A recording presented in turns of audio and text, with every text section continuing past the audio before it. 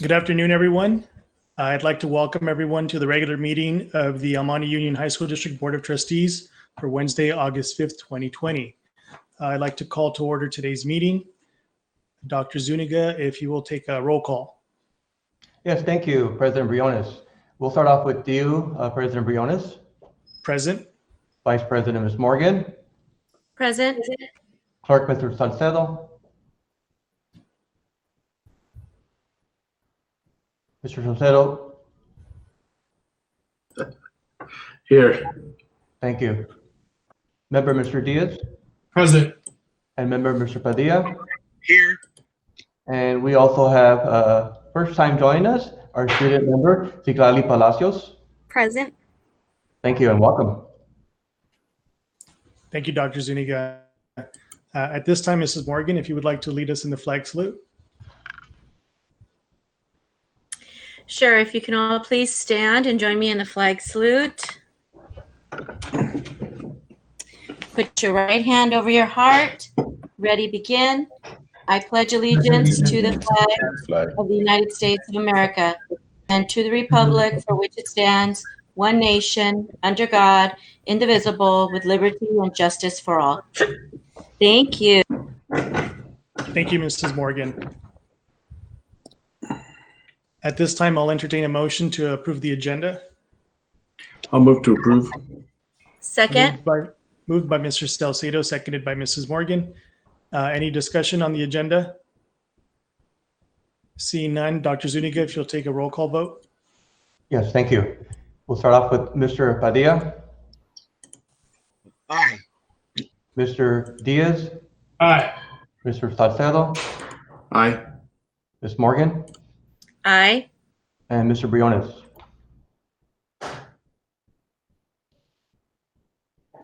Mr. Briones?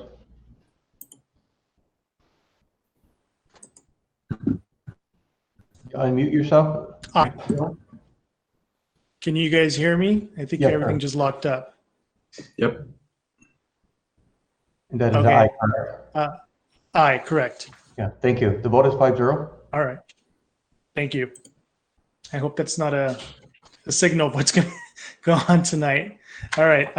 Moving on to item number 2, consider approval of minutes for June 17, 2020 regular meeting. Is there a motion to approve? I'll move to approve. Second.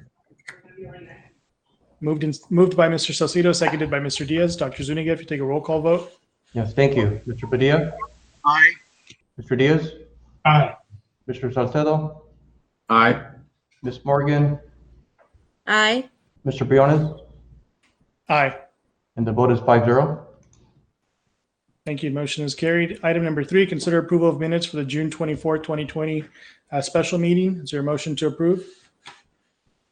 Move to approve. I'll move to approve. Second.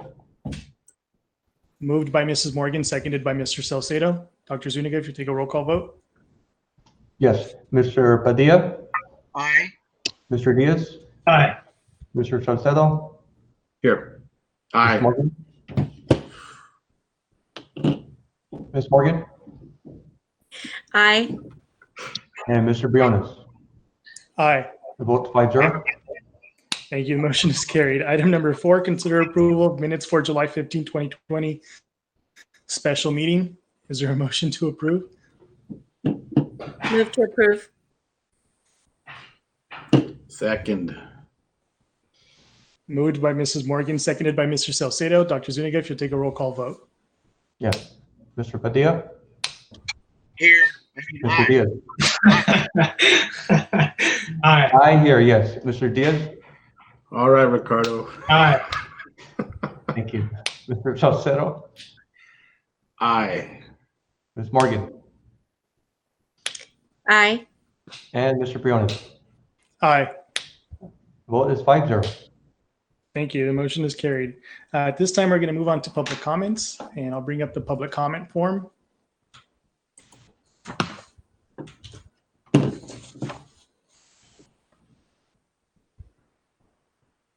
At this time, we have 2 public comments. The first one is from Kathy Navarrete, account clerk, the district office in the accounting department and CSEA treasurer. Mrs. Navarrete says, I would like to express my appreciation for the new HR Administrator, Robin Torres. As part of the CSEA negotiating team, I can say the negotiation meetings we've had for 2021 have run smoothly and have been very productive. We are collaborating and finally getting issues resolved. It is such a pleasure working with Ms. Torres. She treats us with respect, equality, and is always willing to work with us. Thank you, Ms. Torres, and we look forward to many years of working together. And again, that was from Kathy Navarrete, CSEA Treasurer and Account Clerk with our accounting department. Second comment tonight is from Mr. Donald Quick, teacher at Rosemead, science teacher at Rosemead High School. Mr. Quick writes, while the district has since made more respectful proposals for a safe return to work, we felt it necessary to place on the public record how we felt about the initial proposal from the Almani Union High School District, which asked all teachers to return to school sites for hours a day, regardless of need or desire. We would expect that the guidance from the board to the district negotiations team to be much stronger as regards protecting the well-being of our community. We assert that it is not necessary for negotiations to start at a place that threatens the health of the workers in our district and their families and community members. And I want to express my own personal conviction that it is not acceptable to have people forced to return to their work sites when it is unsafe for any reason. Accountability should not mean increased chances of being exposed to death and disease.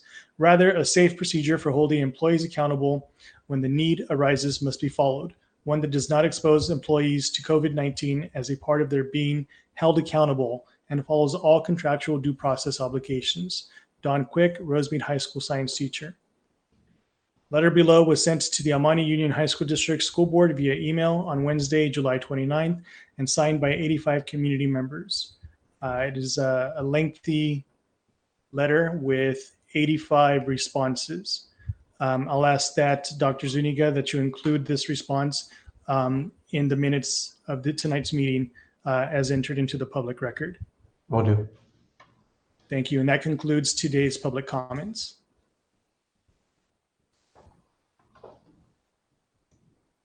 So at this time, I have the pleasure of swearing in our newest student trustee member, Citlali Palacios. Dr. Zuniga, if you could introduce our student trustee member before I swear her in. Absolutely. First of all, I want to welcome our new, not only student board member, but an individual who I've had the pleasure of working with for the last 2 years as under the Student Advisory Council at Rosemead High School. We're making history today. This is the first time that we have an underclassman representing the student board members. And as you know, that I believe we're entering our 8th year with our student board member at hand. And it has resonated throughout our school district and community that student voice in high schools is critical, is important. And I think since we built that and the board's encouragement of continuing that throughout the last couple of years, we've not only expanded the student voice, but also the relationship between students from one school to another through the voice of the Student Advisory Council. Our student board members in the past have been dynamic. They've brought in their own initiatives. They're very comfortable up there on the diocese. I think that having the SAC Student Advisory Council and in almost like a training session, it provides confidence for all these students to gain the voice of students and support it on the diocese during our board meetings. Again, I'd like to welcome Citlali Palacios. She's prepared a few things to talk about a little bit about her background, who she is, a little bit about her family. We spoke a few days ago and we went over the agenda, so she's going to be telling her bio, a little bit about what she has and what she's doing, where she's been. She's a product of all of our schools, especially are coming from the elementary school district, and she's happy to share that with you too. So welcome, Citlali. I believe you want to say a few words, or do you want to do swearing in right now, Mr. Briones, or do the intro? I'll swear her in, and then Citlali, Okay. You can talk about yourself and tell us about what you hope to do over the next year. Okay. Great. Okay, so at this time, if you will join me, and Eric, I don't know if you can do a split screen or if it's just going to be whoever's speaking, but I'll read the oath of office to you. So please raise your right hand and repeat after me. I state your name, I, Citlali R. Palacios, do solemnly swear or affirm do solemnly swear or affirm that I will support and defend the Constitution of the United States that I will support and defend the Constitution of the United States and the Constitution of the State of California and the Constitution of the State of California against all enemies, foreign and domestic, against all enemies, foreign and domestic, that I will bear true faith and allegiance that I will bear true faith and allegiance to the Constitution of the United States and the Constitution of the State of California, to the Constitution of the United States and the Constitution of the State of California, that I take this obligation freely that I take this obligation freely to serve on the Almani Union High School District Board of Trustees as a student board member, to serve on the Almani Union High School District Board of Trustees as a student board member, without any mental reservation without any mental reservation or purpose of evasion, or purpose of evasion, that I will well and faithfully discharge that I will well and faithfully discharge the duties upon which I am about to enter. the duties upon which I am about to enter. You are now duly installed for the present term. Congratulations. Thank you. Thank you. So go ahead and introduce yourself and tell us about yourself and what you hope to do over the next year. Okay. Hello, my name is Siglali R. Palacios. I am a junior at Rosemead High School. It is an honor to be your first junior student board member. I have lived in Almani my entire life. I've grown up around your small businesses and your families. I have been lucky enough to sustain free public education. A lot of kids my age don't have the opportunity to gain a stable education, let alone a free one. This was a reality my parents shared. At my age, rather than attending high school, they were harvesting crops and working to get food on the table for their siblings. My mother and father have been the biggest motivators in my life. I've always been a talkative child, so much so that my parents love to call me Periquito, or parrot in English. The level of transparency my parents have allowed me to have in the household has carried on into school and so forth. It has motivated me to be a strong public speaker, a leader, and a better student. In the moments where I feel tired and exhausted from schoolwork, I remind myself that this education is a blessing, not a curse. I am so extremely grateful for the opportunities this district and this community has given me. In everything that I do, my purpose is to give back a bit of that generosity which has been shared with me. It is why I love being involved in my school's Red Cross, or why I enjoy being the editor-in-chief of the journalism team at Rosemead High School. It is why I made it a priority to make sure everyone in my school feels celebrated and acknowledged at our ASB Spirit events and assemblies. It is why I'm here today. In these troubling times, I want to be a median for our students and the Board of Trustees. I want to ensure that the students of the Almani Union High School District know that I'm here with the intent of speaking for them, fighting for them, and establishing a clear line of communication for them. I realize that these are unprecedented times we are facing. I realize that my EMUHSD students need more support than ever. It is difficult to be a student during a pandemic. I acknowledge how difficult it must be to continue to stay motivated and stay hopeful, which is why I'm here. I am here to ensure that you receive the appropriate support and help you need to continue educating yourself while staying safe. I do not expect the quote-unquote normal expectations I once did from our students, because I understand that each one of our students are facing different challenges during this pandemic. However, I ask that the students continue with strong faith and even stronger safety procedures. I ask that you make an effort to continue expressing your needs and wants, and I will make an even greater effort to establish those demands here. Thank you for lending me a platform to vocalize the concerns and needs of our students. I promise to make an effort to ensure that our students are present in these conversations regarding our district. Most of all, I promise to make an effort to bring them a fulfilling and safe year.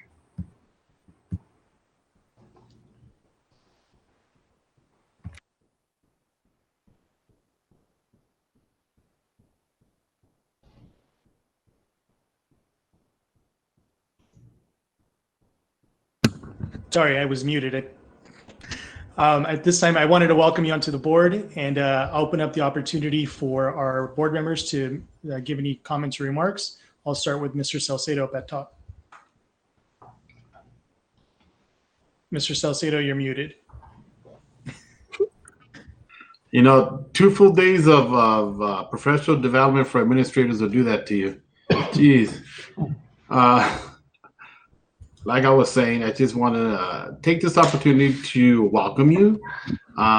Hopefully, within your term, we'll be able to meet at our boardroom, and we can fist bump or handshake or something. But wish you all the best. I'm sure you're going to do a fantastic job being our first junior underclassman, right?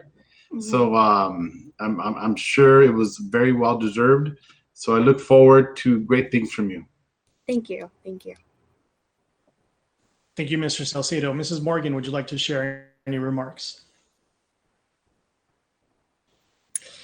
Well, I also want to welcome you, as well as just let you know that obviously you were elected to that position by your peers to represent, and so I'm sure you are going to do a fabulous job. I look forward to working with you, as well as just hearing from the students. Right, you'll be representing the students and what they have to say, their concerns, their needs. So I know that you will represent them very well. So welcome aboard. Thank you. Thank you, Mrs. Morgan. Mr. Padilla, would you like to make any comments or remarks? Yes, absolutely. I too would like to welcome you to our school board, Citali. It is extremely important for kids to young people like you. I shouldn't say kids, to have a voice in the decisions that get made. I always say that you are our number one customer. You're our number one consumer, and for a long time we didn't have a student representing here on the board, but now we do. And yes, you are that voice. I'm alumni of Rosemead High School, so it's special to see that we got somebody from Rosemead. Again, we've got somebody in the past, and what I have to tell you, Citlali, is that when the previous student trustee left, we always think that it can't get better. And I could just tell you, just by listening to you speak, and the fact that you're a junior, I know that you're going to be amazing, and making history by being a junior. That means you took out all the seniors, and there wasn't a senior that could top you. So congratulations to you and to your parents. They should be extremely proud. But remember, we're not just representing Panthers. I have to remember that also sometimes. It can be biased. You're now representing Vikings, Knights, Eagles, Lions, and Mustangs. So congratulations. You're going to do a fine job, Miss Palacios. Thank you. Thank you, Mr. Padilla. And Mr. Diaz, would you like to make any comments or remarks? Sure. To echo the sentiments of my colleagues, welcome, Silali Palacios, to the board. I think we've all made a commitment to make sure that student voices are at the table and that they're always center of our conversation and decision making. And we look forward to working alongside you to make sure we're making the best decisions for our school district community. So welcome, and I look forward to meeting you in person. Thank you, Mr. Diaz. I would just like to welcome you to the board as well. I want to say that I'm always just so impressed by our students and our student trustees over the last few years since we began having a trustee on the board. Although I will say I am not surprised. Never surprised by our students and what they bring to the table and what they accomplish, both in their professional as well as academic lives. So as usual, we expect great things from you, just as we have from previous student trustee members. And I know that you will live up to those expectations above and beyond. So congratulations. We may perhaps see you again next year as a student trustee, since you are a junior this year, and there's nothing stopping you from running again next year for a second term. So congratulations to you and welcome aboard. And lastly, I'll turn it over to Dr. Zuniga if you'd like to share anything. Dr. Zuniga, you're muted. It's a trend this afternoon. Mr. Salcedo started that, so you jinxed all of us. Sorry, contagious. I'm excited to work with Zilali. I mean, I've known her, so she understands how I operate when it comes to the Student Advisory Council. She knows that we have a tremendous impact and responsibility for all students within our district. As I know that there's not a lot of student board members out there, and there's not a lot of high school districts. So being one of 6 high school districts in the county, that's that's something that we could celebrate, but also promote that all high school students who will soon become our leaders and voters and responsible adults out there, they have a great impact in our community and what our future holds, especially in the greater El Monte area. So very excited to have Izali. We're going to talk about two platforms and our platform, but also two initiatives that we're going to release over the next 2 weeks as we open school. So we'll talk a little bit more about that later as we get our updates. Okay, so congratulations. I'm excited. I'm proud of you. As mentioned, that you took on this role knowing that seniors usually get this during the voting, and you impressed your colleagues from other schools, your own colleagues, your own peers from Rosemead. But that was quite of a surprise, and we were just excited to see a junior make it now. And that's the kind of, you set that bar where anything's possible, even sophomores now. So I'm sure that they'll strive for it. So congratulations. Look forward to working with you. Thank you. Thank you, Dr. Zuniga. Thank you all for your comments. And again, Siglali, welcome aboard. At this time, we're going to move on to communication from our union representatives with EMUEA or CSEA. Dr. Zuniga, have we received any communication? Yes, I believe Ms. Brazil will be on with us and join us. Ms. Brazil, are you here with us today?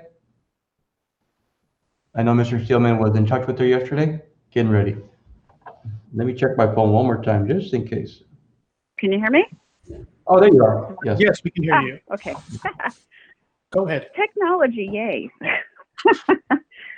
Good evening, everyone. Everyone in attendance, board members, cabinet, and community members. I hope that you're all healthy and safe and definitely sane as we continue to endure the wrath of COVID-19.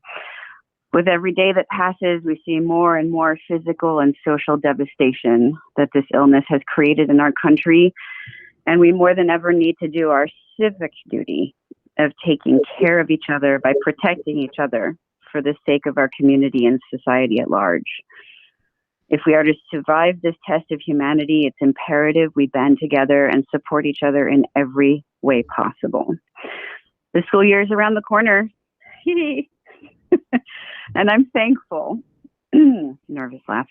I'm thankful that this district has embraced the value of safety first by allowing not only students to stay at home, but also employees if they so choose. Our health and safety is number one, and that is very much appreciated. So thank you again.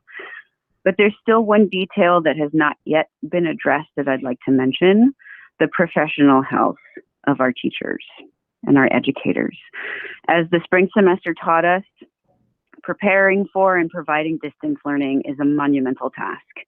And with the horizon not being clear as to when we will be able to return full-time to the classroom across all of California, we are being asked to teach more than in the past, in the number of classes we teach and potentially the total number of students we will serve. As a result, please be mindful that the end goal for everyone is to provide the best educational experience to all students. And we need to be mindful of the efforts our teachers will have to put forth. Putting a limit to the total number of students we will teach in our 3 classes per term, as well as the number of different course preps, will allow us to better prepare and serve our students. Please consider this as we hope to finalize our MOU at the end of the week. Crossing fingers. Thank you for your understanding. May you and your family stay safe and healthy, and have a pleasant evening.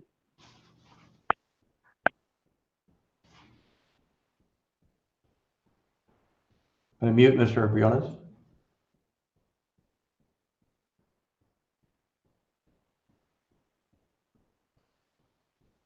I believe Mr. Briones, you're on mute. Are you there?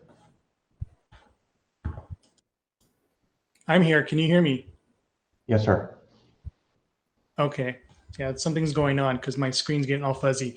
I was just asking, I thank Ms. Bazile for her comments, and I wanted to check with you if there's a communication from CSEA. Yes, it's a short communication. Ms. Chambers was not able to be here with us today. I did speak to her this morning. She had planned to speak, but unfortunately, she was not able to make it after all. She said that perhaps Ms.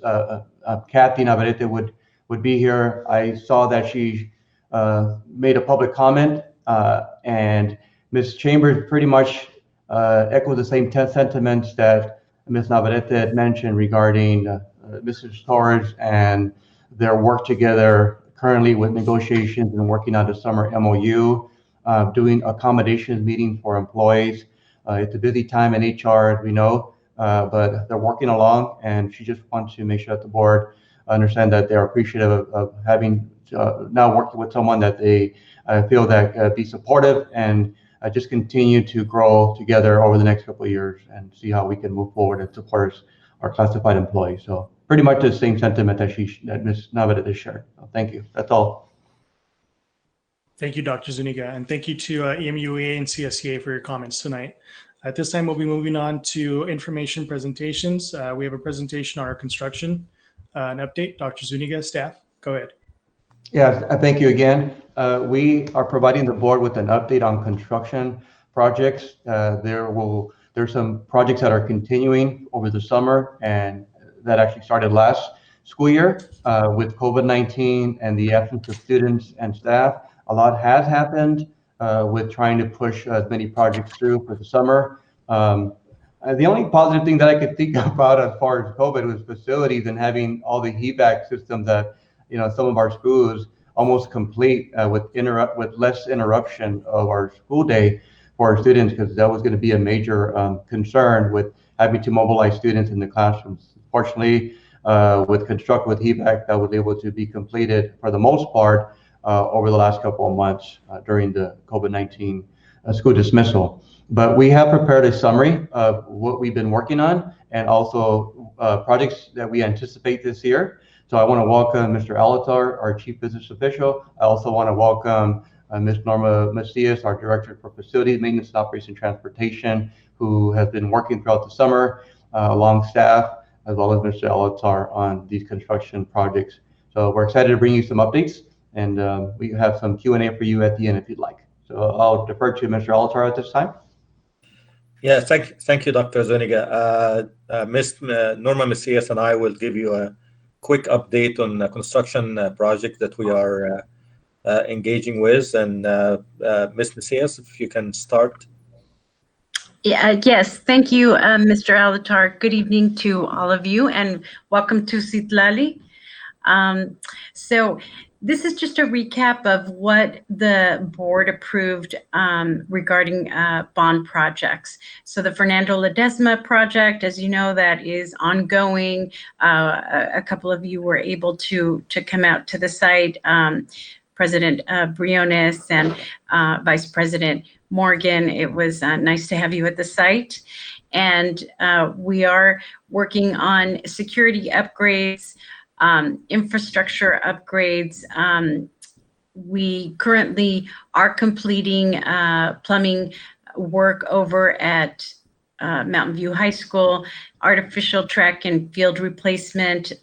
We'll be talking a little bit more about that later. The snack bars, Rosemead High School snack bar, furniture replacement, that has been ongoing, and we're continuing to receive a lot of the new furniture that's coming in.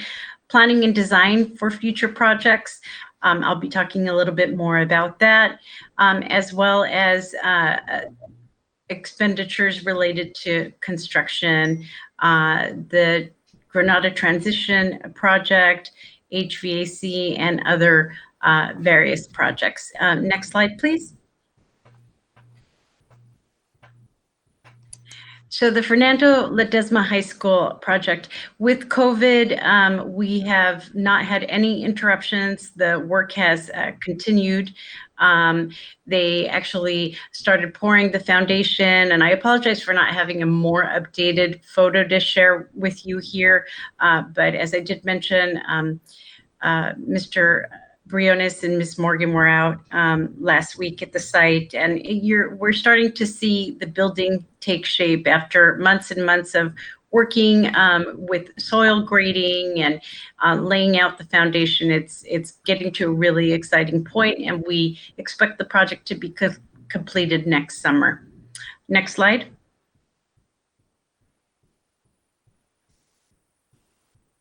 The Community Education Center, which is right next door to your offices, that is nearing its completion. We anticipate the project to be complete in the next couple of weeks. You can see a rendering to the right, and then to the left is a photo I took a couple of weeks ago. We've seen some additional progress since then, but it's really starting to take shape. I think it's going to be a very attractive amenity for the district office and for our community. Next slide.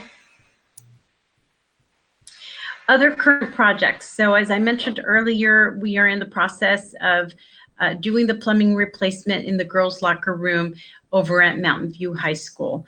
And the HVAC, as Dr. Zuniga pointed out, with students and teachers being out, we've really been able to expedite moving this project forward. We had been anticipating needing to do a rotation of classrooms to be able to get this project completed, but we expect that it will be completed 3 months earlier than expected.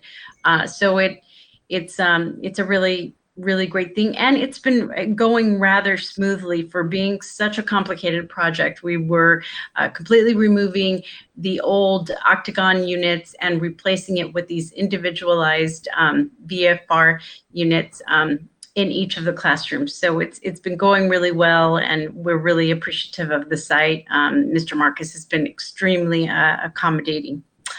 District-wide roofing, that has been ongoing, and that is nearing completion as well. And we just started the carpet replacement efforts, and that is relatively quickly going to be done quickly, multiple sites, and that is getting done this month. And as I mentioned, furniture replacement is ongoing. Next slide. Projects in the planning phase. So thanks to your support, we have been moving on these larger projects that we're looking forward to seeing happen. Mountain View High School modernization. So the board approved LPA architects. We had a meeting to kick off that project. We are in the collection of information phase and beginning to work with the site. So there will be multiple meetings. We will be including all stakeholders to be involved in providing their vision for where Mountain View High School should be. South El Monte High School modernization, that was more recently approved by the board. We have yet to kick off a meeting, but we anticipate doing that in August. The new facility for Granada Transition Center. So we have, sorry, we can go back. For the Granada Transition Center, we've had multiple meetings with the DLR group. We've gone around to visit the sites with Ms. Juanetta Belt and Mr. Leonard Martinez to obtain information that will be helpful in coming up with the concepts that will be presented to you in the fall for your discussion and further direction. Artificial track and field, we kicked off that project. We had a meeting with HMC architects, and the direction was given to them to focus on the 2 schools that will be working first towards completing Mountain View High School and Arroyo High School. Next slide. So Rosemead High School, new track and field. This is a rendering that was provided by LPA. The project has been submitted to DSA. We're currently in back check. We anticipate receiving approval from them very soon. So we are teeing everything up to potentially go out to bid in October. So we're waiting for that final approval from DSA to be able to move on bidding out this project. But our goal is to have it started by the beginning of the year. Next slide. So I was really excited to share this slide with you. These are renderings of the snack bars utilizing the container building structure. As you know, we provided a presentation to the board, and the board gave direction to move with the container for the concession stand. So these are what LPA designed. And as you can see, the top is the home side with a canopy entrance, which will house solar panels to be able to provide energy for the facility. And in the bottom, you see the structure for the visitor snack bar. Now, with the container concept, we are needing to work with one manufacturer, and that is Crate. Crate is the only manufacturer of these structures that works with the Division of State Architects. And the next step is to contract with them to complete the construction documents for the snack bars so that they can manufacture these. And the board will be considering their contract today later on in the regular board meeting. Next slide. So the South El Monte High School Quad landscaping project. This was a project that the board approved Cornerstone Landscape Architects to design. So we worked with the various stakeholders, and this is the design that has been proposed. So as you can see, the area that is currently there is going to be almost completely leveled off and with a new landscape plan. So right at the top near where the cafeteria is, there will be an extended platform stage area for performances, for presentations. In the center of the quad, there's a circular feature that will have low concrete precast seating with the logo in the center. That right below it, there is an arc of additional concrete seating that is tree lined. To the right and to the left, you'll see trees with picnic tables. And below that, a series of trees with additional benching and landscaping.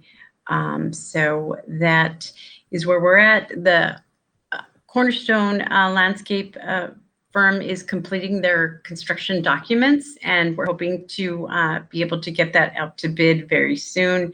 And with the ability to be able to move this project sooner than later with the opportunities we have now. Next slide. Ms. Macias, if I may. Yes, please. On the current slide at South El Monte High School in the quad, if you could go back one slide. Thank Sure. you. The top right picture, what's the material that's going to be used for the ground cover there in the gray area? Oh, in the dark gray? Yes. The dark gray would be a paver, like a precast brick paver. Okay, got it. Thank you. Yeah, I'm sorry you can't really appreciate it. Maybe if you can zoom in, and I actually have the package that I can forward to Dr. Zuniga and he can share with you. I had to sort of consolidate it and fit it onto that one slide, but I'm happy to share with you the actual design package, which has more detailed information. You can appreciate the design more. Thank you. And with that, I'd like to pass it on to Mr. Elatar. Thank you, Ms. Macias. So the next couple of slides is basically showing what a typical project and the schedule of events that impact this project and the key components on those schedule. And I actually use Rosemead track and field as a example because it requires and also new construction, and it requires DSA approval. So as you can see here, we started actually even prior to February 2019 when we made the assessments of the fields and determined that Rosemead track and field the field needs some alteration or repairs. And in February 2019, the board approved to enter into agreement with LBA Architects for the Rosemead track and field. In March 2019, we actually took that agreement to the board. We normally take an agreement, enter into agreement to the board, and then after that we finalize the agreement. And we started the kickoff, and shortly after, it involved actually the site administration, staff, other stakeholders as well. And in June 2019, we started to look into the need for other engineering services that would support LBA Architect. And the board approved these engineers, various engineers, in June 2019. October 2019, we looked into this project and identified the new construction piece, which is the snack bars.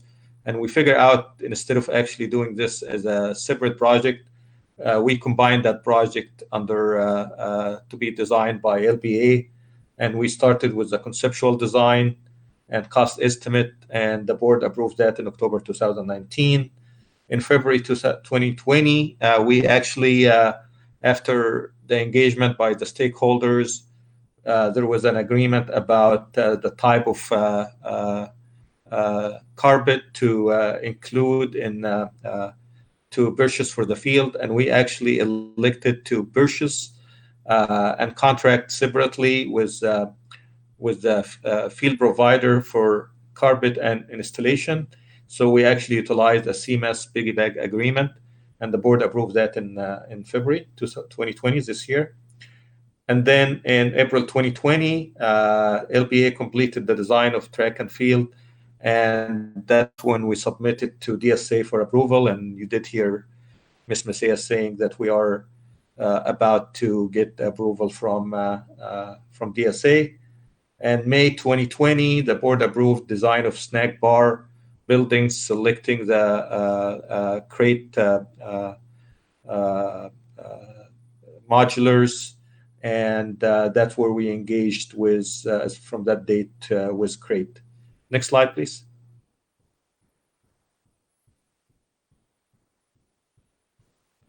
So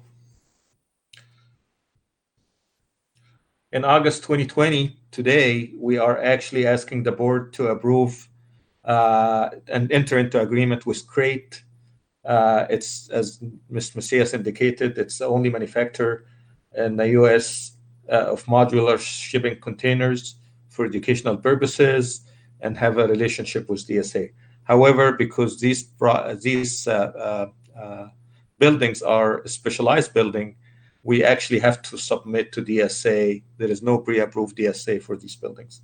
So part of what's going to happen after the approval from the board tonight is that Crate will be working with LBA in the designing of these buildings based on the DSA, based on LBA design that you saw in the previous slides.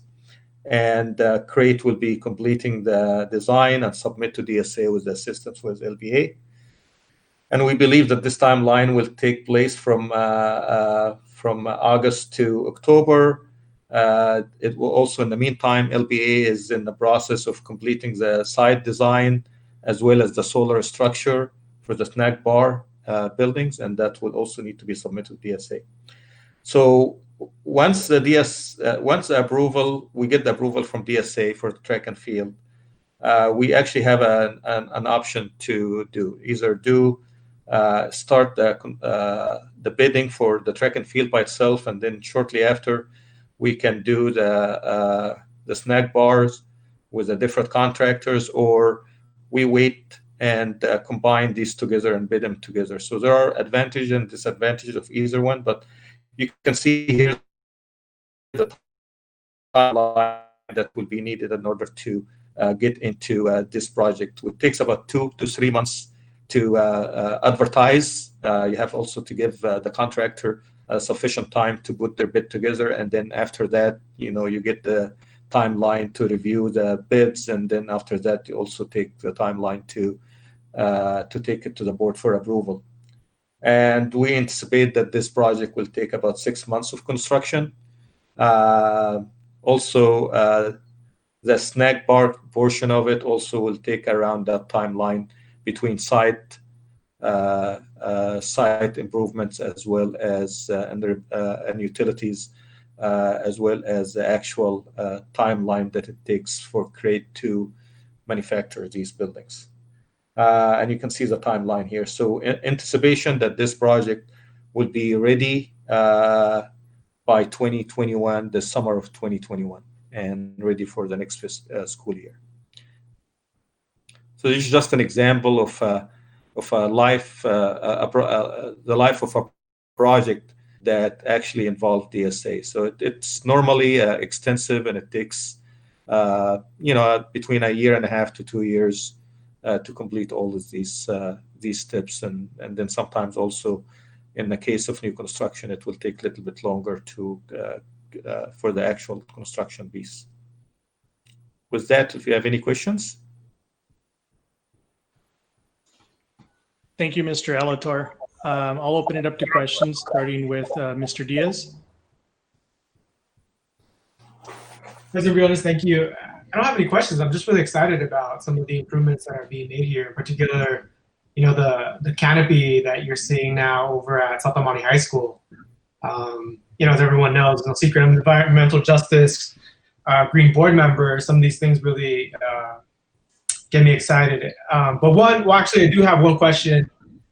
Ms. Macias here. My wife and I, when we went to South Almani High School, actually on the asphalt, like as part of our senior gift or something, we're able to write like Anais and David forever or something on the bottom on the asphalt, kind of near the performance area. Will that remain, or is that going to be removed? Do you know? Yeah, that's over by the entrance going up to the cafeteria. Yeah, it's still like in the lower Quad area, but yes. That'll still remain there. Well, we were planning on, if we were going to move them, we were going to make them a part of the design so that they will remain essentially in the Quad. Yeah.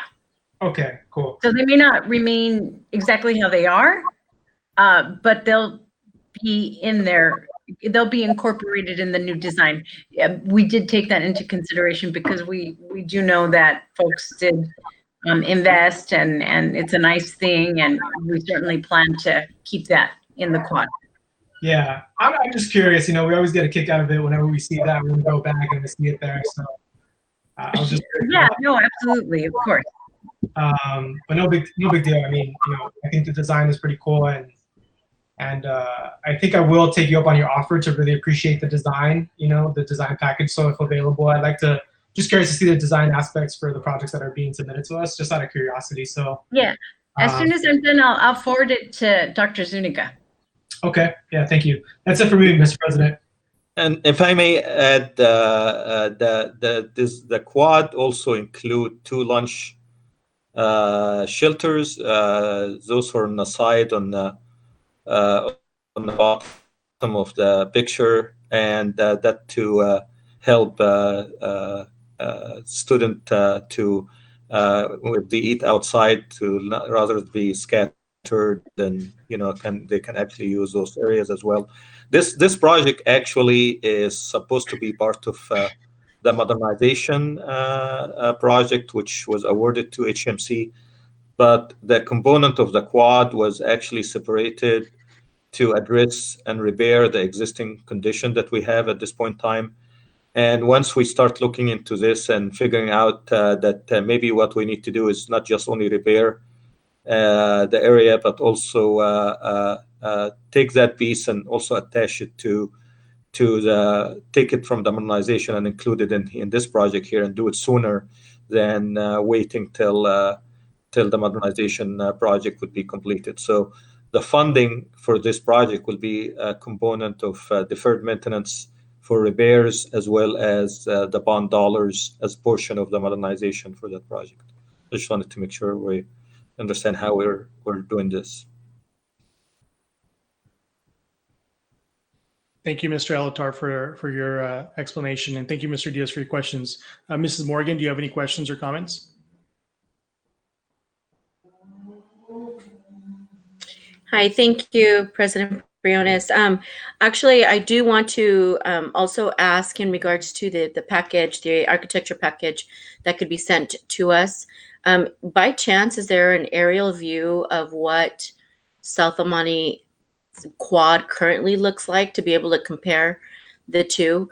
Because I'm having a hard time picturing. I mean, I see what it looks like now, and I just or how it's going to look. I'm just wondering what it looks like now and how much of that is going to change, because I don't remember if there's actually there's like in the cross section, are those currently there now? So if it's possible to have one, just to be able to compare, that'd be great. I'm also very. We Go don't ahead. have, I think there are, in that package, there may be some pictures included. I know for sure there's a as-built site plan, but you can't really appreciate it because it's like a CAD drawing. But I can send some pictures later. I'll send the package today so that you can see it. But yeah, it's similar, but will be dramatically different. Okay, great. And I'm really thankful that you are looking at saving some of those historical pieces, such as Mr. Diaz had mentioned, because it makes the school, right? And I know that when we did the new buildings at El Monte High School and the Lion's Den was taken, that was a part of like the history of El Monte High School. And I get it, it needed to be done and all revamped, but boy, was that just like a piece of history that was taken out. So I'm really glad that you guys are looking at preserving those little pieces of the school. And then I'm also just really excited about the snack bar.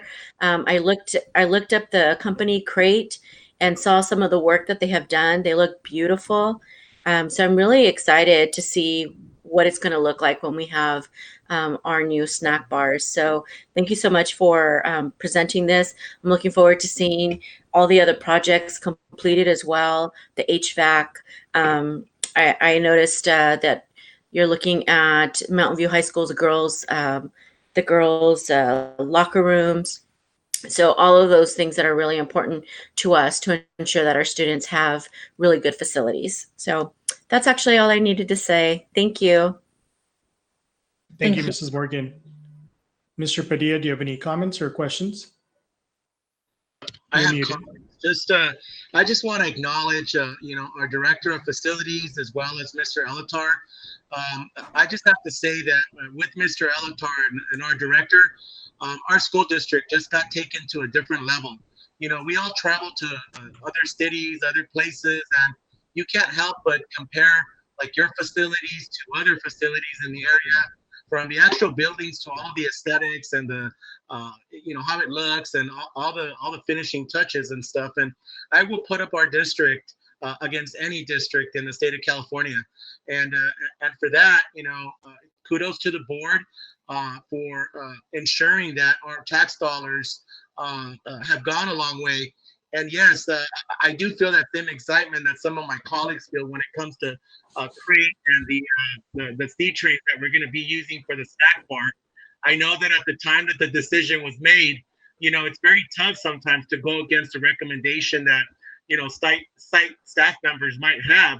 But sometimes as board members, we're elected to make those tough decisions. But even though this was a tough decision, I think that it was the right decision. And I can't wait to, attend a football game once COVID-19 ends and we go to Rosemead High School, my alma mater, and check out these sea trains and how beautiful they are. I'll never forget when Mr. Cecil and I don't recall exactly, I think it was Mr. Diaz and the team that went, and the renditions and the pictures, like what we're asking for right now of what it's going to look like.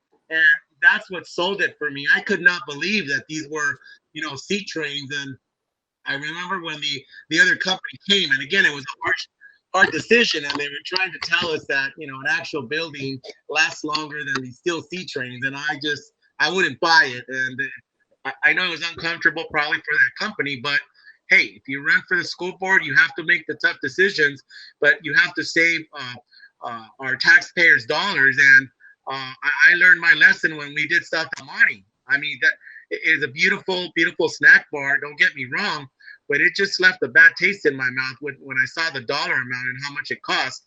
And so, kudos, Mr. Elatar, for being an amazing chief business official, and then having your right hand with Ms. Macias. Together, you guys have been a dynamic duo and a force to reckon with in the El Monte Union High School District. Thank you for making our buildings not only on the outside but also on the inside. I know that when you guys do pipes, underground pipes, and all that stuff, that's not really appealing or exciting. And even for the taxpayers, they want to see it, and they'll be able to see a lot of these projects. And thank you also for all of the attention that we've given to Mount View High School. And I'm glad to hear that Mr. Marquez has been very welcoming and inviting. And I cannot thank you enough publicly in front of my colleagues and in front of all of our community who's watching, and our teachers and our staff members, our CSEA and so forth.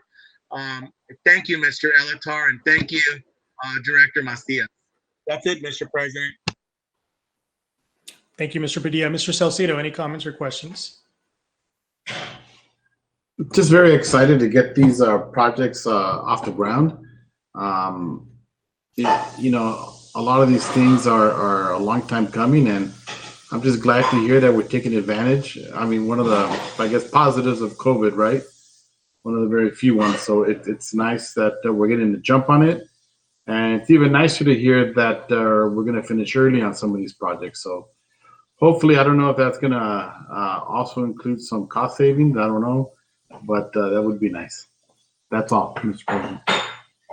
Thank you, Mr. Salcedo. And now our student trustee, Citlali Palacios. Do you have any comments or questions?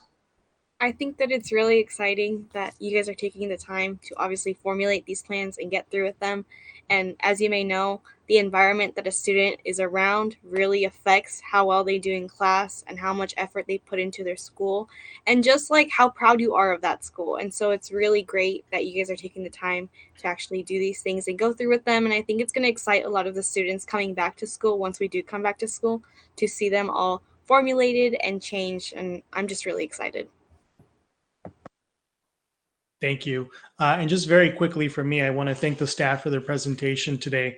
I know sometimes the design elements don't get translated from the documents to the presentation to us in the manner that really reflects what it's going to look like in person. And I want to share very quickly, maybe about 15 or 16 years ago, before construction after our first bond passed, Measure Y, there was a similar presentation to the board at the time and by the architects, and one of the board members was demanding to know why the design looked so poor, why some of these elements were just tacked on. And the architect was trying to explain that this was just a 3D rendering that had been printed and then scanned for the pictures. And they were trying to convey that to this board member, and the board member just wasn't understanding and just did not like the design and did not understand why it was so, in his words, ugly. So I appreciate the effort that goes into it. And I know sometimes it's difficult, particularly because we're not in the boardroom with a large screen in front of us, with access to other materials. So I appreciate Mrs. Macias being responsive and providing the materials to us so that we can see them, in our Friday memo. But I'm looking forward to these projects being completed. I'm really excited about the quad at South El Monte High School. It looks nice now, but it does need a lot of work. And I really want to ensure that when our students are able to return to the campuses, to their campuses, that they are welcome to beautiful environments that are reflective of what the student population deserves. So thank you again to Mr. Elatar, Ms. Macias. Thank you, Dr. Zuniga, for your staff presentation today. With that, we're going to move on to our next item, instructional report on distance learning plan for fall 2020-2021. Dr. Zuniga. Yeah, thank you, President Briones. We prepared an update for you as we approach a new school year. For the first time, we will start the school year without students on campus, as we mentioned, through this construction project. But nevertheless, we've been challenged with continuing to move forward with a distance learning plan that is more robust than we had initially did on the fly, for the lack of a better term or word, in the spring. So I have invited Mr. Ciso, our Assistant Superintendent for Educational Services, and Ms. Hillary Wolf, our Director of Curriculum Instruction, to provide you with an update. I will not, in my update today, it will be something different. So the learning plan will be provided to you by Mr. Ciso and Ms. Wolf today. Okay, so Mr. Ciso. All right, thank you very much, and good evening, Board of Trustees. I know Mrs. Wolf is trying to get this up and running on the full screen, but I'd like to start off by saying a couple of things. You know, we've been pretty much out of school, closed school since March 13th, and I got to tell you how proud I've been of the team that we have here at the district. That's some important students and staff since March 13th, and I can't forget March 14th and 15th. We sat here with Dr. Zuniga and Ed Services for that 14th and 15th, really mapping out phase 1, and then going into phase 2, and then going into phase 3, and then going into summer school, and now where we are today, and doing our distance learning reopening plan for the district, and work with Ms. Echeverria, Mrs. Wolf, Mr. Martinez, Mr. Leon, and also former director and now CTIO, Mr. Stillman. It has been a heck of a time that we've all stacked together. We've all worked very hard. They worked very hard, and I'm very proud of them, the team we have here. So this presentation today is where we are and where our plan going forward. Mrs. Wolf, are you able to get down the large screen? I thought I was. I shared my screen, and apparently it's not. Yeah, we have the presentation uploaded, so we'll have Mr. Stillman upload it. Mr. Stillman. Don't worry about it, Ms. Wolf. We have the presentation. It's a nice picture, though. But we're really, I mean, summer school, and I'll just kind of share this with you. I'll have in my board memo, I'll share the success of summer school, and I really think we've been more successful than I even really expected, but I'll have those numbers for you on the Friday memo. I have those numbers now for you. Okay, here we go. Okay, again, I gave you my, first of all, this is our distance learning for reopening of school. And we put it as reimagine, and you can see all the areas that, whether academics or social emotional, you know, parent engagement, the tools we're using, the instructional strategy we're using, and the professional development plan that you're going to see today. Okay, go ahead, Mr. Stillman. You go to the next slide. Okay, now everybody knows about SB 98. I shared my board memo. Our distance learning has some basic elements that the state is saying these are what we expect every student, every school to guarantee, and what we want to see in every school. And I really do agree with them, is the access to technology. And I can just share this. And I'm going to go back to the beginning of last year when we went that extra step with the support of the Board of Education to make sure that every student in our district got to take a Chromebook home, and really that helped us. On March 13th, when we went distance learning from that point on, and I will never forget when Mr. Padilla talked about the 1 million project at a board meeting. Mr. Tillman took that project, and this year alone, I believe we got over 2,000 MiFi devices. Is that correct, Mr. Stillman? 2,000 MiFi. So we're guaranteeing that every kid has a Chromebook and a internet connection. So I'm very proud of that feat. That's a lot more than a lot of districts, and it's that, you know, that thinking outside the box beforehand that got us to the point we are today, to give the support to every single one of our students and our staff in our district. And SB 98 also talks about support of our most at-risk students, special ed, English learners, whereas ELD, LTELs, And we're really committed to give those students that extra support, and really all our students, whether they're advanced learners, students that are struggling, or student with special needs. We are really committed to that. One of the areas also that talks about in SB 98 is live instruction, and to make the classroom as much as meaningful through distance learning as it would be in face-to-face instruction or daily live instruction. And you're going to see Mrs. Wolf give a demonstration of a lesson in a couple of minutes and what that looks like and how we're preparing the staff to meet the needs of our students and how we're working towards supporting our staff. Go ahead, Mr. Stillman, the next slide.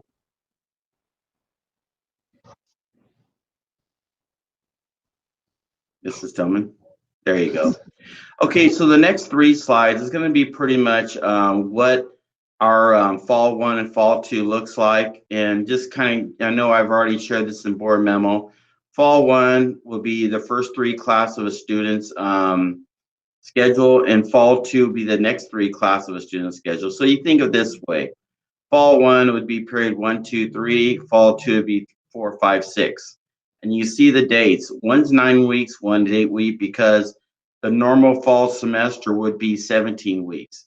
That first week, you could even consider that first week, week 0, because what we're doing is we're doing professional development in the morning. There's going to be an opportunity, we'll talk about a little bit later, about orientation for students getting in the ritual of logging in at 9, logging off at 10:20 for first period, logging in at 10:30 and logging off. So the intent that week is it get connected, check for what kind of needs our students have, really support the students, social emotional discussions with them. So we really want to get the kids acclimated to the new routine of logging in and logging out, the day in the class, the end of the class, and getting them in the swing of it, and also providing that professional development in the morning for staff. Week 5 of each one of the fall 1 and fall 2 quarters, we call it, you can call fall 1, fall 2, quarter 1, 2, 3, 4, 1 and 2 would be fall, 3 and 4 would be spring. And then you'll have the final grades would come out on week 9 and week 8 on the 16th and December 17th. Okay, go to the next slide, Mr. Stillman.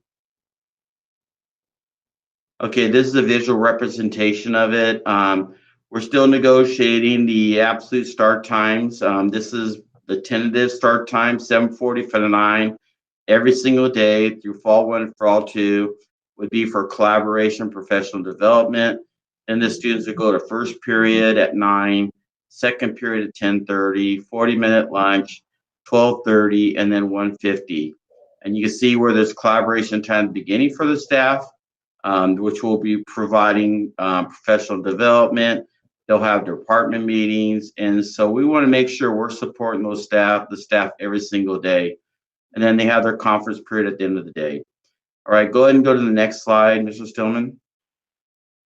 And also, if you look at what the what SB 98 says, it says 4 hours of instruction, 240 minutes. So it worked out perfect for every period 1, period 2, and period 3 would be 80 minutes long, which is 240 minutes, which is 4 hours of instruction for the students. I wanted to give you an example of a student schedule. So I picked this from a student from Arroyo High School. It's a sample 9th grade fall schedule. So what the schedule says is during first period, that student will have biology accelerated. When that student finishes on October 16th and gets a grade, and remember, there's no more credit, no credit. Now it's grade. The credit, no credit was for the spring and the summer. Now it's just the same as it would be if they're in a regular class. So they would get the 5 credits if they pass. If they don't pass, they get 0 credits. So you see, if this student passes every class, at the end of fall 2, this student would have 30 credits. So it's a typical 1, 2, 3, 4, 5, 6. So fall 1 and fall 2.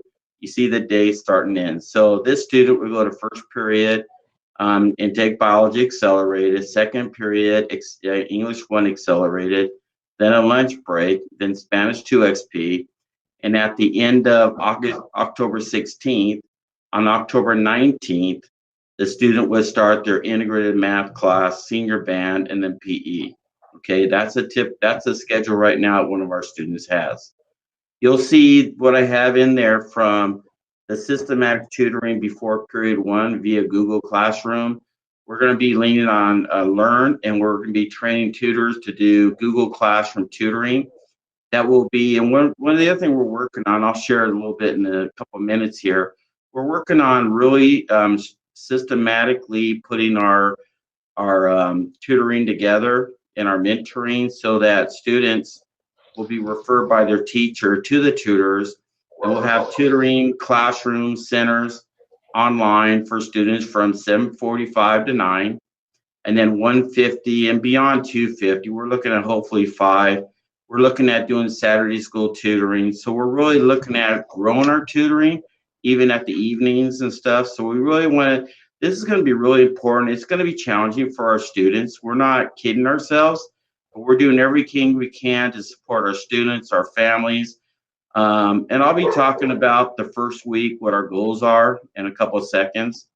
Okay, go ahead, Mr. Stillman, to the next slide. Okay, now I'm going to turn this over to Mrs. Wolf to talk about instruction and professional development. Okay, good evening, everyone. Thank you for letting me participate. I wanted to give you an example of what that daily schedule will look like. So if you remember, the first 75 minutes are devoted to collaboration or professional development time for teachers. And so I want to talk through what will be happening during those times. So for collaboration, the plan is to have our facilitators, the coaches, the TTLs, the TOSAs, to be available to help teachers with curriculum pacing and lesson planning, to ensure that lessons are providing appropriate opportunities for student engagement and feedback and assessments, and to make sure that data is informing the scaffolds and the interventions that are needed. Additionally, that time will be available for professional development, which will be determined both by teacher input and led by site coaches and leadership, as well as some preset topics such as social emotional learning topics, pedagogy of distance learning, academic scaffolds, EL toolkit training, and specific technology training. And I just want to add for the EL toolkit training, we were really fortunate to be one of 2 districts chosen by LACO to participate in their EL Rise grant, which means that we get free technical assistance for 3 years to support the implementation of the EL toolkit. So that's a really big boon for us. And we'll be able to use that time in the mornings to support that as well. And then in terms of curriculum and resources, we worked really hard this summer to get teachers the curriculum and the resources that will help them be successful. And the choices were made based on input from multiple surveys, from usage data and research. Sorry, I'm hearing an echo. Can you all hear me okay? Okay, I'm hearing a weird echo. So that was based on input from multiple surveys, from usage data, and then from additional research. And so teachers always had access to Google Classroom. They quickly learned in the spring and summer how important it was for distance learning to use Google Classroom. Unfortunately, Google has upgraded its offerings, and now we will have improved functionality for meeting rooms, for anti-plagiarism, and for peer review. We are putting on the agenda tonight approval for the purchase of Nearpod, which is an additional interaction platform, and I'll show you a demo of that in just a minute. And the purchase of that will help all of our teachers to provide much more engaging lessons. And then finally, we're acquiring standards-based digital resources for the courses that only had print resources in the past. So for example, our ELA curriculum did not have a digital component. Our health textbook did not have a digital component. And in science, we were working off an old textbook as well. So we're purchasing supplemental materials that will get us through this year that are standards aligned. Okay, next slide. Is it possible to ask a question before we move on to the next slide? Sure. Just my question is, in terms of the collaboration and more specifically to the professional development, who determines the professional development that each teacher is going to get? Is it determined by their subject matter? Because I see that a lot of them are like stakeholder input. I see all the choices for professional development, but does the teacher, is that a menu and then the teacher selects what it is they want to go to? And then in terms of the collaboration, they collaborate with their subject. Can you talk a little bit about that? Yes, so so professional development, it's a combination of, we want teacher input. So initially, and on the next slide we'll talk a little bit more about this, but the initial offerings of professional development has been a lengthy process of getting feedback from our instructional task force team, from our summer facilitators and summer teachers, as well as teachers surveys that we gave at the end of the spring semester about what were the topics that, or what did you wish you knew before you started, and what do you need to know in order to get started successfully in the fall. We, when we had to go into work from home on March 13th, we were just dropped in the deep end of the pool. And you realize it very quickly that, there's a lot of things we take for granted that people know. So we want to make sure that that first week offers very explicit training. So those topics were pulled from a very extensive list, and then they were winnowed down to, the most important things that teachers needed to know to get started. Now, for the ongoing professional learning time, again, we took those other topics that we weren't able to present in the first week just out of time. And the plan is to insert them at regular intervals throughout the rest of the term. But I also want to leave room for teachers to determine what the next PD needs to be for them, so that they have that flexibility to say, turn to their coaches and say, look, we're all using this resource and we're stuck about how to do something. Can we get a professional development about that on Wednesday? And I want there to be that flexibility so that teachers have that, are able to get what they need in real time. So a combination. Thank you. That's what I and then, wanted to hear.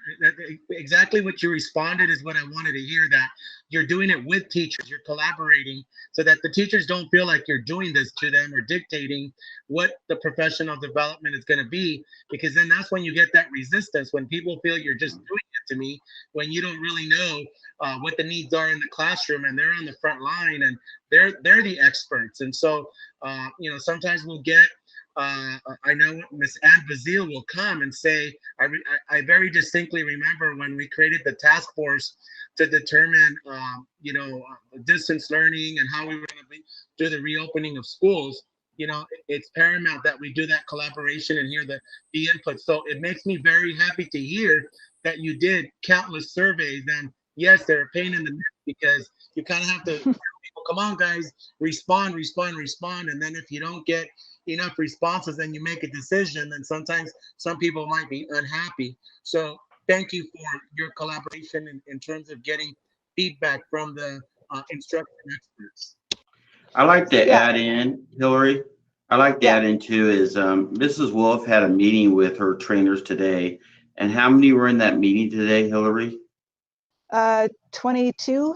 Yeah, so and they're all teachers. And so we have 22 of our teachers, our best teacher. I mean, not all our teachers are great, but these are teachers that have gone way above and beyond to learn these skills, to be able to go back and train their colleagues. And they're teachers that work throughout our district. So what's great is we're not paying an outside company to come in and do it. Our best of our best is training our teachers. And so I got to hand it to them for the time and effort they put into it to support all our teachers. Yeah, and actually, Mr. Padilla, to respond to you, it was actually sort of the opposite problem. We had so much input about what resources and what kind of PD they wanted, that we actually had the opposite challenge of just picking out what was going to be the most imperative to get them started, and then what can we do on an ongoing basis. So there were a lot of topics, and I'm pleased that they were, upfront and honest about telling us what they didn't know and what they wanted help with. We have many levels of comfort with technology within the district, and so they all wanted to up their game no matter where they were. Thank you, Ms. Wolf. Thank Sure.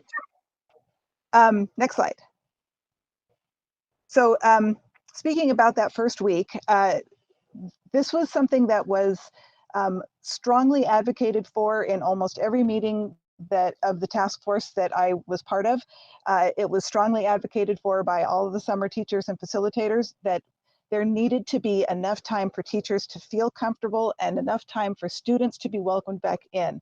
Like I said, when we started distance learning, you know, we took for granted that students knew about online etiquette, about what their participation expectations were, and they didn't know. And we want to make sure that we are investing in the time to make students and teachers as successful as possible by giving them as much background and foundational knowledge as we can. So I'm really pleased that the schedule that we are ending up with it's 9 weeks for the first term and 8 weeks for the second term, so that first week can be devoted to additional time for students and teachers.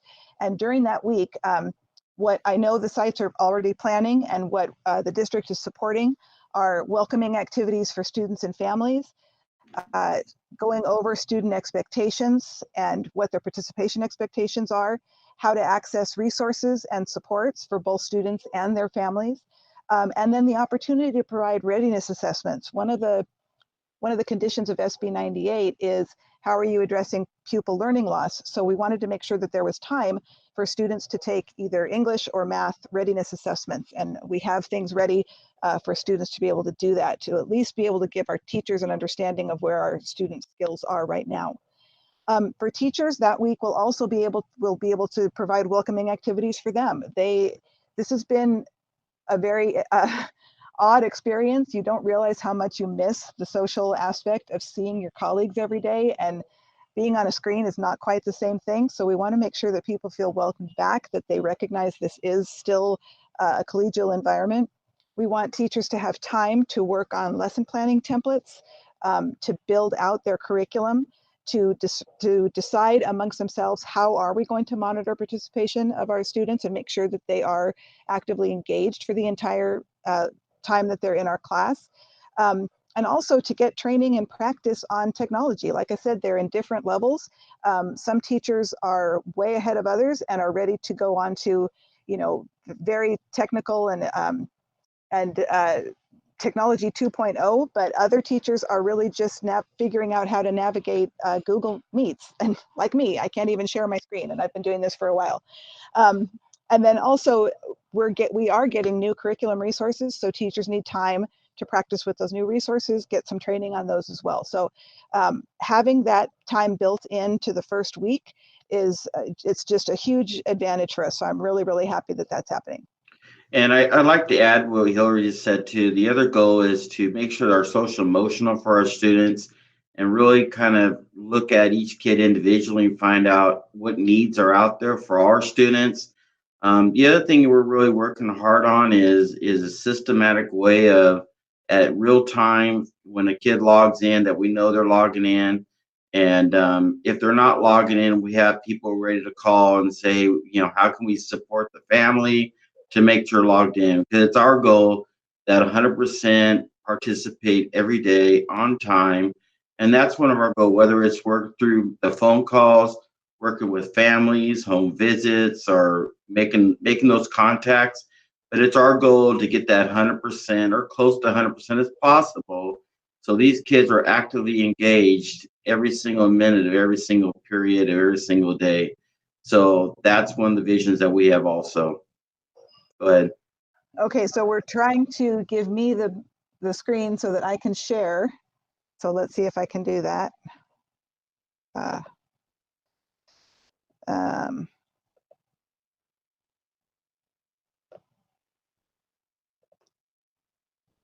Can you all see that?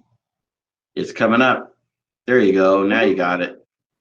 Okay, I'm going to go into present mode. So let's see if that works. Is it working? Yeah. Yay! Okay. Here we go. All right, let me get to the right slide. Okay, so now I want to walk you through a little bit of how this might look. And I'm crossing fingers that this works because now we're sort of getting into meta. I'm presenting a presentation inside a presentation. So let's see if this works. So I need to give a big shout out to Heidi Taggart. She is our science TOSA, and she was also a summer school teacher this summer.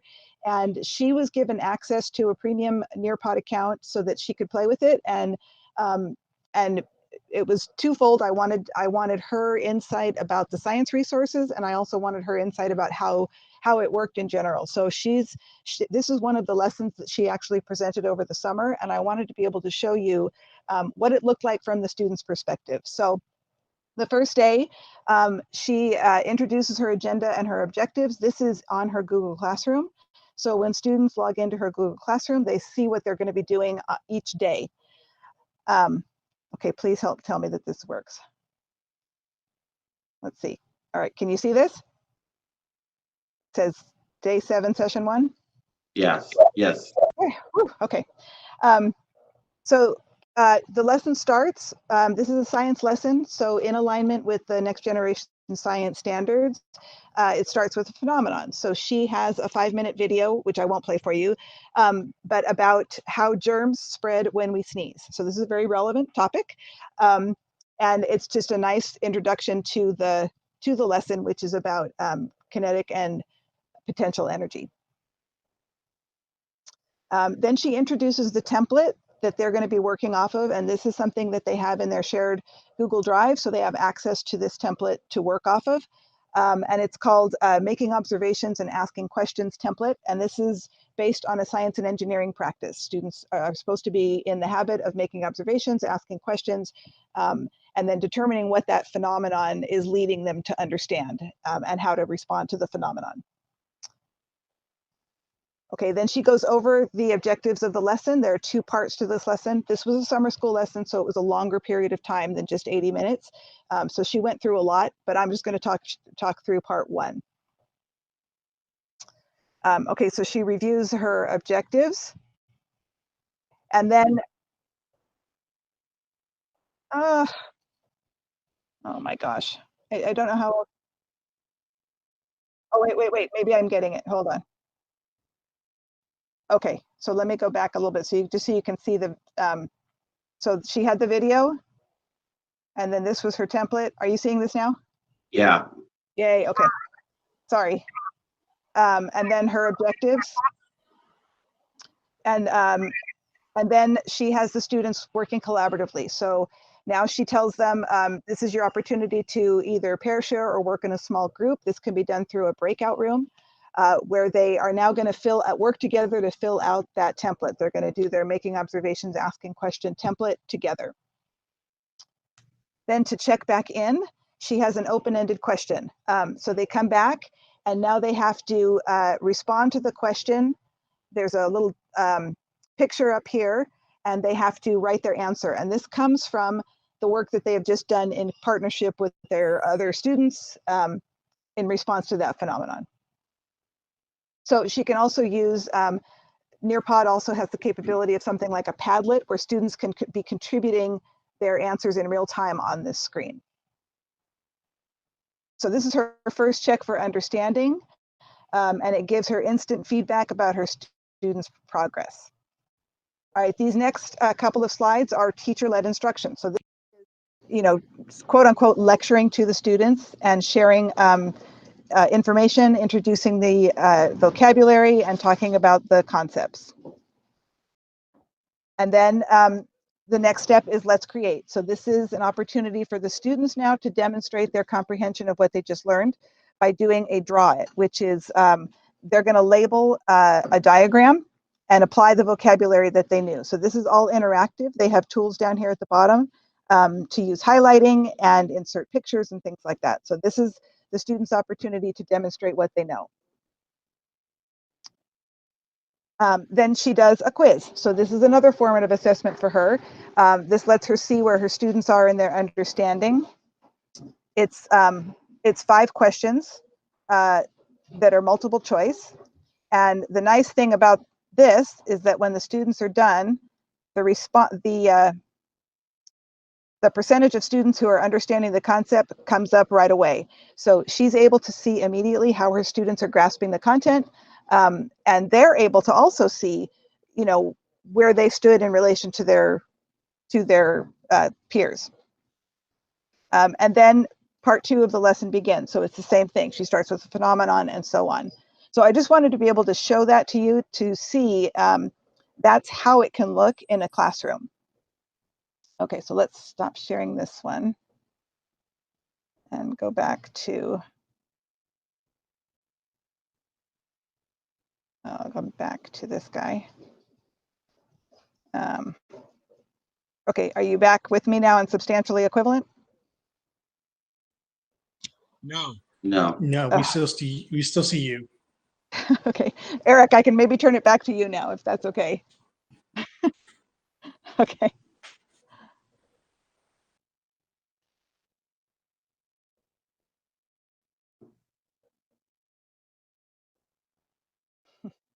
Thank you for your patience.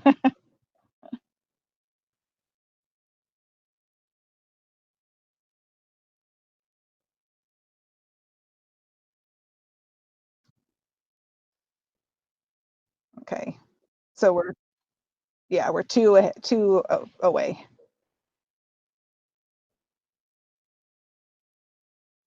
Okay, next one. Okay, so my question then is that lesson substantially equivalent? So that's what SB 98 is asking for. If we're doing distance learning, the requirement is that the instruction that we are providing is substantially equivalent in intellectual challenge and rigor to what they normally would have gotten in a classroom. So to me, when I look at the pieces of this lesson, there's an intro, an engaging intro that's a video. There's a student response that's expected to that using a template that involves the science and engineering practices. The objectives are addressed and gone over with the students. The students have an opportunity to turn and talk and work collaboratively. There's teacher-led instruction.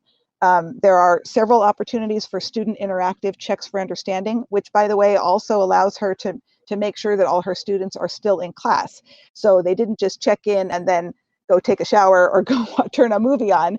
Because they have to participate in the polls, she can see who's actually checking in during those regular parts of the lesson.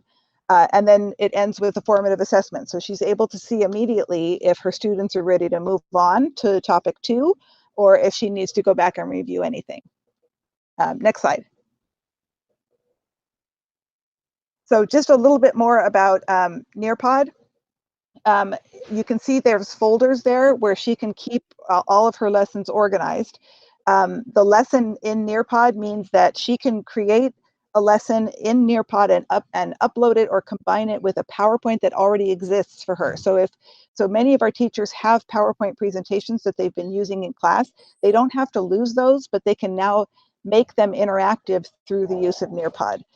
Same thing with Google Slides. The Nearpod can link right into the Google Slide presentation. And so now, again, that Google Slide presentation becomes an interactive presentation.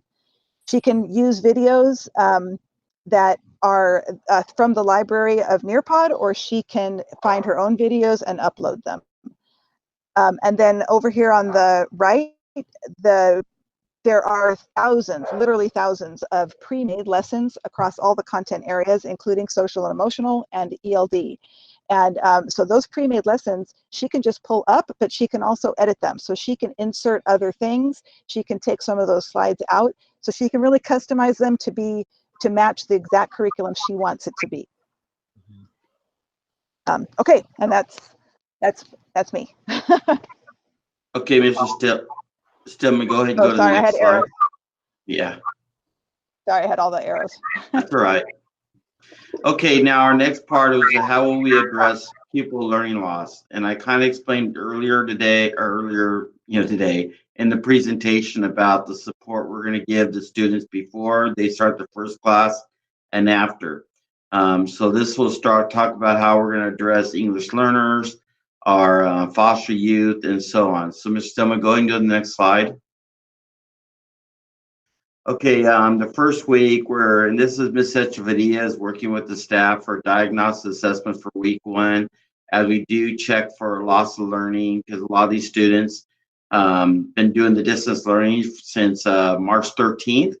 We want to find out several assessments for whether it's reading inventory, math diagnostic, and testing project. Because UCSD is offering a free diagnostic to our student, right, Mrs. Wolf, on this.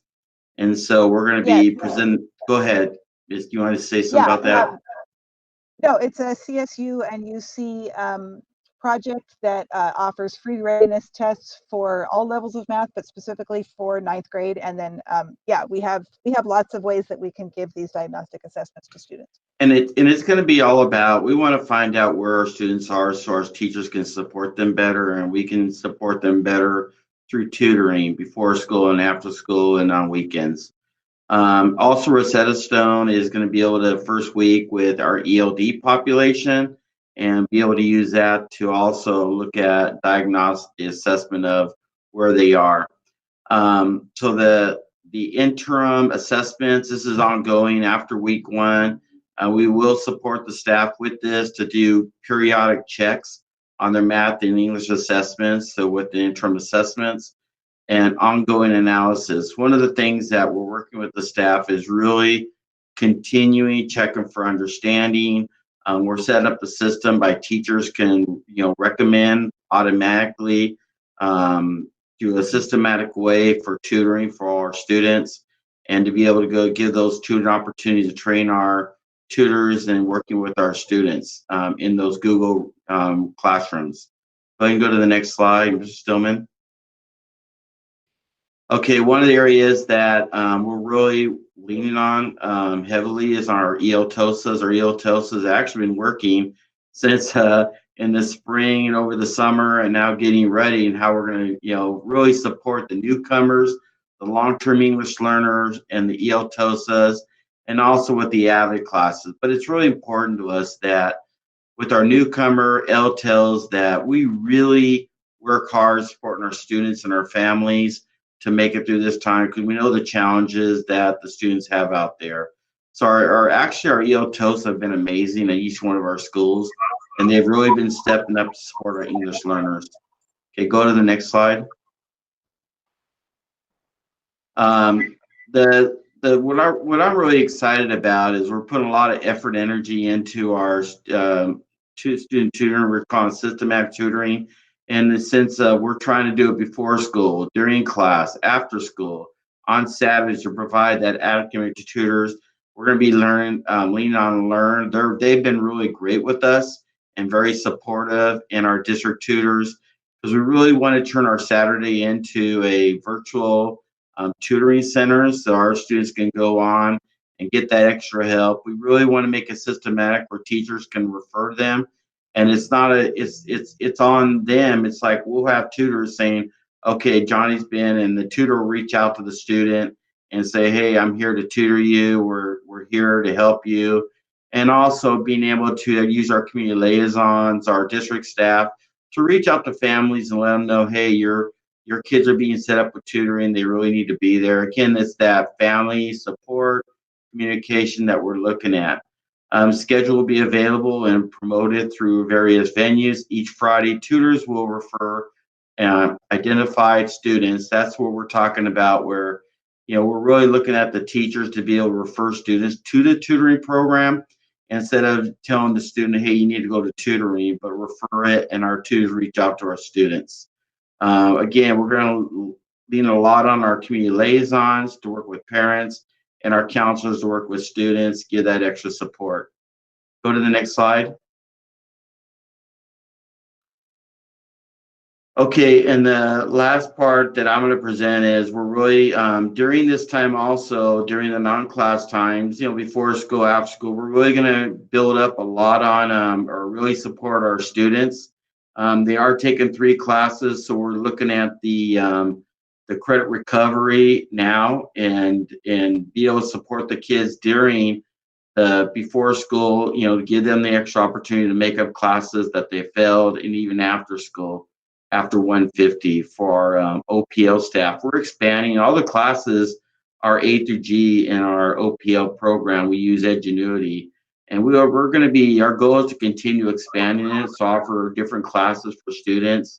Another area we're looking at in the future is providing foreign language So we're really looking at it, making it a full tilt. You know, you can get your high school diploma through OPL. That's the ultimate goal of this program for those students that, for whatever reason, the comprehensive on campus every day doesn't work for them and the families. Go to the next slide. Okay, now I'm going to go ahead and we have, okay, this is my last thing. District Homeless Liaison. This is one of Ms. Echeverria is working with to really reach out to the homeless and give them every support. Again, it's our most at-risk students we're really looking at, and she's been working with our District Homeless Liaison to give that student support, to give the family support, to provide the counseling, make sure they have the school supplies they need, and when we go back to school, the transportation. Okay, go ahead and go to the next slide. Okay, now I'll turn the last few slides over to Mr.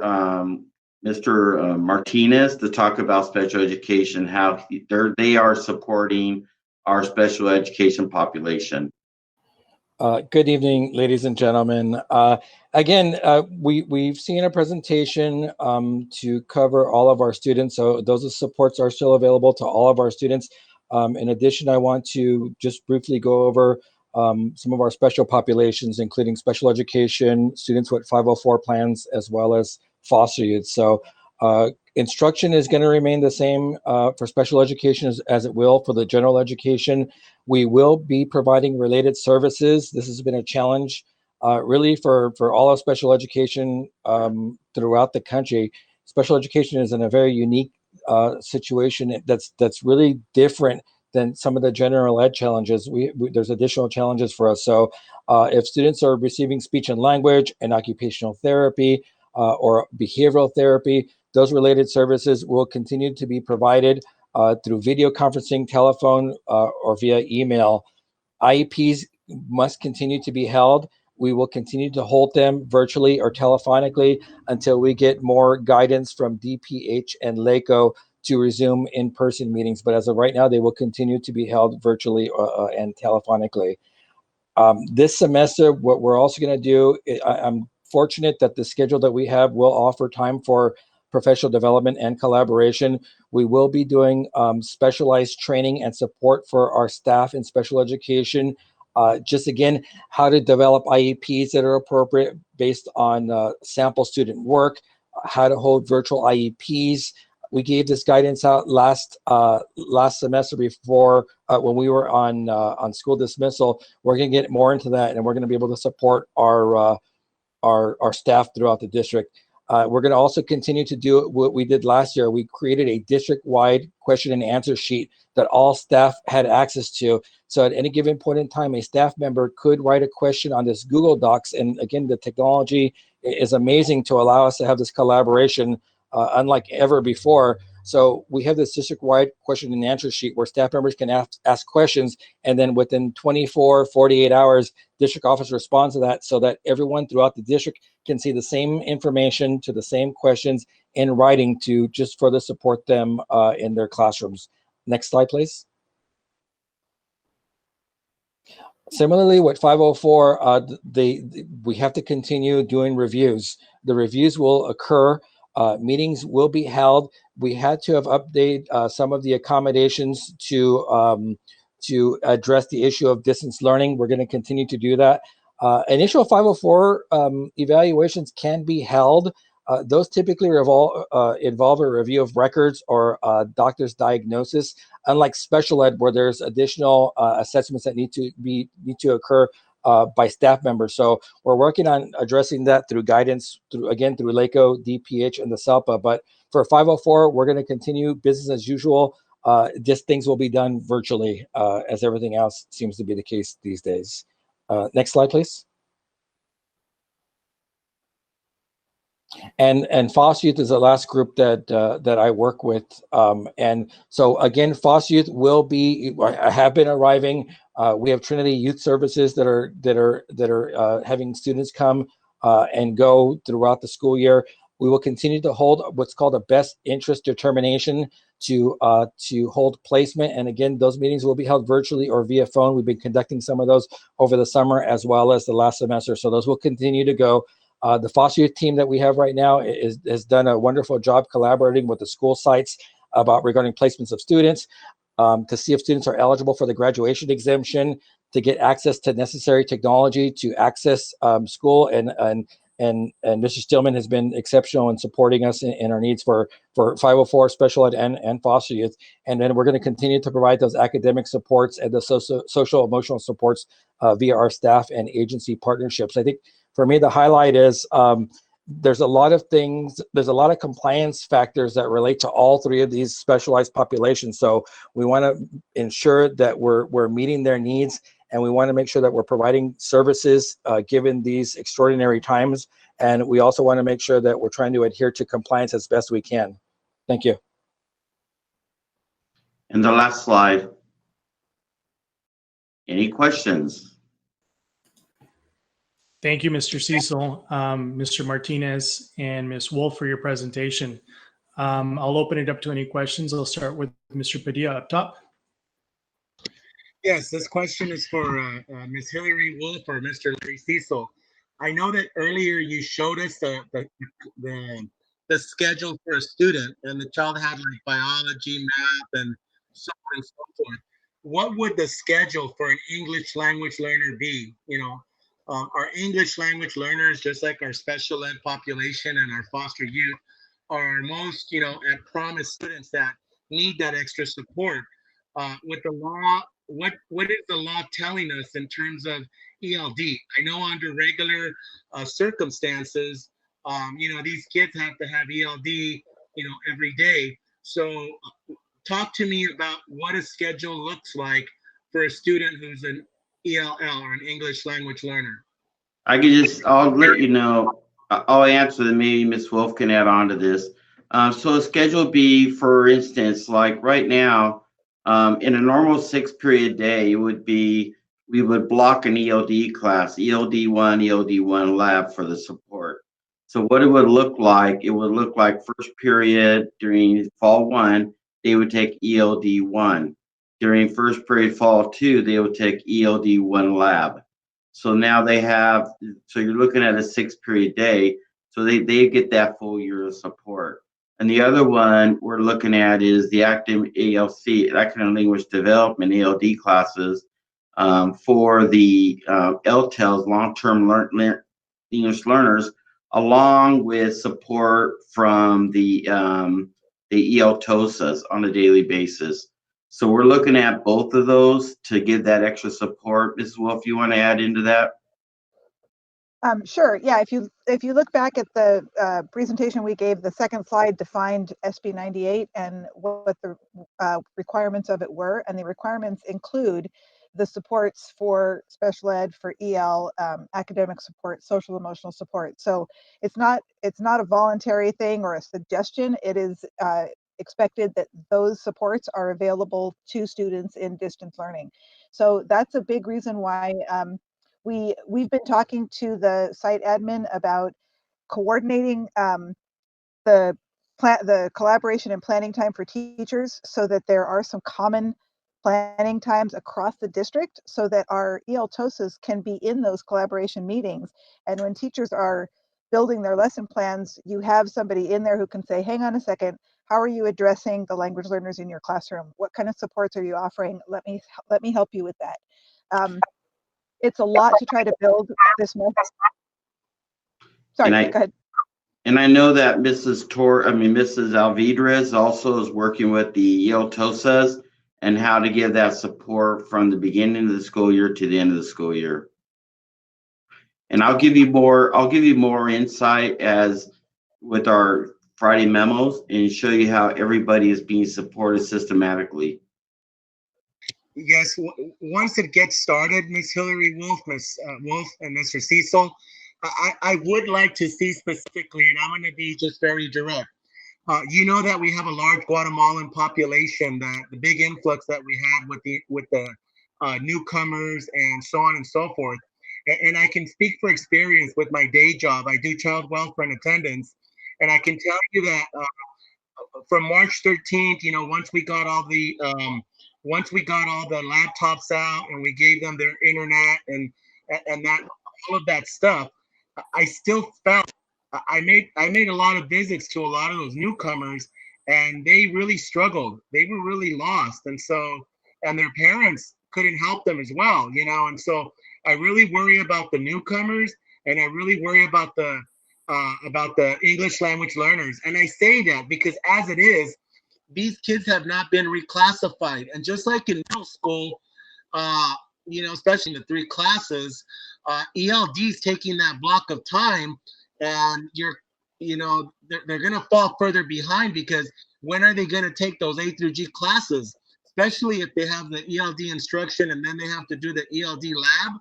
I just worry about that population, and I don't know if there's like something else we could do that's virtual, specifically just to English language learners, having TOSAs and so forth. And I know that teachers collaborate in their lessons and they're cognizant to teach to the different levels.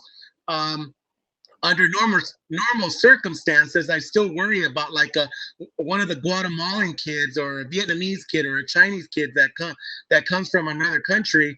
And even if the teacher differentiates the instruction and let's say, history, it's difficult it's difficult. So I'm speaking specifically to ELD, which is the class where they must get that full support, where it's all geared specifically to them, not with differentiated instruction, but directly to address their language acquisition needs, and where they're able to practice, oral English and feel safe to do it, rather than being in the mainstream classroom and those kids just kind of don't develop language because you're too embarrassed to open your mouth and make a fool out of yourself.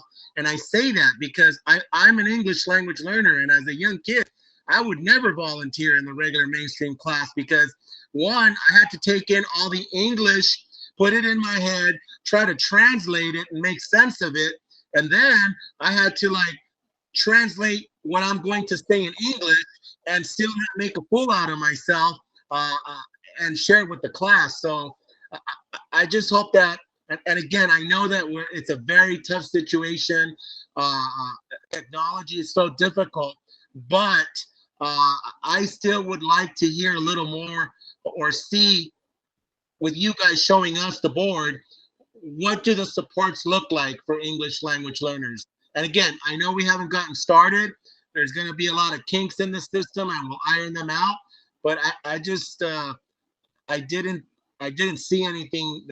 You said it, but I would like to see it. Okay, Mr. Padilla, I will make sure that, and it's one of my commitments, is that I'll go back to, we're not going to leave any of the kids behind. That's my commitment, that the Guatemalan kids, our ELD kids, our newcomers, we as a district are committed, and I am committed as the assistant superintendent overseeing this, that these kids are going to get taken care of. I believe that we really need to make that extra effort and emphasize, because we want those kids to be so supportive and that they start really making headways, gains in their academic language development, and they really do feel like they're going somewhere. That's my commitment. Absolutely. That's it, Mr. President. Thank you, Mr. Cecil and Ms. Wolf. Thank you so much for the response. That's it, Mr. President, for me. Thank you, Mr. Padilla. Mr. Diaz, do you have any questions or comments? Yeah, to clarify, thanks, Mr. President.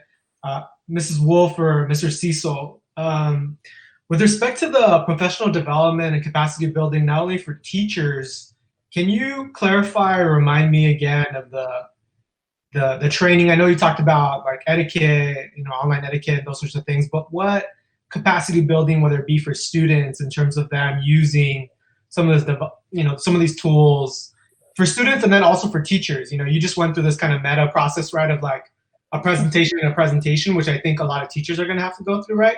So what professional development do we have for teachers and for students to get them familiarized with these online tools? Yeah, so for students, that sites have been working already on this, and this was again topics that came from out of a lot of discussions from lots of different stakeholders. And again, we thought about, we can't be too explicit. We can't take anything for granted, and we need to really go back to the foundations. And so it was, how are we welcoming students back into an environment? You're talking about freshmen who have no connection to the school yet. So how are you going to make them feel welcome? Is there some kind of team building activity, or maybe hook them up with a senior buddy, like a link crew type of thing, so that they have, if they don't have a club experience or a sports experience, then how are they going to feel connected? What kind of social interactions can we provide students in that first week, so that they connect with each of their teachers and connect with their counselors, and get a social group? Also, just navigating Google Classroom, navigating Google Meets. Here's the expectation. Also, over the summer, we had students who wouldn't put themselves on camera because maybe they were embarrassed about what was going on behind them, or they just didn't want their own face seen. So can we train them in options like how to create their own avatar, so that they can still participate, but they don't have to worry about, being filmed or videoed if that's an issue for them. I mean, there's a lot of other, some of the schools are using Capturing Kids' Hearts. So they want to be able to introduce the idea of social contracts and things like that during that first week. Social emotional lessons and wellness and welcomes in that area are also going to be important for students, as well as meeting their teachers and understanding the expectations for participation in their classroom. So those are some of the topics that were identified that they want to be able to address in the first week of school. And Nearpod is a device that they've been using, or it's going to be introduced just this fall? So Nearpod, when we went into stay at home, every vendor under the sun offered us free resources. And I just knew that there was going to be a catch at the end of the summer. And sure enough, they all said, oh, you've loved our resources, and now here's the price. So we were very careful. Teachers loved having the access to the free resources, and it gave them enough experience to be able to say, we've tried a bunch of things, this is what we like. So many of our teachers have already been using Nearpod. There's the free version, and then there's a premium version. And so they had access to a lot of the premium stuff over the summer. And so now to be able to make sure that they have that for the rest of the year is really a great thing. We're very excited about that. The things that integrate with it, the Desmos calendars, FET simulations for science, the ELD supports, it's all built in there. And a lot of the apps that tinier apps that teachers were using, things like Edpuzzle or Kahoot, they're already built into Nearpod. So it's a better deal because we're getting more of a package. And I also wanted to just respond to Mr. Padilla about the ELD. And, I appreciate what you're asking. And I second what Mr. Cecil said. I mean, the whole reason that Ms. Echeverria is working on a very systematic form of intervention is for that very reason, so that during the teacher collaboration time, they are spending some of that time identifying who's in trouble here, who do we need to worry about academically, social, emotionally, and then what are the supports available right now. We don't have time to wait for a 6-week benchmark to support struggling kids. We have to know every week who's in trouble, what are we going to do about it right now. So those systems it's very important that those systems are being built in. Yeah, and then I guess my last question, and later you may have covered this already, but online compliance with ADA, and what considerations and measures we're putting forward. Can you speak to that a little bit? Larry, do you want to address this? Yeah, I'll address that. One of the things is we're working on systems where they have to be basically instructor for whether it's live or not live, or asynchronous or synchronous. Synchronous is live instruction. Asynchronous is individual student work. But we have to have a measurement of the 4 hours of student work for the students, with SB 98. Mr. Leon right now is working on systems where a kid checks in at the beginning of the class, and we measure, and there's a lot of districts are struggling with that, how they measure it. But we are working diligently. The more important thing for us even is we'll know, have a beginning check-in and an end check-in on students, make sure they're connected the whole time. And that's what we're trying to do, build in behind the scenes. So it's not that we want the teachers to teach. We want to be able to help, support them and making sure those systems are set up. And that's one thing Mr. Leon right now is working. He's been talking to a couple of districts where that's one of the biggest struggles districts are having is how you measure that 4 hours and what 4 hours worth of synchronous assignments. What does that mean? How long should an assignment take? So we're really building that stuff in and looking at it closely. But we do have that goal of having to check in every time they log in and us to be able to monitor it. And that's one of the challenges we're having right now, but we are building that in. Yeah, I guess to clarify, my question was around ADA compliance, so American Disabilities Act compliance considerations for people we're putting forward with respect to our online instruction. So for example, at our organization, we try to be very mindful of text and color configurations, images and graphics, audio or video items, like those types of things. Like what are we doing in consideration of people with disabilities? Well, we're providing accessibility for them.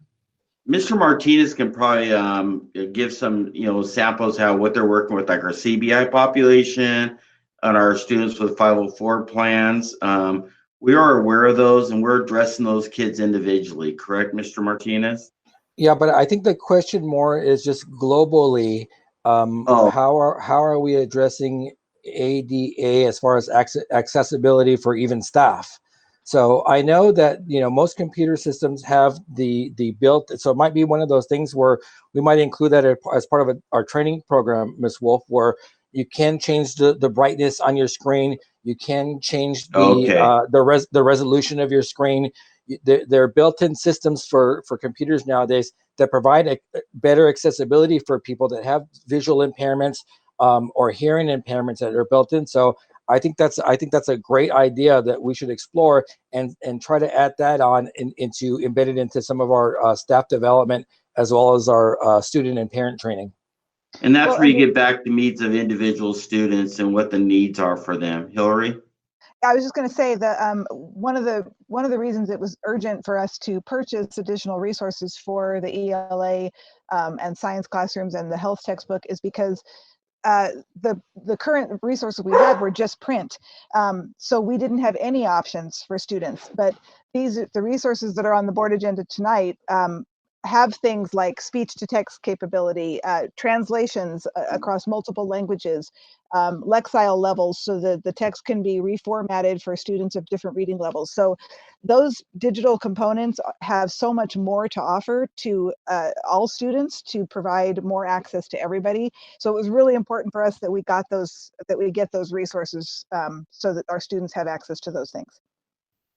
Okay, thanks for the clarification. Those are all my questions and comments, Mr. President. And just on a side note, you'll see on the next board agenda, we're looking at having a contract with a company called Overdrive.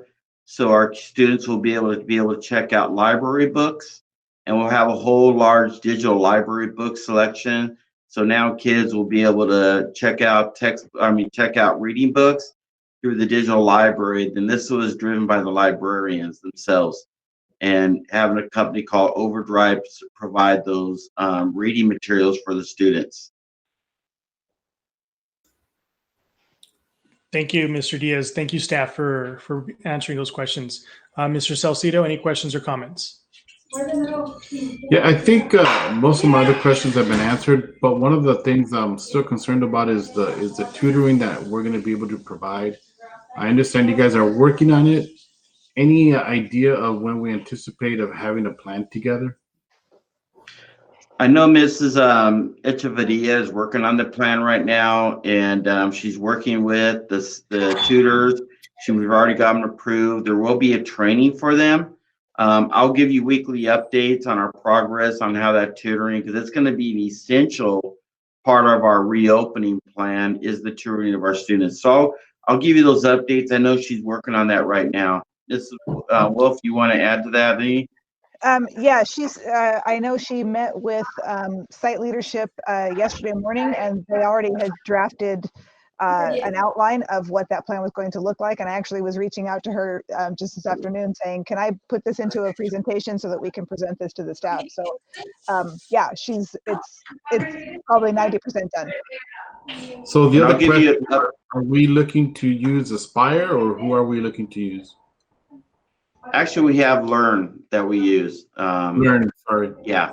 So yeah, they're going to be supporting us along with our tutors, along with Learn during those collaborative hours and during the after school hours. So yeah, we're already coordinating with them. I know she's working on that.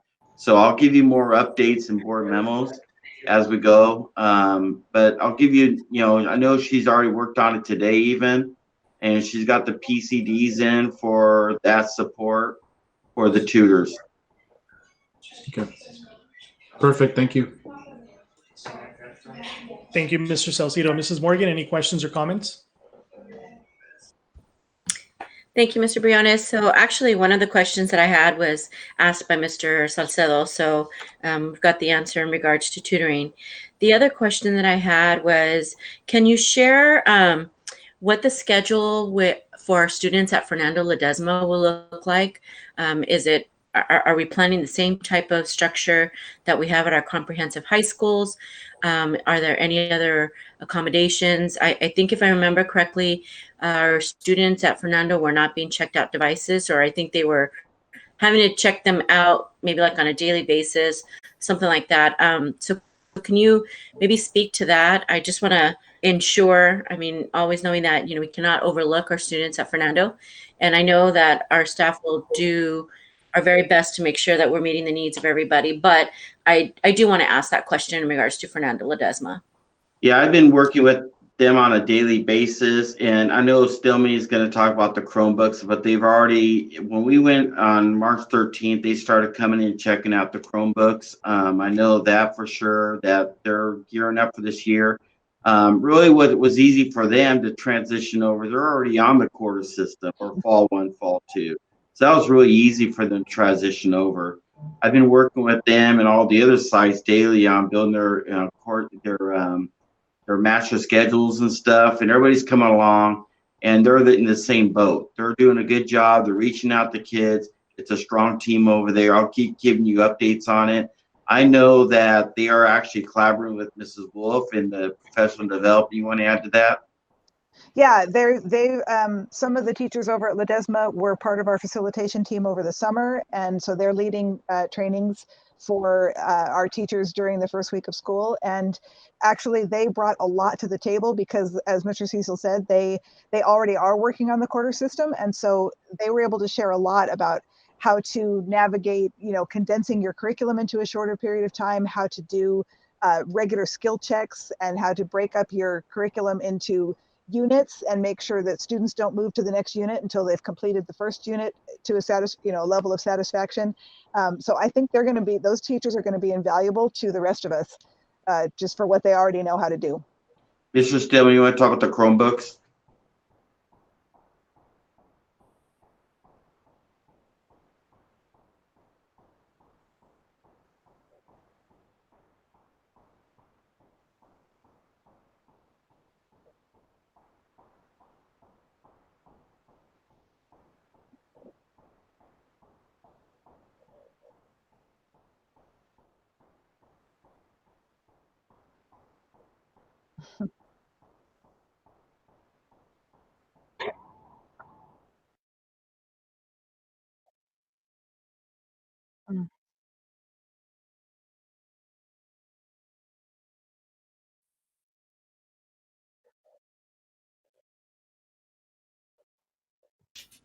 Well, thank you all so much for that report, and thank you, Mr. Steelman. I'm glad to hear that we did do some over ordering to ensure that our students are going to be starting out with their devices as well. So thank you very much. That was all for me. Thank you, Mrs. Morgan. Trustee Palacios, do you have any questions or comments? No questions or comments from me. Thank you. Thank you. And I actually don't have any questions or comments as well. Questions that I had have already been answered by or have been asked by my colleagues and have been answered by staff. So thank you very much for your presentation today. And it's important that we continue. I forgot one thing. Is it still possible to ask one question that I left to the end and then I forgot to ask it? Yes, go ahead. So my question is this, and I know that on July 15th, when we determined how we were going to open up our schools, and we said that we were going to do virtual, the vote was 4-1. I voted to do virtual learning for the entire year, but I was outvoted, and I respect that. And we ended up saying that we would go virtual until December, and at that point we would collaborate with the health department, and depending on the rate of the infection and so on and so forth, we would make a decision then.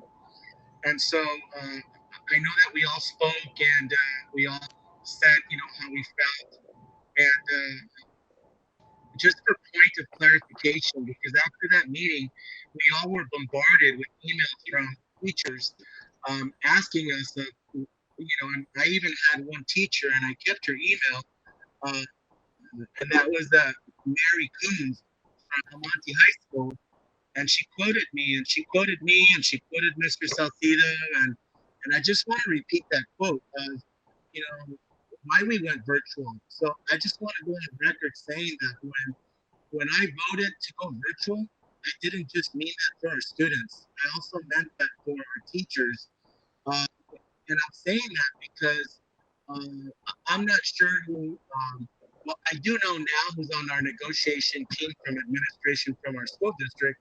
That was a question that I asked Dr. Zuniga, but it kind of was not a little bit, it was a lot unsettling, and it kind of left a bad taste in my mouth that we would want our teachers to come on campus and bring 100 teachers to every school, creating unsafe conditions. And I know that we have all been watching the news.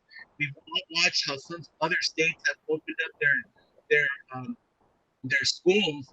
And just this morning, there was a school in Georgia, and the principal was being questioned about not following social distancing guidelines when the kids were exchanging classes, and it was just a hallway full of all these kids, and I know that we're not bringing kids, but if we bring the teachers,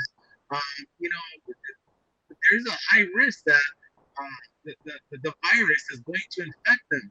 They too have kids, they have no children, they have parents.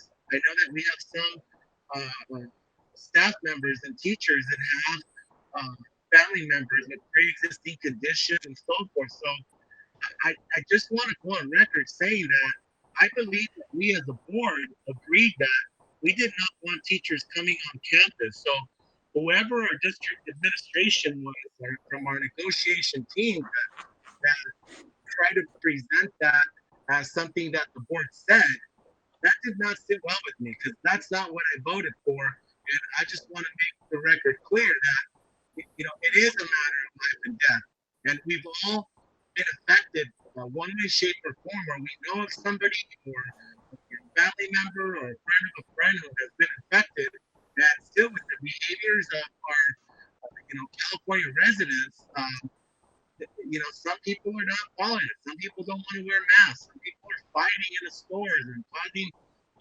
drama and virtual videos. So I just want to be clear that I myself did not vote for teachers coming back on campus. Now I heard Mr. Deal saying that it got better at the negotiations and all that, but just shame on our district administration. And I'm not sure if that's how they meant it, but I did not vote for teachers coming back on campus, and I'm going to be very vocal about that. And I hope that that's what we voted for, because on this particular email, Mr. Diaz got quoted, Mr. Salcido got quoted, I got quoted, and let me tell you, that people are watching everything that we're saying and that we're doing, because when I get an email that tells me that 2 hours and 9 minutes and 14 seconds, actually 2 hours and 8 minutes and 2 seconds, people are scared. You know, they went back to see this video of what the board said and what the board meant. So, Mr. Briones, I'm not sure if we could talk about what we voted for. I want to make sure that we're all on the same page, and I don't get a chance to talk to you guys outside of the school board meeting. We don't, and so I want to be transparent to our teachers that Del Monte Union High School District takes all of its stakeholders' life very serious, and that's where I'm at. So I'm asking the question: did we all vote thinking the same thing, or did we not? I don't know that this is the appropriate time to address this. I think it could be brought up during roundtable at the end, since we're discussing the instructional plan for the students. Although I appreciate your concern and your sentiment, so I think you can bring it up during roundtable. We can have that discussion and give direction to staff if necessary. To clarify, Mr. Briones, necessary. This is a negotiable item. yeah, Mr. Briones, Can you hear me? If I could just make just one comment on that, a response is what the board voted for was the instructional school day. As far as the instructional minutes by Senate Bill 98, when the plan was presented, it included the period option for hybrid versus the distance learning online program. And that was what the board had voted for. There was no mentioning about any employees, including teachers or CSCA, where are they going to work at, where are they not going to work at. That's not included in our even plan for our actual entire reopening of schools plan. I did make a comment that at the end, when the board approved it, that we would now have to negotiate the effects of the actual instructional schedule. And that's what took place. And knowing that it's a negotiable item, we wanted to have that dialogue initially at the table the way we should have. I guess what you're saying, you kind of talked, but you said a lot, but I didn't really understand. You said a lot, but it was not clear. What I want to know is, are we going to force teachers to come into the classrooms? Yes or no? I'm a no on that, but you're saying then that when I voted back with the virtual learning, what only involves students is what you're telling me? No, what the board voted for was the actual instructional minutes of the day and the actual plan. Everything else had to be negotiated with the teachers at the table. And I did address through the board update, the update from negotiations, which will also update the board again this evening. Okay, thank you, Mr. Briones, Mr. Dr. Zuniga. Sure. I'll bring it up again when the time is right, Mr. Briones. Thank you, Mr. Padilla. I do want to make one point of clarification before we move on. What the board approved was a distance learning plan.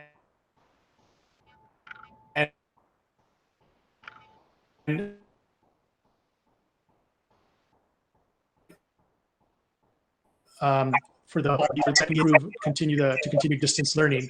It wasn't for the entire fall semester or 2 quarters, I guess. So I do want to make that point of clarification. You may want to repeat that. You broke off, so we'll all mute to make sure that you're clear. Okay. Thank you. Just want to repeat that what the board approved at our last meeting for our distance learning plan was for the first term of fall, and that we would come back and reevaluate or have staff reevaluate and come back to the board for an approval of distance learning for the second term for fall, if necessary. After we evaluate, it was not for the entire fall term, just the first fall term. Yes, I got that, which would end in December. That's what I said, yes, and then December, correct? Maria's shaking her head no. We agreed till no, the first fall term, no, there's two fall terms. There's 2 quarters, yeah. There's term 1 and term 2. Term 1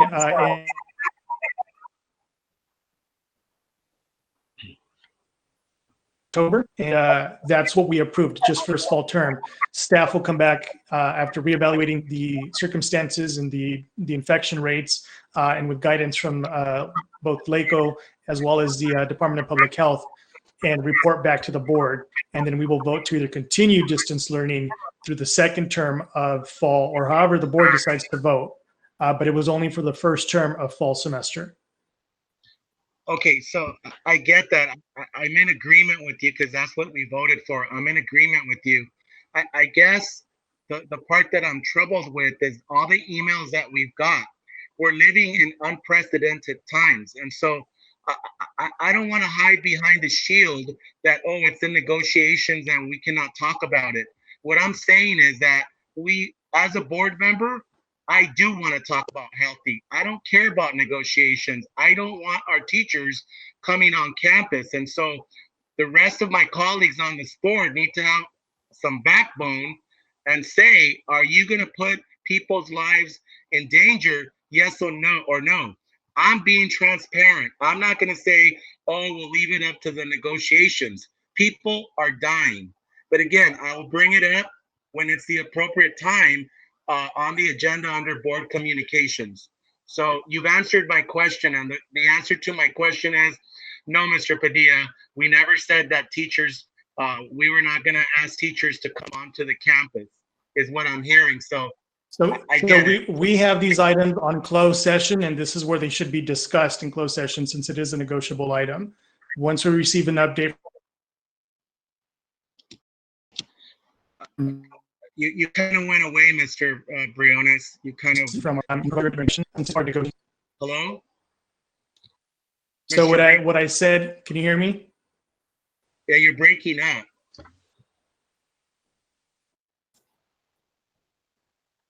Can you hear me? Yes, now. Okay. Yes. So what I'm saying is I appreciate your sentiment. However, this is a negotiable item, and we do have an Mr. Briones, it does keep coming in and out. item under closed session where it needs to be discussed. So I want to make sure that we're doing it at the appropriate time. Continue to discuss this during closed session. Okay, I guess we could do it there, but you know, I'm not going to apologize. I'm unapologetic about my stance on that. I understand that. Yes. Thank you. So actually at this time, if we could take a 5-minute recess, so I can try to sort out my tech issues on my end, and we'll go into recess and we'll reconvene at 7:27. Okay. Thank you.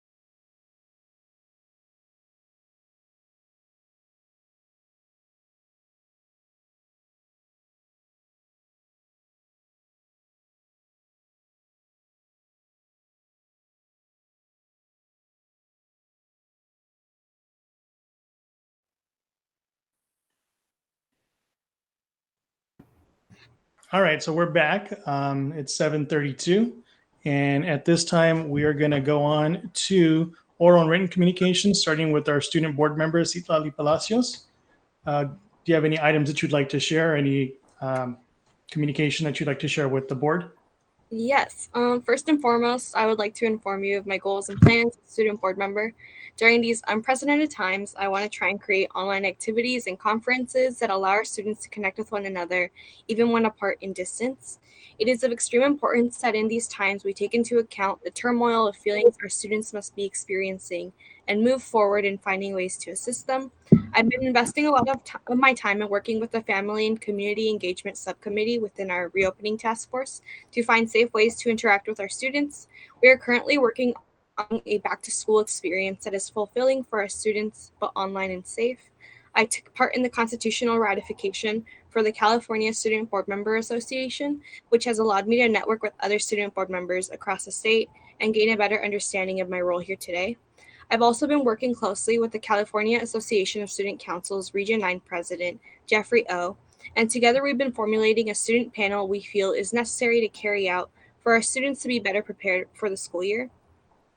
The student panel is set to help inform our students about our reopening plan, as well as answer any questions that they may have regarding this plan. Students from the reopening task force, myself, and our superintendent, Dr. Zuniga, will be presenting a distance learning plan, as well as a CIF schedule for the sports and individual school events happening in our district. We will also have a Q&A section so that students can get their concerns and questions acknowledged and answered. Task Region 9 President Jeffrey O. and I will be overviewing the policy he will be presenting to his director this Saturday, which will give us access to a premium Zoom webinar account free of charge to our student panel. This account will allow us to better control the Q&A discussion during the panel. Dr. Zuniga and myself formulated a similar panel, but specifically for parents. Echevarria, the Director for Family Engagement at the district office, will be taking over this event, and it will specifically be made to inform our incoming and current parents about the distance learning in the fall and answer any and all questions regarding our plan. Our student panel is set to happen on August 20th at 4 p.m., and our parent panel will occur on August 23rd at 4 p.m. That is all. Thank you, Ms. Palacios, for your update. I look forward to hearing back on the panels that you will be hosting. Dr. Zuniga, we're moving on to Superintendent Communications. Yes, thank you, President Briones. We have just a short overview of the learning continuity and attendance plan that I'd like to provide to you. It's very critical that we are informed, and as well as the public, about what changes come this school year regarding LCAP and how that is now transitioning into another plan for the 2021 school year. And Mr. Steelman, if you have that uploaded for us. It's very brief, but I just wanted to make sure that the board is in tune about what we are intending to do over the next couple of weeks with the support of the board as well. We've learned a lot over the summer. We actually started off with the LCAP plan, knowing that we had to do a LCAP plan for the school year prior to the end of the year. That was later changed, and then we were introduced to having it come back in December and then work on it. But then that was also changed, removed, and then we now have the learning continuity and attendance plan that I'd like to provide to you. So allow me to do that at this time. We know for the first time, it is exception, we'll begin the school year without the LCAP plan. So it's very, very odd that we worked so hard to update the plans, have a conversation with the board in June, adopt the plan, get input from our stakeholders, and it's very thorough. You've seen the plans, you've seen the amount of paper, as far as if you look at a hard copy one of the actual plan itself, and the CDE has done a better job with fine-tuning that plan and helping us out as school districts to better support our community under the local level. But now that we've almost mastered the LCAP plan, we'll have to adapt quickly to another plan.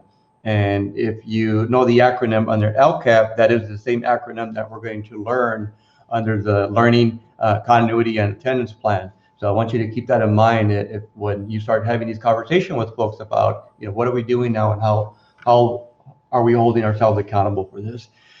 When the governor Newsom and legislator established the minimum requirement for the next school year, and the legislators tied funding of their budget to what we know is under Senate Bill 98 is some of our accountability for whether we were doing distance learning or how we were impacted by COVID. They did change LCAP as a result of the pandemic and the ongoing issues that we were going to have by engaging folks and coming up with a thorough plan for the school year. So to follow these requirements, and we can go to the next page or next slide, Mr. Stillman. As I mentioned, there's conditionings to this compliance now, and we're requiring, or the state's requiring, that the districts come up with a plan to address distance learning and learning loss as well. And our plan has to be adopted by September 30th. With that plan, you're going to have a public hearing that we have to engage our stakeholders in. Our stakeholders must involve our community, specifically our families and our parents.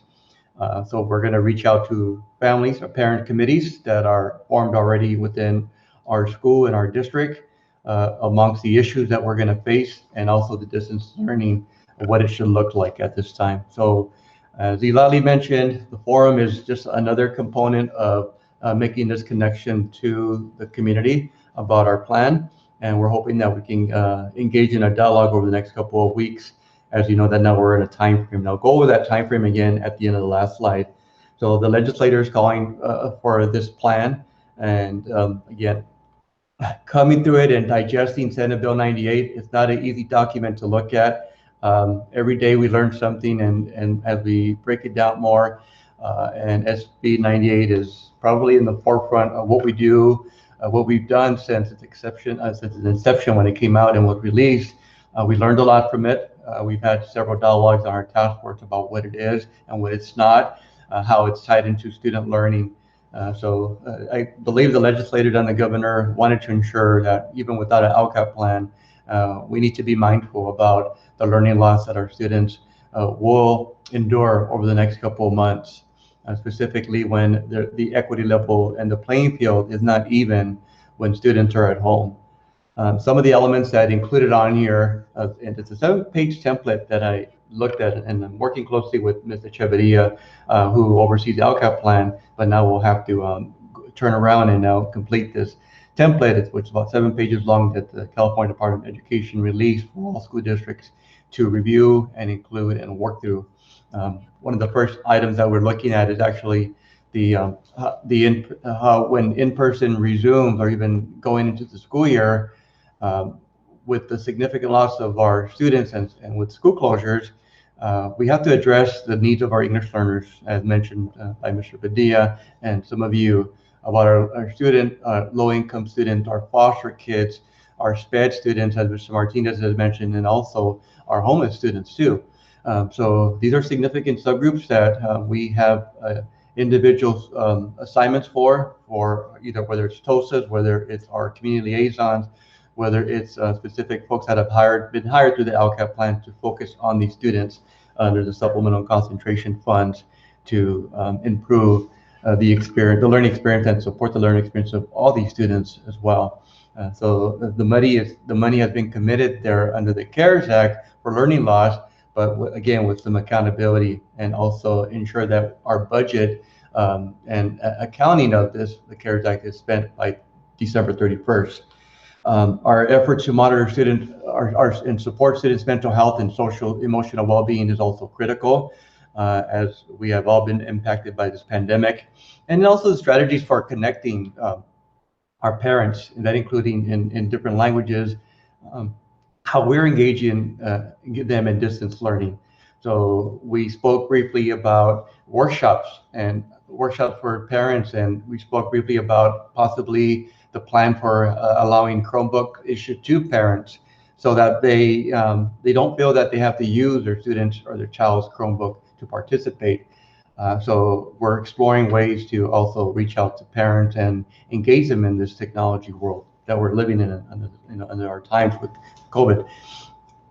Learning, also the continuity for attendance plan also includes the efforts to ensure that our students are fed every day, that we participate in obviously the USDA's plan for under the free and reduced meals for all of our kids. The Board of Trustees has always been an advocate for ensuring that all students, regardless of their income level by their parents, are fed, whether it's a breakfast or lunch at no expense to the families, and also included in our LCAP plan. So we'll discuss that too. And then also to ensure that our pupils have access to a full curriculum, as Ms. Wolf mentioned, substantially similar, the quality regarding the method of delivery. She did a great job with introducing that, giving that example. That's what we're looking at. That's what we have to ensure that it's actually embedded within our plan there.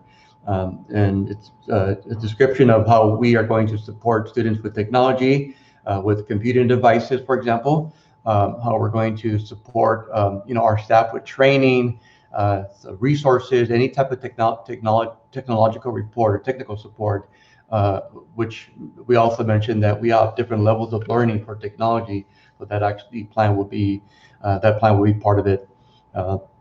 The extra academic support that we have for obviously the most the students that struggle the most that we've learned through distance learning, including our ELs, our special education students, and also our homeless population too.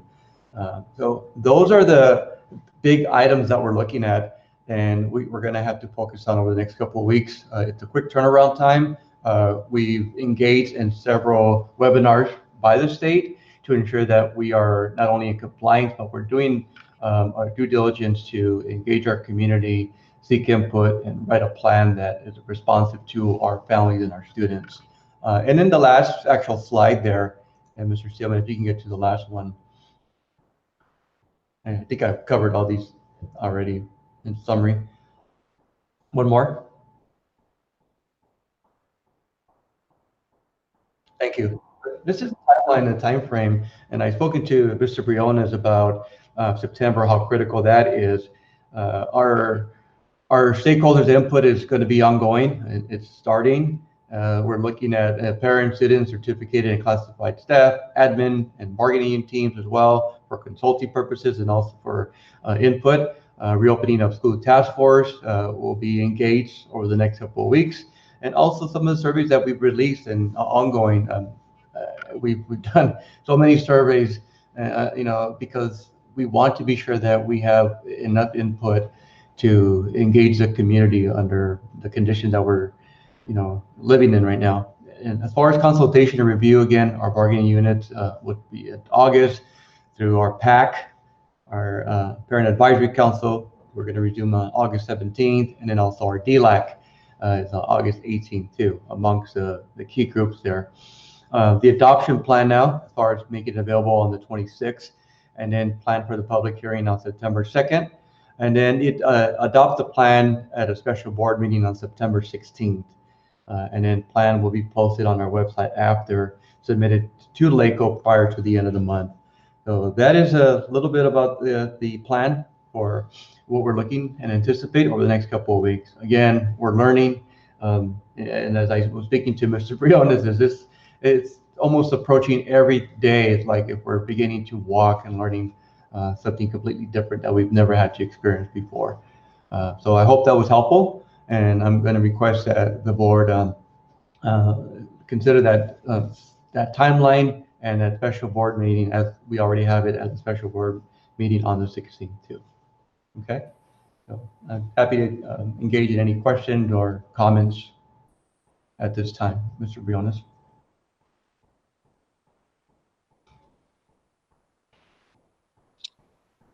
I can't hear you. I cannot hear you.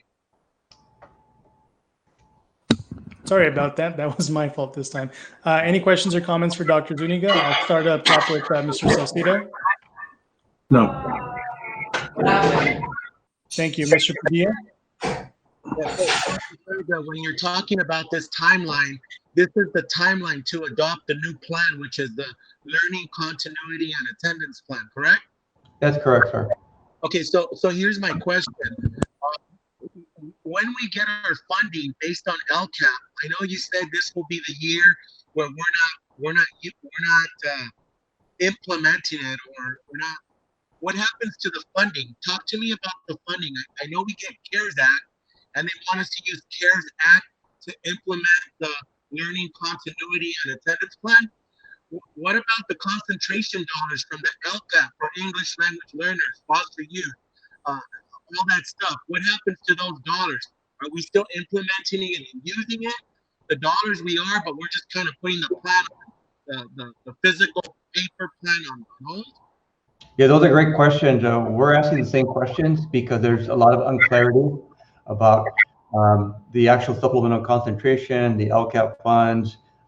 There was a decision to tie some of the CARES Act funding. Now it seems like it's still in question whether that has to be used to under this plan. But our intention is to continue what we have budgeted for our students who receive this funding under this plan. Do we still have the blessing from LACO though to spend the dollars on our for the supports that we have for our kids in the LCAP, or no, we will only use CARES dollars to? No, sir. No, the actual budget for the supplemental concentration should be part of this actual plan. I mean, the majority of we're focusing on the entire LCAP, that if it was this one, this was our plan, because we're also expecting changes down the road. As you know, that I anticipate that we will receive another update or another mandate in a couple of months to continue how to monitor student progress through the use of the funds that have been allocated already to us for the 2021 school year. That includes supplemental concentration.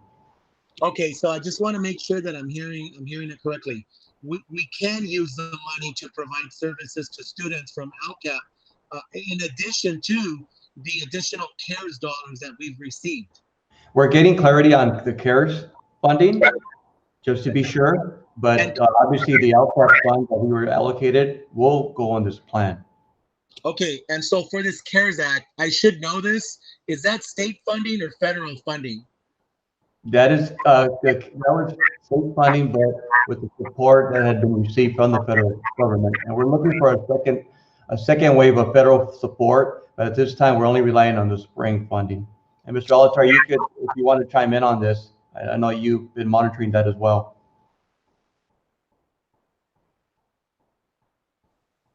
Mr. Alatar, you're muted. Sorry about that. The CARES funding is federal funding that was set aside to states, and the state basically allocated to school districts. And then there is also a portion of state funding that was basically the rainy day that also is part of the dollars that we anticipate that we should receive this year. Dr. Zuniga, you say that this plan is only a 7-page plan? That's it? The template is 7 pages. That's Okay. correct. Yeah. Well, But it could be longer if you start including information on there. I may add. Go ahead, Mr. Sorry, Alatar. I may add that there are lots of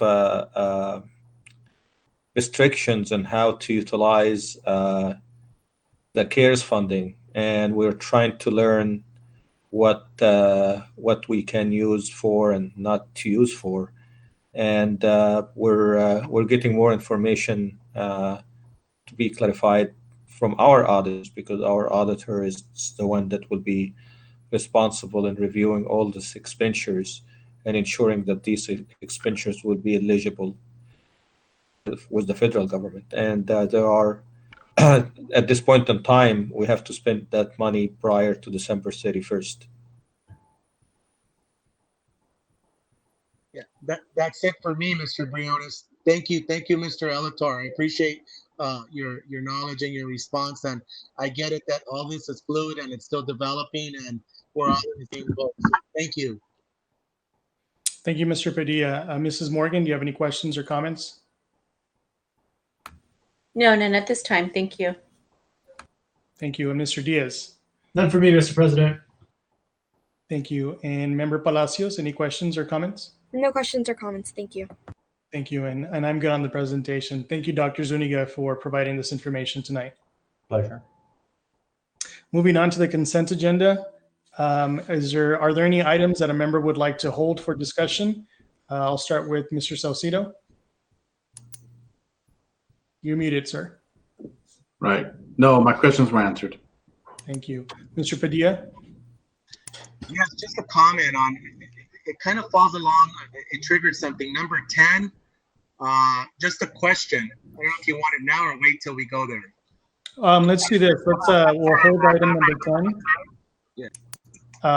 So we'll pull it off consent. Yeah, that was it for me, Mr. Briones. Okay. Mrs. Morgan? No, my questions were answered. Thank you. Thank you. And Mr. Diaz? Item number 4. Okay. So item number 4 and item number 10 have been pulled off consent for discussion. So I will move to approve the consent calendar with the exceptions of item number 4 and number 10. Is there a second? Second. Second. I heard Mr. Diaz. So moved by myself, seconded by Mr. Diaz. Dr. Zuniga, if you'll take a roll call vote. You're muted. Thank you, Mr. Padilla. Aye. Mr. Diaz? Aye. Mr. Salcedo? Aye. Ms. Morgan? Aye. And Mr. Briones? Aye. And the vote is 5-0. So the motion is carried. A consent calendar is approved with the exception of items number 4 and number 10. We'll go in order. We'll take up item number 4. Mr. Diaz, you had questions on this item? Yeah, thank you, Mr. Briones. So, Mr. Elatar and Dr. Zuniga, for clarification here, we're asking for an advance payment in the amount of $152,500 to be paid to VMA Communications, pending the approval of CARB reimbursing the district first, correct?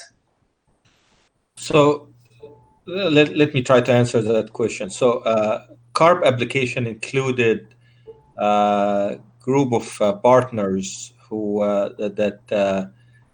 submit, that help us with the submitting the application and becoming partners in that application. And part of the partners was VMA, and VMA role, as specified here in that language, is to provide outreach services about the funding that we are receiving and as well. So it's not advanced dollars. The way that we would be receiving the funds from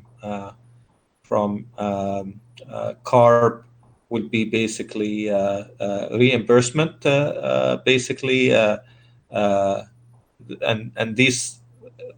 these expenditures have been already approved by CARB. So it's just a matter of VMA providing services for us, and then invoices us, and then we will be reimbursed with CARB. Okay, that was my question. So we're not going to pay them advance of $152K. It's going to be on a monthly reimbursement schedule. I believe so, and I would look at. I will provide you the schedule of payment or the structure of payment.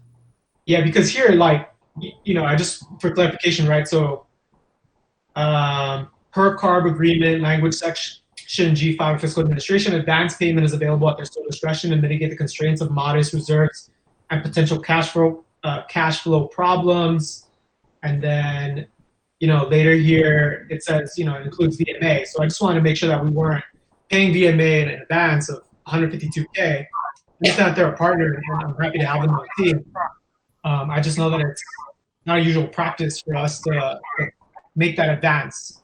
So I want to make sure that we're working on a reimbursement schedule for this program. Let me find out the specifics about the structure of payment to VMA, and I'll provide you the responses in my Friday memo. Okay. Mr. Diaz, does that answer your question? Or would you like to, Dr. Zuniga, I guess question for you would be, would it be appropriate at this time to hold the item and table it for another meeting, or is there an urgency to pass this tonight? There is ongoing work with CARB, and depending on the deadlines that we have to meet, I'm going to see if Mr. Elatar, do you have a specific time frame about when these services would begin, Mr. Elatar? Mr. Elatar, you're muted. Sorry about that, but if you do open the the attachment, you will see the schedule of activities that need to be done and the cost related to it. So it's really imperative to get these CARB related project board items to be approved in order for us to be moving forward with the program as a total. There are lots of other board agenda items that are connected as well for CARB. Yeah, and I think again, I'm fine with the partnership with VMA. That's not a problem. I just want to make sure that's on our reimbursement schedule. So if that's the case, then that clarifies my question, Mr. President. Okay, thank you. So at this time, then I'll make the motion to approve item number 4. Consider approval of agreement between El Monte Union High School District and VMA Communications Incorporated to provide education and outreach services for and funded by California Air Resources Board, or CARB, cleaning mobility in schools pilot project based on grant scoring criteria. Is there a second to the item? Second. Moved by myself, seconded by Mr. Salcedo. Dr. Zuniga, you'll take a roll call vote. Okay, yeah, Mr. Padilla? So does that mean that if we get the grant from CARB, $150,000 that we pay to VMA will not come from our general fund? It'll come from that grant? So we've already received the grant. This is just approving the agreement between our district and VMA to provide those services. Aye. Thank you. Mr. Diaz? Aye. Mr. Salcedo? Aye. Ms. Morgan? Actually, well, it's an aye, but Dr. Zuniga, is there a way for you to clarify? Because this was the question that I had for you earlier today, that these services are separate from the services that we get from VMA in our regular contract.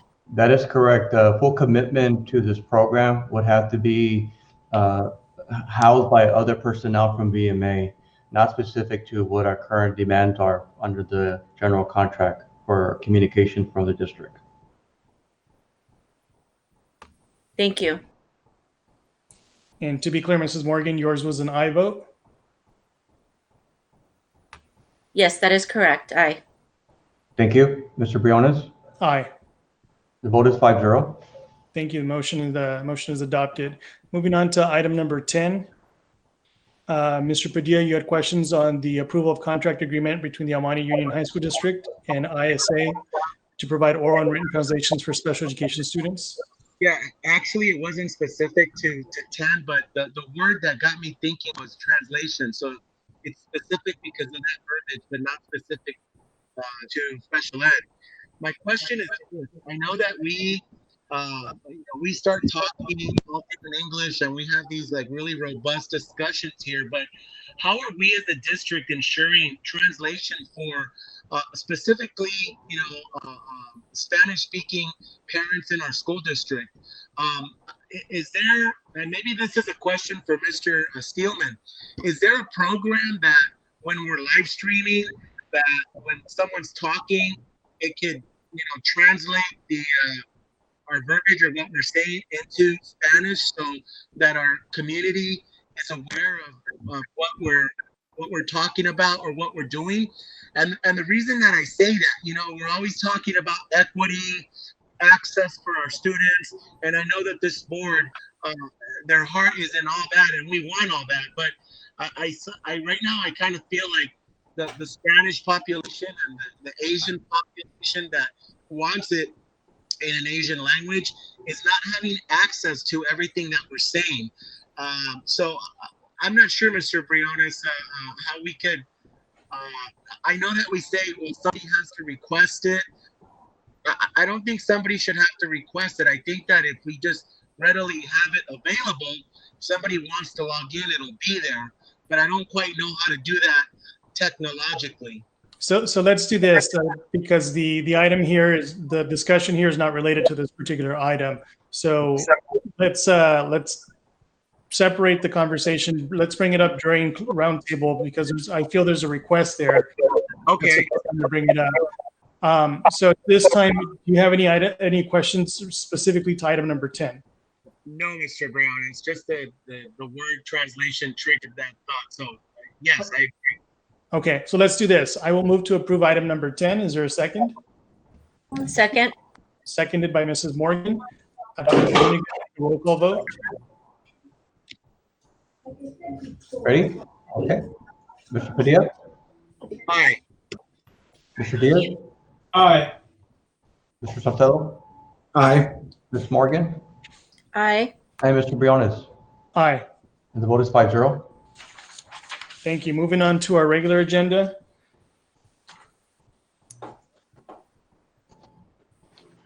Item number 1, consider approval of 45-day budget revision for fiscal year 2020 through 2021. Is there a motion to approve this item? Move to approve. Is there a second? I will second the item. Any discussion?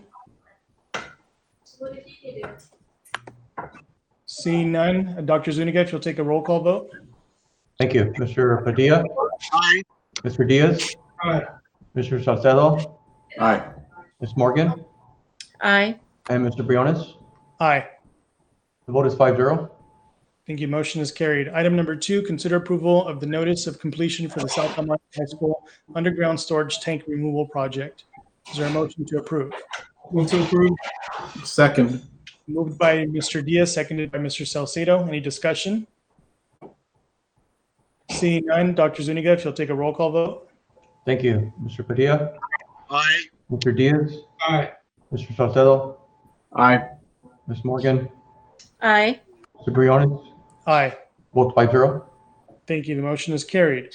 Item number 3, consider approval of recommendation to award bid number 2020-21 B8 auditorium theater equipment, materials, supplies, and related services in part to BCT Entertainment and Rat Sound System and Verex LLC. Is there a motion to approve this item? Move to approve. Second. Moved by Mrs. Morgan, seconded by Mr. Salcedo. Is there any discussion? No. Seeing none, Dr. Zuniga, if you'll take a roll call vote.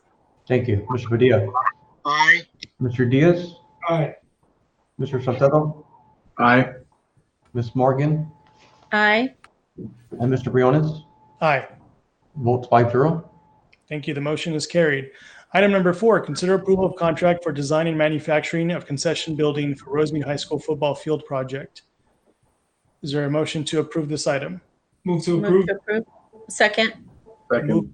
Moved by Mr. Diaz, seconded by Mrs. Morgan. Any discussion? No. Okay, seeing none, Dr. Zuniga, if you'll take a roll call vote. Thank you. Mr. Padilla? Aye. Mr. Diaz? Aye. Mr. Salcedo?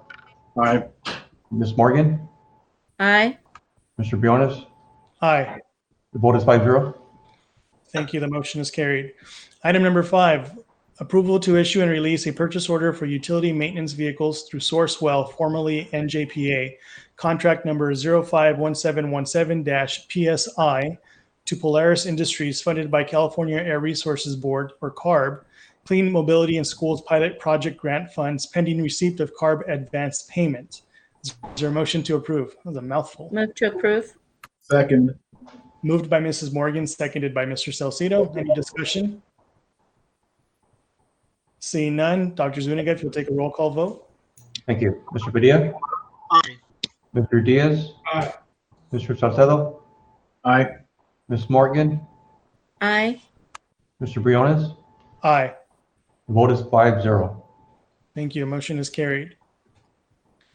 Item number 6, consider approval to issue and release purchase order for purchase of 10 zero-emission school buses utilizing Waterford Unified School District piggyback contract, bid number 01/17 with A through Z, AZ Bus Sales Incorporated through California Air Resources Board, CARB, Clean Mobility in Schools Pilot Project Grant Funds. Move to approve. Second. Moved by Mr. Diaz, seconded by Mrs. Morgan. Any discussion? Just a comment. Go ahead, Mr. Padilla. Yeah, I just want to give kudos to our district and always being on the forefront of protecting the environment. I think it makes me proud to know that, I can't change, I can't, how do I say this?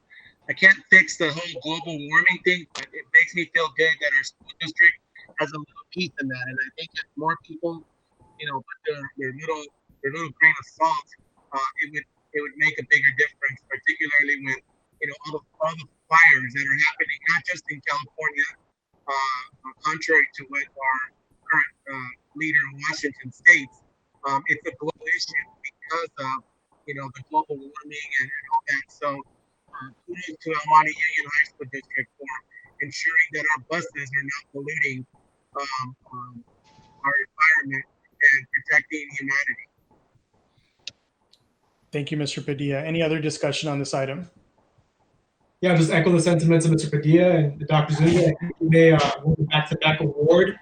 Last year we won an award in recognition for being a green school district, and this continues our commitment to fostering a safe and healthy environment.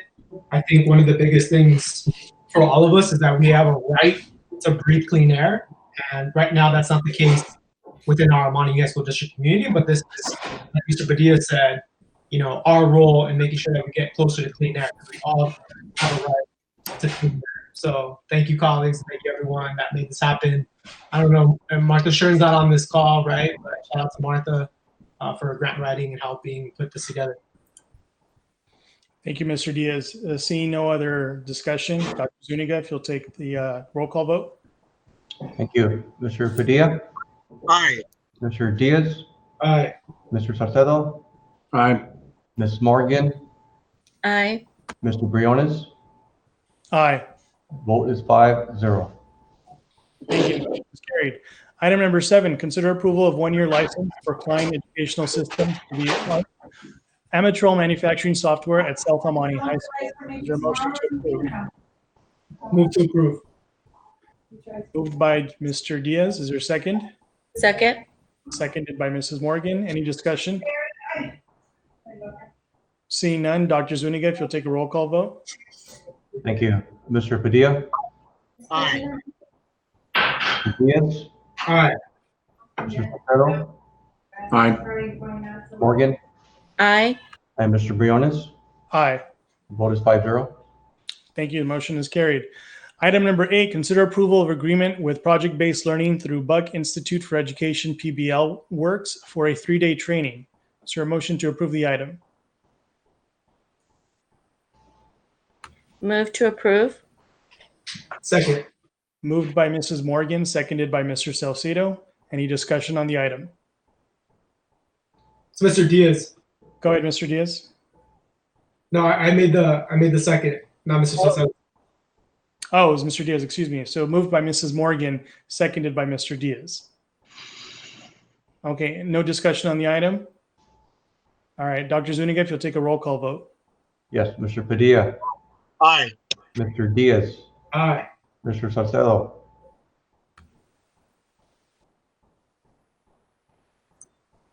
Sorry, mute button. Aye. Thank you. Ms. Morgan? Aye. And Mr. Briones? Aye. We have 5-0. Thank you. Motion is carried. Item number 9, consider approval of purchase agreement for Go React software supplemental curriculum from Rio Hondo College. Is there a motion to approve this item? Move to approve. Second. Moved by Mrs. Morgan, seconded by Mr. Salcedo. Any discussion on the item? Seeing none, Dr. Zuniga, if you'll take a roll call vote. Thank you. Mr. Padilla? Aye. Mr. Diaz? Aye. Mr. Salcedo? Aye. Ms. Morgan? Aye. Mr. Briones? Aye. Vote is 5-0. Thank you. Motion is carried. Item number 10, consider approval of purchase of McGraw-Hill Study Sync ELA core curriculum materials as a pilot for the 2020 through 2021 school year. Is there a motion to approve this item?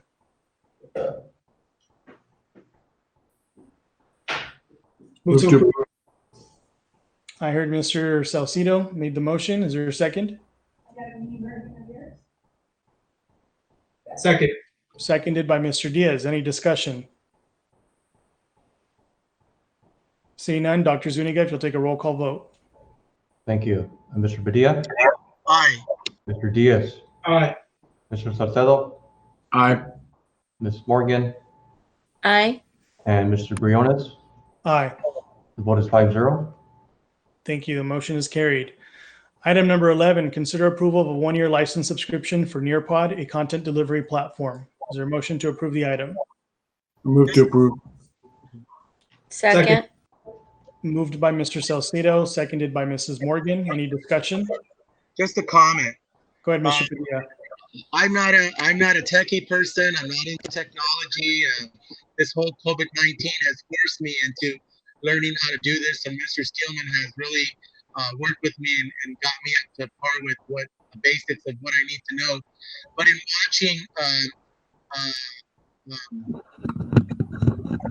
Ms. Hillary Wolf make that presentation, I know it's difficult to do a presentation inside a presentation, but I really like how Nearpod has different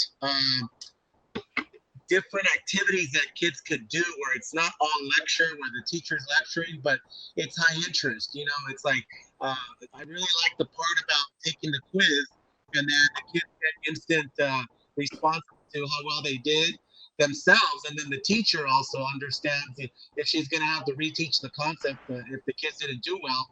But I like it how they change it in little spurts, because the attention span of these kids is so short, and they love these little video games, and those video games have trained their brain that they want something fast and quick and different on the screen.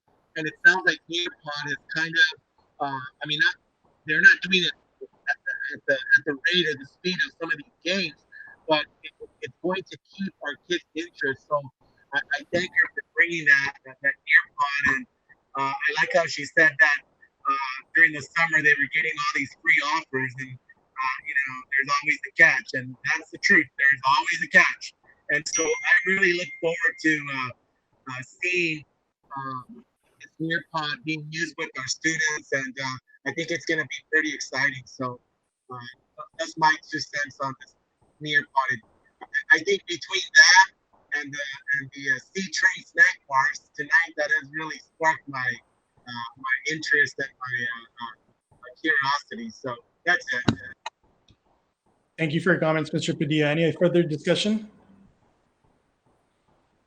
Okay, the item has been moved and seconded. Dr. Zuniga, if you'll take a roll call vote. Yes, thank you. Mr. Padilla? Yes, in reading that, I could see that we paid this through CARES Act. So this is something that we do know. We can't use CARES funding to buy the software to support virtual learning. Yes. Aye. Thank you. Mr. Diaz? Aye. Mr. Salcedo? Aye. Ms. Morgan? Aye. Mr. Briones? Aye. The vote is 5-0. Thank you. The motion is carried. Item number 12, consider approval of one-year subscription to Accelerate Learning Incorporated STEM Scopes and online supplemental science curriculum. For motion to approve this item. Move to approve. Second. Moved by Mr. Salcedo, seconded by Mrs. Morgan. Any discussion on the item? Just a question. I hear a party in the background. Who's on? Can you guys hear that, or was that just me? Someone's having a good time. Someone's having a party. So just to remind everyone, if you're not actively speaking, if you could just mute yourself. Any other discussion on this item? Is this subscription a paper subscription, or is this an electronic subscription? Dr. Zuniga? This is an electronic online subscription. Okay, I don't know. When I see subscription, I thought it was paper. I don't know. It's just a question. I'm not gonna assume. So I'm a yes. Okay, so no further discussion. Dr. Zuniga, if you'll take a roll call vote. Yes, thank you. Mr. Padilla said yes, but I'll ask him again. Mr. Padilla? Aye. Thank you. Mr. Diaz? Aye. Mr. Salcedo? Aye. Ms. Morgan? Aye. And Mr. Briones? Aye. The vote is 5-0. Thank you. The motion is carried. Item number 13, consider approval to upgrade licensing to Google Enterprise for Education for increased distance learning and security capabilities from 1 to for 1 to 3 years. Is there a motion to approve this item? Move to approve. Second. Moved by Mr. Diaz, seconded by Mrs. Morgan. And I believe our student trustee has preferential voting on this item. Do you have any comments you would like to make? Yes. Trustee Palacios. Thank you. The board should vote in support of this item as Google applications such as Google Meet are key in effective teaching through distance learning. A lot of our EMUHSD students have been accustomed to Google applications like Google Hangouts, Google Classroom, and Google Meets, as they've been consistently used by our district and are also established among all of our Chromebooks. It would be ideal that we continue to use these applications as it is what students have felt the most comfortable using and have given us effective results. In getting increased Google security and Google Analytics, our teachers and administration will be more aware of their students' participation, which will then allow them to facilitate the effectiveness of their distance learning lesson plan and move forward in improving it to meet the needs of their students. Speaking from the conversation I've had among our students, we've assessed that compared to Zoom, Google Meets has been simpler to use as well as it has less faults and difficulties. Through Zoom, a lot of students experience lagging audio within their calls or having links fail on them. In our traditional schedule, our teachers at the beginning of class share their lesson plans for the day. However, with distance learning, we are depending more on our students to be self-aware and self-motivated. Google Classroom allows for students to keep up with all of their teachers' lessons plans in order to effectively carry out an organized and fulfilling school year. In voting in support of this item, you will be ensuring that our students gain an effective line of communication with their teachers. Thank you. Thank you. Any other discussion on this item?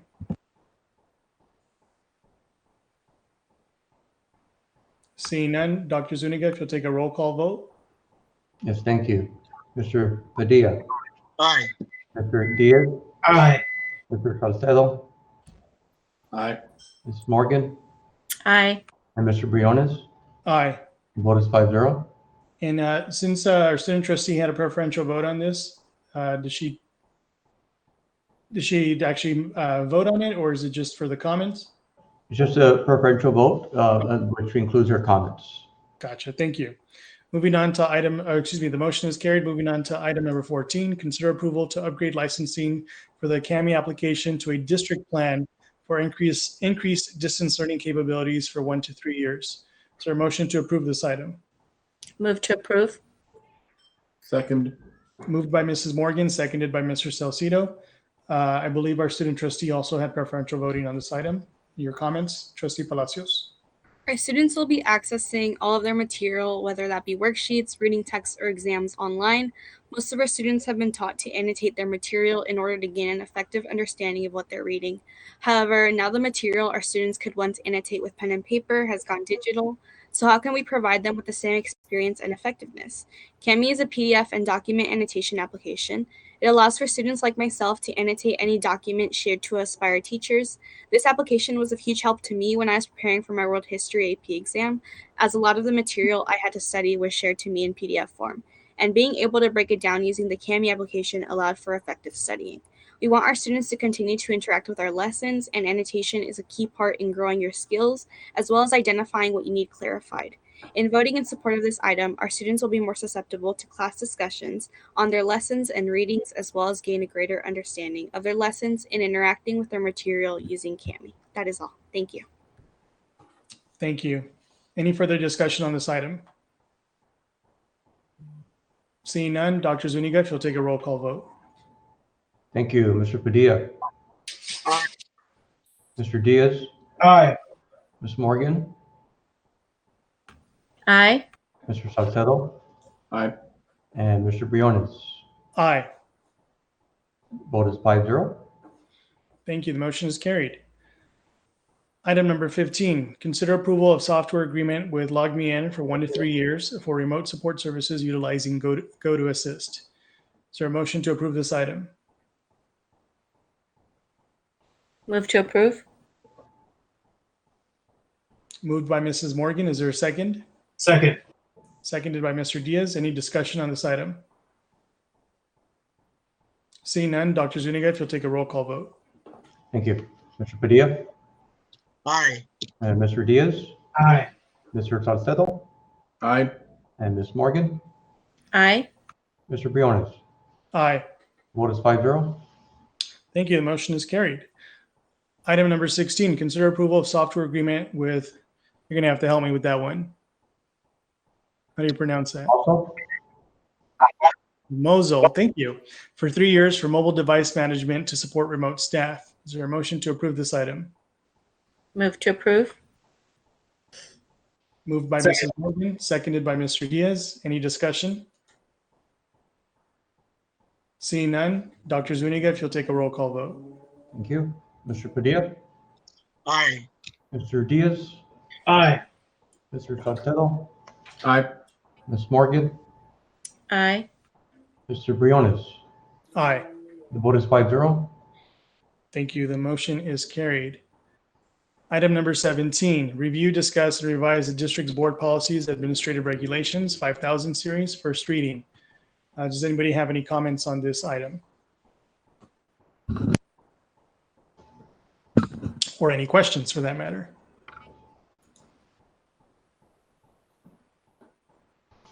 Okay, thank you for everyone's input. Moving on to item number 18, consider approval of employment agreement for Assistant Superintendent of Human Resources. I will move to approve this item. Is there a second? Second. Seconded by Mrs. Morgan. Any discussion? Just my discussion is what was is the amount of our pay disclosed on there? Oh, there it is. Thank you. I'm sorry, Mr. Diaz, can you repeat that? I had a difficult time hearing you. No, it was Mr. Padilla. No questions. Okay. So the item has been moved and seconded. Any further discussion? Seeing none, Dr. Zuniga, if you'll take the roll call vote. Thank you. Mr. Padilla, I'll abstain. thank you. We'll have one abstain. Mr. Diaz, Aye. Mr. Salcedo, Aye. Ms. Morgan, Aye. and Mr. Briones. Aye. The vote is 4-0-1 with the abstention by Mr. Padilla. Thank you. The motion is carried. Moving on to item number 19, discussion on school resource officer survey. Dr. Zuniga, you have a presentation? Yes, thank you. We have, well, as we're uploading the presentation is another summary of what the board had the chance to look at the raw data.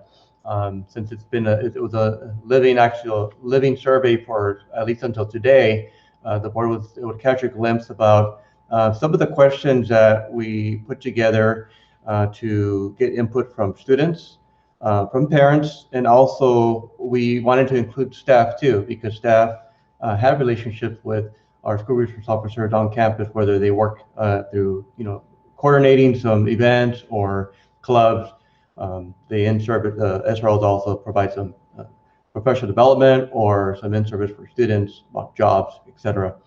So we went ahead and did 3 surveys, and if we can get that survey, is that already uploaded, Mr. Simon? We did the 3 surveys under 3 categories, and if we can go to the second one. The 3 categories included the maintaining a safe environment, enforcing the law, and also teaching and connectedness to our school community. As we looked at the contracts, the agreements for both the deputies and the El Monte Police Department, and the job in the actual current contract with the actual specific areas that the SRO is responsible for overseeing and supporting the schools, we wanted to get the input surrounding these questions. A lot of these questions were developed as some of the relationship within the contract and what they do every day on campus.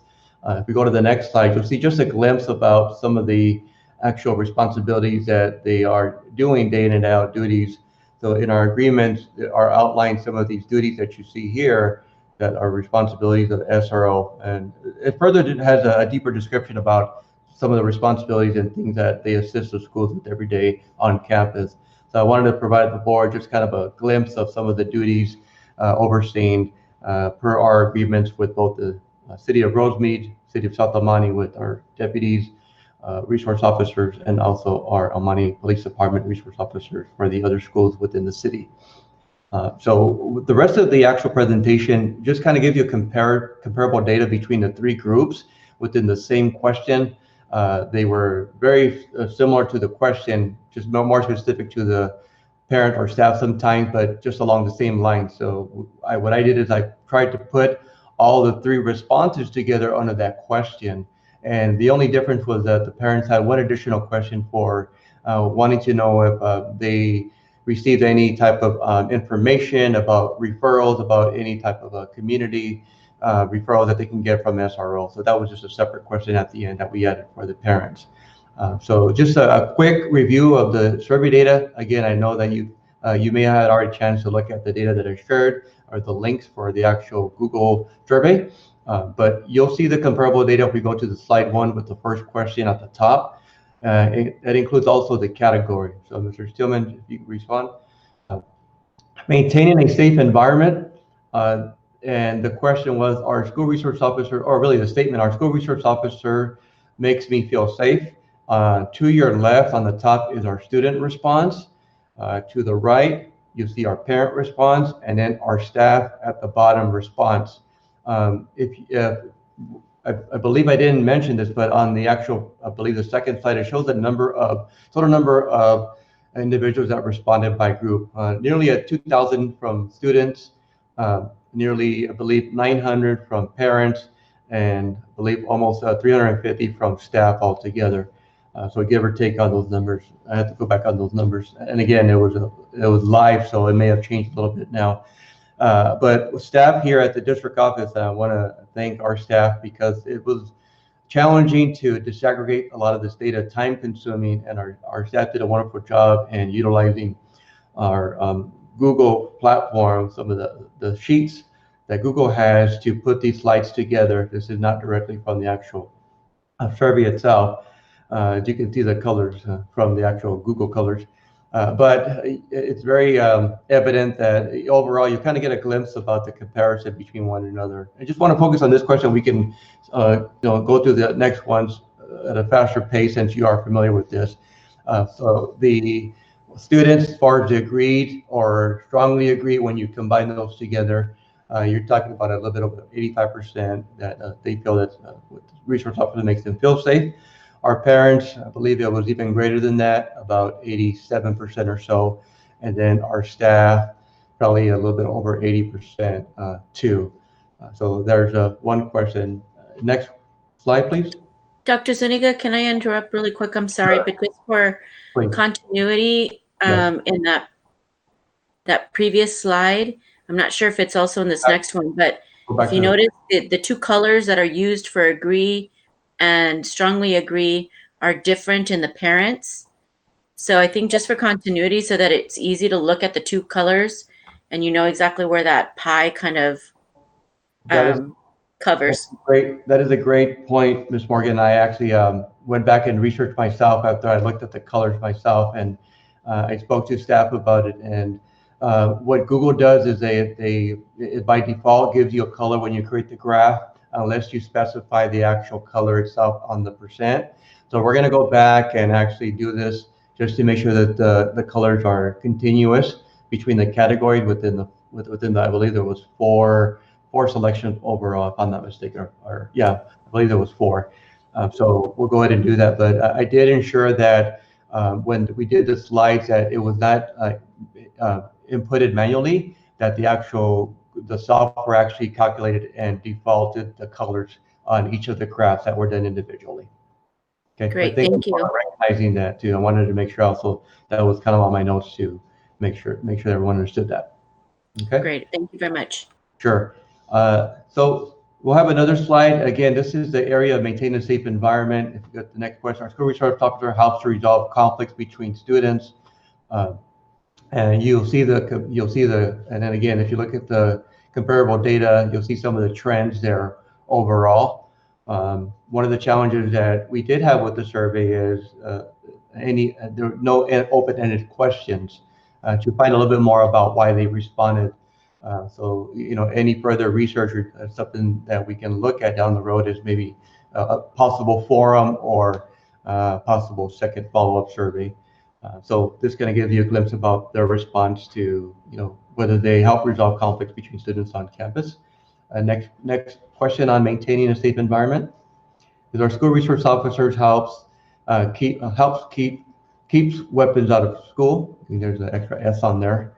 And students felt, as far as when you had the percentage, with 61% would agree and also strongly agree, another 22, I believe over 80% there are parents with strongly agree. That seems about 80% too. And our staff is quite maybe about looking at close to 80% there, well, about 78 altogether. Okay. Next slide, please. And then I think the last question for maintain a safe environment under this category, our school resource officer helps keep students from bringing drugs, alcohol to school. Yeah, again, just summarizing that, if you take a quick glimpse about where the trend is heading overall under the survey about how each group felt regarding drugs and alcohol on campus. Okay. Next question is, our school resource officer helps keep students from being bullied. And this is a good question to ask, or input to ask, because of what we've been working on as a school district with our recent launching of our, obviously, anti-bullying awareness and reporting. And we're hoping that this data could also help us get a better understanding of how folks feel related to bullying on campus. You have our student response, overwhelmingly, as far as combining the agreed to strongly agree, we had about 60, I'm going to say a little bit of almost 70% there. And then our parents combined there with agree and strongly agree, about 80%. And then our staff also feels that to some extent, about almost 80% there. Okay. No, yeah, something like that. Okay. Then we get to enforcing the law. The main job of our school resource officer is to enforce the law. When we look at this question, this is really a general statement about the role is to enforce law when they're even on campus. And folks felt that overwhelmingly agree, strongly agree for most of the part in all three groups there. Next slide. An important part of our school resource officer job is to investigate criminal activity in our school. This was a little different, I think, in looking at our students and our staff comparison. There was though their overall agree and strongly agree, I think it's just the percentage is different there too, from one category to the other. And then parents, there's a strong support on how they felt there as well. Okay, next slide. And for enforcing the law, an important part of our school resource officer's job is to help carry out school researches, including the use of contraband detection dogs in the classroom. And we initially just thought about, okay, let's just talk about searches, but we've been focusing on the relationship with law enforcement and detection dogs in the classroom to send a message to students that randomly we would be conducting these with the support of our board policy of the detection dog searches, as long as we follow the protocol policies of informing folks of what we're doing here. And again, looking at the percentages, somewhat similar to overall agreeing to this statement here. Next. Important part of our school resource officer's job is to make arrests on campus as required by law. But this is also another interesting topic about when serious conditions arise on campus, what is the role of the officer when this person is on campus? So folks felt, as far as our students looking at it, about almost a high 70% there, and our parents believed a little bit higher than that, and then our teachers were a little lower than that, about 72, or our staff about 72% there. Okay, next. And then we get to the last category, connection to school community. This is the longer one, but lots of questions related to their role when it comes to connecting this to our students, staff, school, community. We see our resource officer in public areas of our school, focusing on visibility. And again, looking at these trends, to strongly agree categories probably are the highest when we combine them together overall. Okay, next. students or I feel, because it all depends on, you know, who we're speaking about. We feel comfortable about talking to school resource officers too. So when we ask kids, are you comfortable talking to them? This was a little lower. This was about 60 when you combine to strongly agree, a little bit, just above 70% there. And then our parents also, who, if they're familiar with their resource officer, probably feel more comfortable. But with 62%, I believe that 60% agreed, and combined with I strongly agree about another 23% there. And then our staff would strongly agree and agree overall about 80% there. Okay. And the next category, other connection to school community, students or I feel comfortable reporting dangerous, sorry, with typo or suspicious activity to our school resource officer there. And then again, the trend is with agree, strongly agree. But some kids, as you can look at it, you know, some of them disagree. I think it's more hesitation as high school students feeling pressured of having this and having to deal with peers. That's when the peer pressure, in my opinion, my experience working with high school students, can come into play. Okay.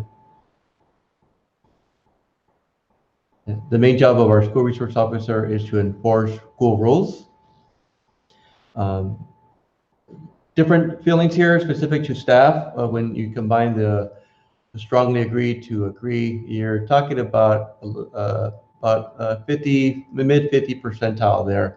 Our parents felt a little stronger there, and our students also as well felt pretty much about a little bit over 80% or so. So that's another interesting response, particularly to the staff, about as far as the role of the school resource officer. We have others, as you know, including our school counselors, administrators, when it comes to that responsibility too, as a collective school community. And the main job of our school resource officers is to teach about safety and law enforcement. Looking at some of the responses, we invite our law enforcement to the classroom when it comes to careers, education, when it comes to knowing a little bit more about what their role and job is. Our district has had a history of having at some point a public safety academy, which had been successful at South Almani High School. Unfortunately, with the changes to funding and CP and the California Partnership Academies, a lot of that was lost, and including our staffing.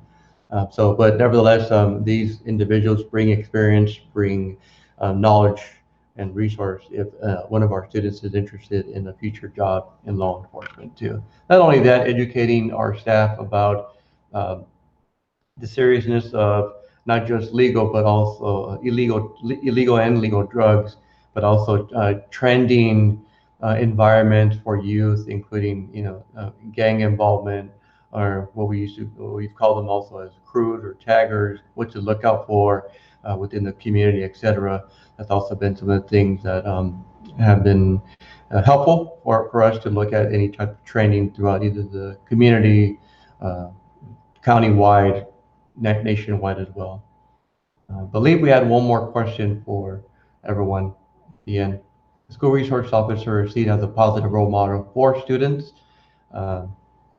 Again, overall, there's a strong sense of that, having a positive role model. In my opinion, and everyone I believe that can agree with me, that it all depends on this individual SRO on campus, and not everyone is made to be a good SRO. I think it takes a lot of special training and ability to work with high school students and have a passion for them, just like teachers and staff members and educators have for their own kids on campus. The same thing has to occur with our SROs. Otherwise, it would not be an effective use of a person on campus that's responsible to supporting the school.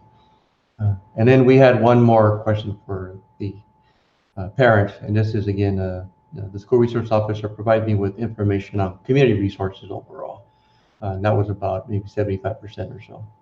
Okay, so again, we wanted to bring you just a comparable data because we had 3 different types of surveys altogether went out.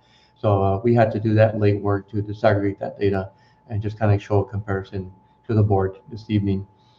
So at this time, I think it's our opportunity for the board to have a dialogue or discussion on a lot of things that are happening, not only locally, but also at the state level, national level, including SB 98, which actually has a component about school resource officer reform and how the future of our school resource officers would look like if we were to continue the program moving forward.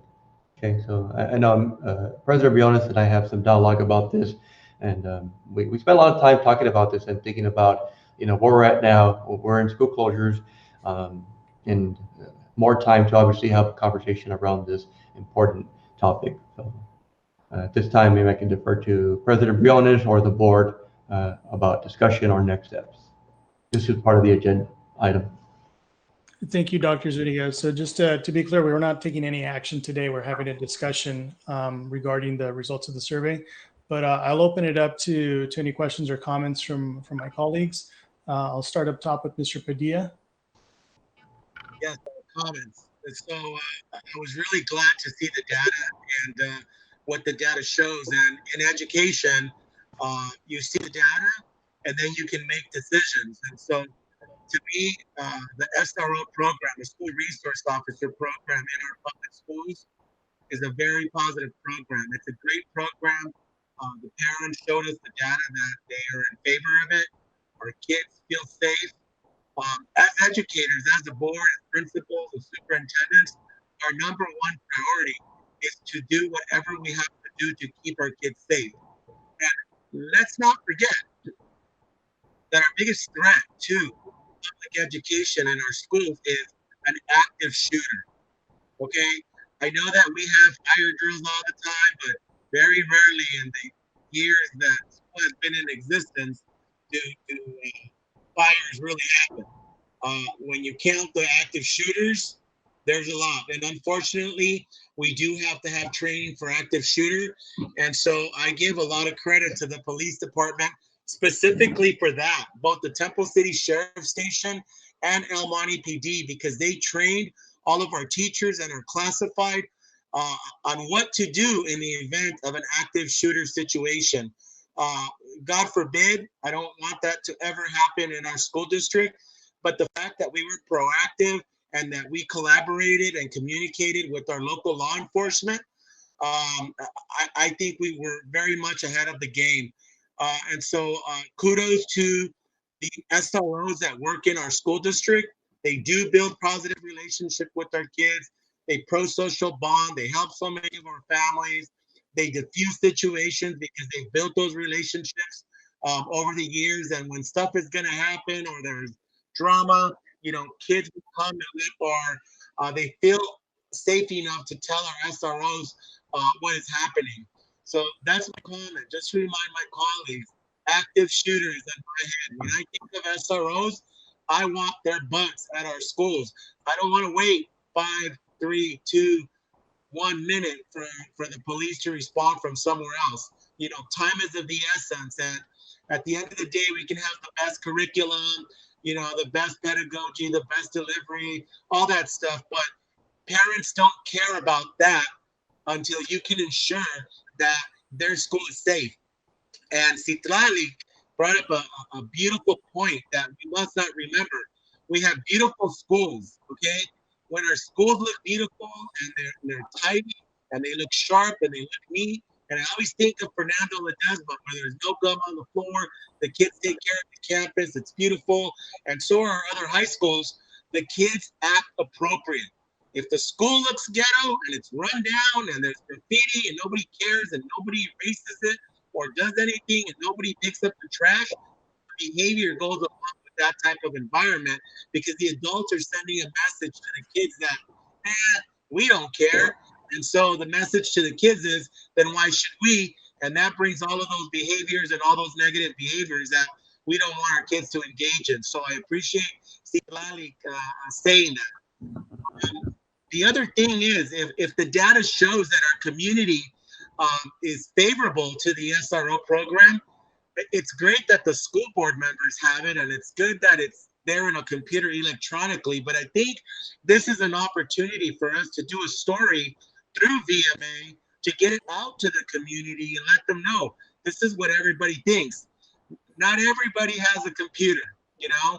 And another thing too, you know, putting it out in multiple languages and, you know, hablando en español y diciéndole a los padres que el programa de los policías en las escuelas es un programa muy efectivo y que tenemos la data para demostrar las contestaciones y las respuestas que ellos hicieron. And I spoke in Spanish because if you didn't understand me, that's why we need to do it in multiple languages. But basically what I said is we need to put it out there that the data shows that the SRO program is effective, that our parents like it, that it's favorable, and we must put it out there. And I'm going to push the envelope a little further, specifically speaking about SROs, okay? And I know that we talked about $150,000 for VMA, and when we were talking about, you know, how much are we paying SROs, that's 150,000 or more there. Earlier, there was that item where I thought that's what we were paying them to do the communication and the letters and all that. But there was one of my colleagues who asked the question and they said, no, this is for something different. But right away, when I thought $150,000, I thought, hey, SROs are in for discussion today. That's how much we pay. And to me, we cannot put a price on safety. If that's what it's costing us, we need to put our money where our mouth is, and we need to support our SROs and the staff, because the staff has also spoken very highly about them. And we must ensure that we take safety as a priority. So the way I'm going to push the envelope is, I think it's time that all of us as board members step up and we write a resolution. We're writing resolutions left and right all the time about every subject you can think of. And they're great resolutions, don't get me wrong. But when we're talking about safety, I think we need to write a resolution that El Monte Union High School District supports the SRO program and our SROs. And that's my comment, my 2 cents on the SRO program. That's it, Mr. President, for me.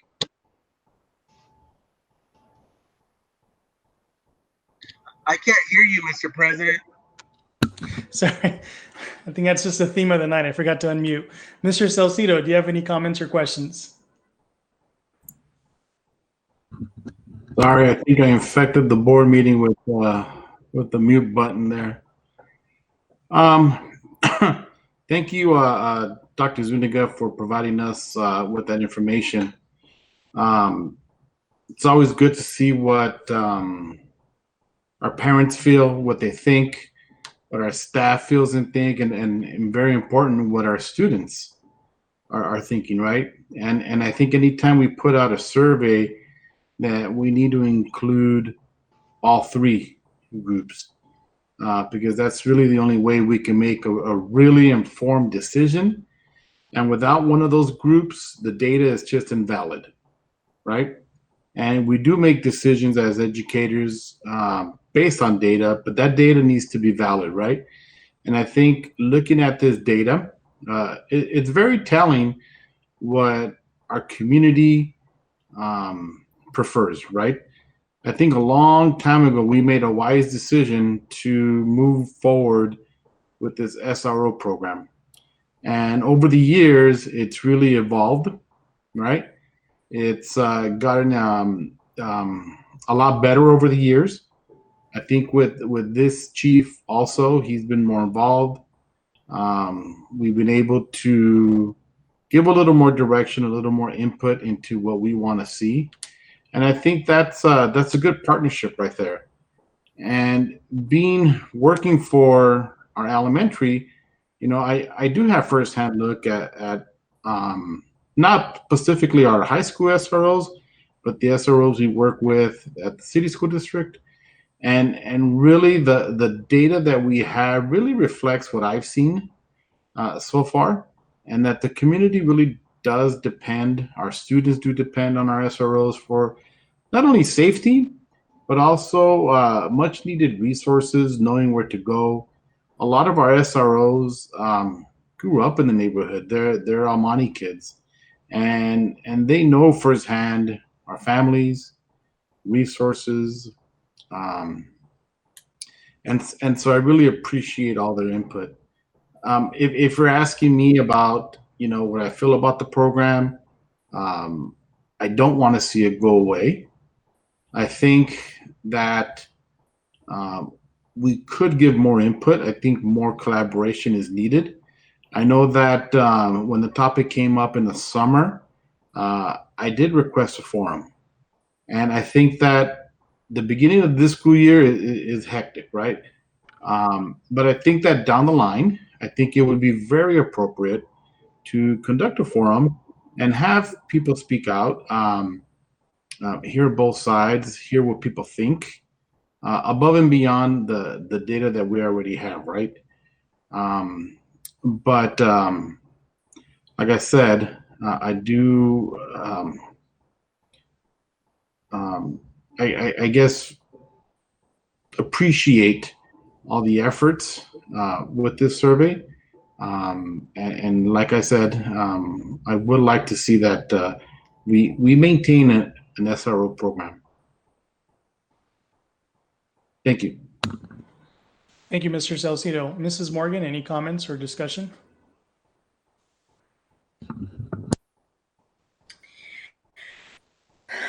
Well, this is a tough one.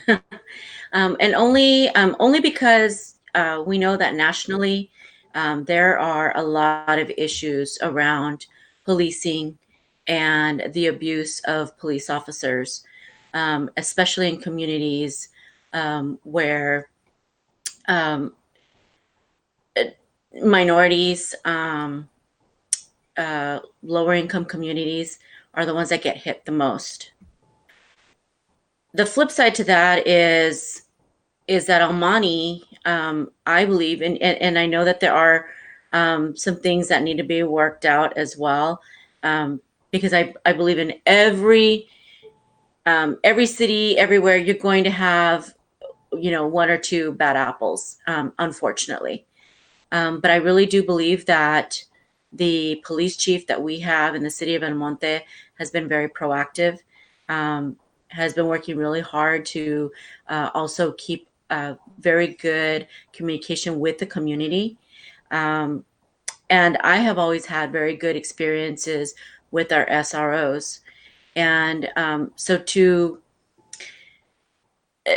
I don't want to turn a blind eye to what's happening nationally, but because of the data that even our own students are saying that they feel safer having our SROs on campus, our students are our number one priority, first and foremost. And it's been said time and time again that student safety is one of the top priorities. It's one of our own district goals. It's a concern for our parents.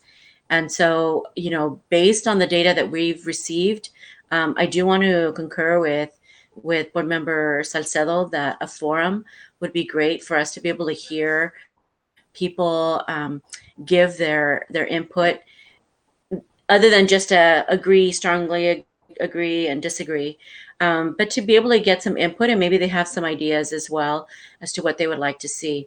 But at this time, I find it very difficult to not to not have this program on our campuses. So that's my input for now. I am very appreciative of the work that's been done. I hope that they continue to build relationships with our students. I know it's the work of everybody on campus, not just the resource officers, the school resource officers, but they're a very strong figure on there as well, of feeling safe. And I have to say, kudos to our police department that they have built that relationship with our community. Again, with everything that's going on nationally, I mean, it's very difficult. So I'm really glad, I'm very happy to see that our staff, that our students, that our parents all feel comfortable around our SROs. That's all, Mr. President. Thank you, Mrs. Morgan. Mr. Diaz, do you have any comments or discussion on this item? Yes, sir. Thank you, Mr. President. So as one of the board members that made this request, I want to extend my gratitude and thanks to Dr. Zuniga and his team for putting this forward. A couple points of clarification though, Dr. Zuniga. Have we received any communication from either of our unions on where they stand on the SRO program? Just to be clear, your question was, have we received any communication from the unions, how they felt about the program? Correct. No, sir. No feedback from the union. And then secondly, did we leave any space in the survey to capture qualitative data? So again, if to clarify your question is, do we have any qualitative data for the questionnaires? Correct. We can provide that to you. We only had the quantitative, but the open-ended question we don't. So if there was a response for, I disagreed, but no opportunity to say why, we would have to follow up with any type of additional survey that the board may be interested in knowing a little bit more about, perhaps some of the concerns that are out there, or some of the highlights that they feel comfortable with. Yeah. And then the other thing, just off the top of your head, from what you know, yes. What would you say is the budgeted range on an annual basis for the SRO program and, sheriffs and El Monte PD combined? Like, what's the range? Are we talking about 600,000 to $1 million? Is it 800 to $1 million? What's the range that we pay annually? So if I'm recalling, the sheriffs do cost the district and both city of South El Monte and Rosemead more. The cities have, throughout the years, have tried to meet us halfway. Unfortunately, there are some times where there's budget constraints on both ends or further in the city, and that actually has increased more to the district for us to continue. But I do want to thank also our partner cities because they've been very supportive of continuing this program too. Without them, the budget would even be more demanding on our end too. So I'm thinking about, if you're talking about 300 to 350 for the sheriffs, approximately about 350 if I'm not mistaken, and a little bit about maybe 200 or so for our El Monte PD combined. I'm figuring about 600 closely. And Mr. Alatar, you can help me out too. I'm trying to figure out in my head about the contract altogether. Yes, the amount is between 500,000 and 600,000. Yeah. Okay, so somewhere between $500,000 on an annual basis out of our general fund. Correct. Okay. Yeah, thank you for that. And Sure. And I think, I agree with the sentiments of Mr. Saucedo and Mrs. Morgan, and Mr. Padilla, and the individual SROs being fantastic. I've seen some of them firsthand. I've seen some of them become famous on Instagram through music and connection with students. But two questions and responses that I want to uplift from the survey. And Mr. Padilla alluded to this in that, safety is paramount. The question of, does the SRO make me feel safe? Across the board, I'm gonna round up on some of these numbers, but students, 14% of them either strongly disagree or disagree that they don't feel safe on campus or because of the SRO. Parents, the same percentage, about 14%. And then staff, about 16%. The other question that they feel comfortable talking to SROs, this is where you see students about 29% and parents 29% and staff at 19%. And so when thinking about, equity and inclusion, for our district and what that looks like and making sure that everyone on campus feels safe, I think this is where we have that opportunity, Dr. Zuniga, to have that roundtable discussion with community, with our stakeholders, as Mr. Salcedo uplifted, to figure out how we can make everyone feel safe on campus. I know one of the things that I brought up was maybe if we have ununiformed officers, right? They're not in their regular uniform or they're, in plain clothing, right? Maybe that'll make folks feel safer, right? And getting into the nuance of that, how are we going to get to really achieve school, students and staff and parents all feeling safe coming on campus? And so, right now we can tell through the data, right, that there's a percentage of folks that really don't feel comfortable talking to SROs. Why is that? And I think for me, again, it comes back to I grew up as an undocumented youth. I was an immigrant. I was born in Ensenada. And so, with the national climate around immigration and ICE and detention camps, the collaboration between law enforcement, local law enforcement, and ICE really concerns me. And, we know that we have a large immigrant population that's on our campus. And so that really concerns me, right? I want to look out for those folks. And so how do we do that? And I think that's what merits more discussion and how we resolve that. And I'm also really interested to hear, we have, our student board member here. So Lali, I don't mean to put you on the spot. However, I'd be really interested to hear from you, what your perspective is as an individual, and also like what you've heard from your peers in respect to like the SRO. I know that, unfortunately we live in times where the active shooter program is something that's like standard, right? It should be something that's offered. However, if you think about the root cause of why that happens, I mean, it's like unimaginable, right? Like, why can't we govern or create policies that don't put dangerous weapons in the hands of folks, to mitigate active shooters across the United States, right? But my hope, right, is that we live in a world and that we provide an environment where we don't have to worry about active shooters coming onto campus, right? I would hope that that's what we would strive for, right? And so those are my comments, those are my thoughts. I look forward to continuing this discussion. And I appreciate the dialogue, feedback from my colleagues and what they've uplifted. And I'm, really curious to hear from Sitlali. If you have some thoughts that you can share with us, if not, it's cool. You don't need to. Don't feel like I'm putting you on the spot. But that's it, Mr. President. Thank you, Mr. Diaz. I will go ahead and go to our student trustee, Ms. Palacios, for any comments or discussion. So I come from Rosemead High School, and we experienced a swatting, which was, if I'm being honest, was extremely scary because it was taken as an active shooter scenario. We have Deputy Ione, which I think took the matter at hand really, really well. I remember we had videos. We had our phones, obviously, so there was videos being sent. Deputy Ione outside, checking the parameters, making sure everything was okay. And I think that was really, I guess, calming for us to see that and to see someone put an effort into making sure that we were safe, because at that time we didn't have a lot of information on what was going on. And all we knew was that there was police officers everywhere. Everything was blocked. I was getting messages from my father being, oh, like, how are you? What's wrong? What's going on? Like, why can't I get in? So I do think that there's like a growing concern, like Mr. Diaz said, about ICE. I know that I've talked to a lot of my peers who have told me, I can't be involved in these things because I draw attention to myself, I draw attention to my family, and that is not something I want to do. And I know that there's growing concerns, obviously, about police brutality and racism, and that is something that I think needs to be talked about. But I think that at the end of the day, did I feel more comfortable having an SRO there? Yes, I did. But do I think that there has to be more of an effort made to educate them on things like ICE, on things like police brutality, on things like racism? Yes, I do think that has to be a topic of conversation with them.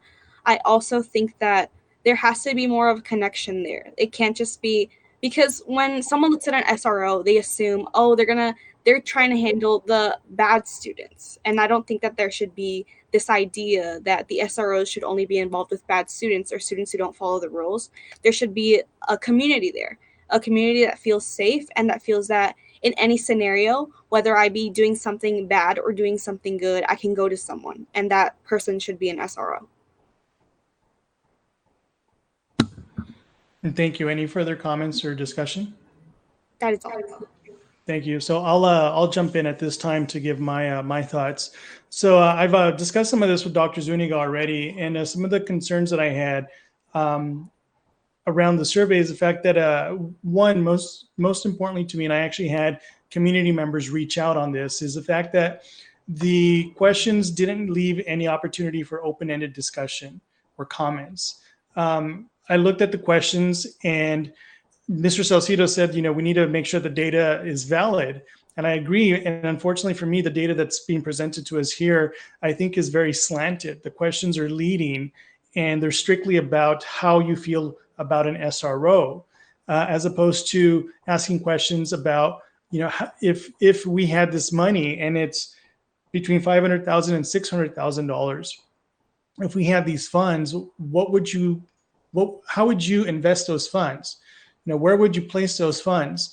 And I've heard I've heard comments from staff and other members of the community that say, well, the SROs, they provide all these different resources. They act as counselors, they act as therapists, they do all these great things.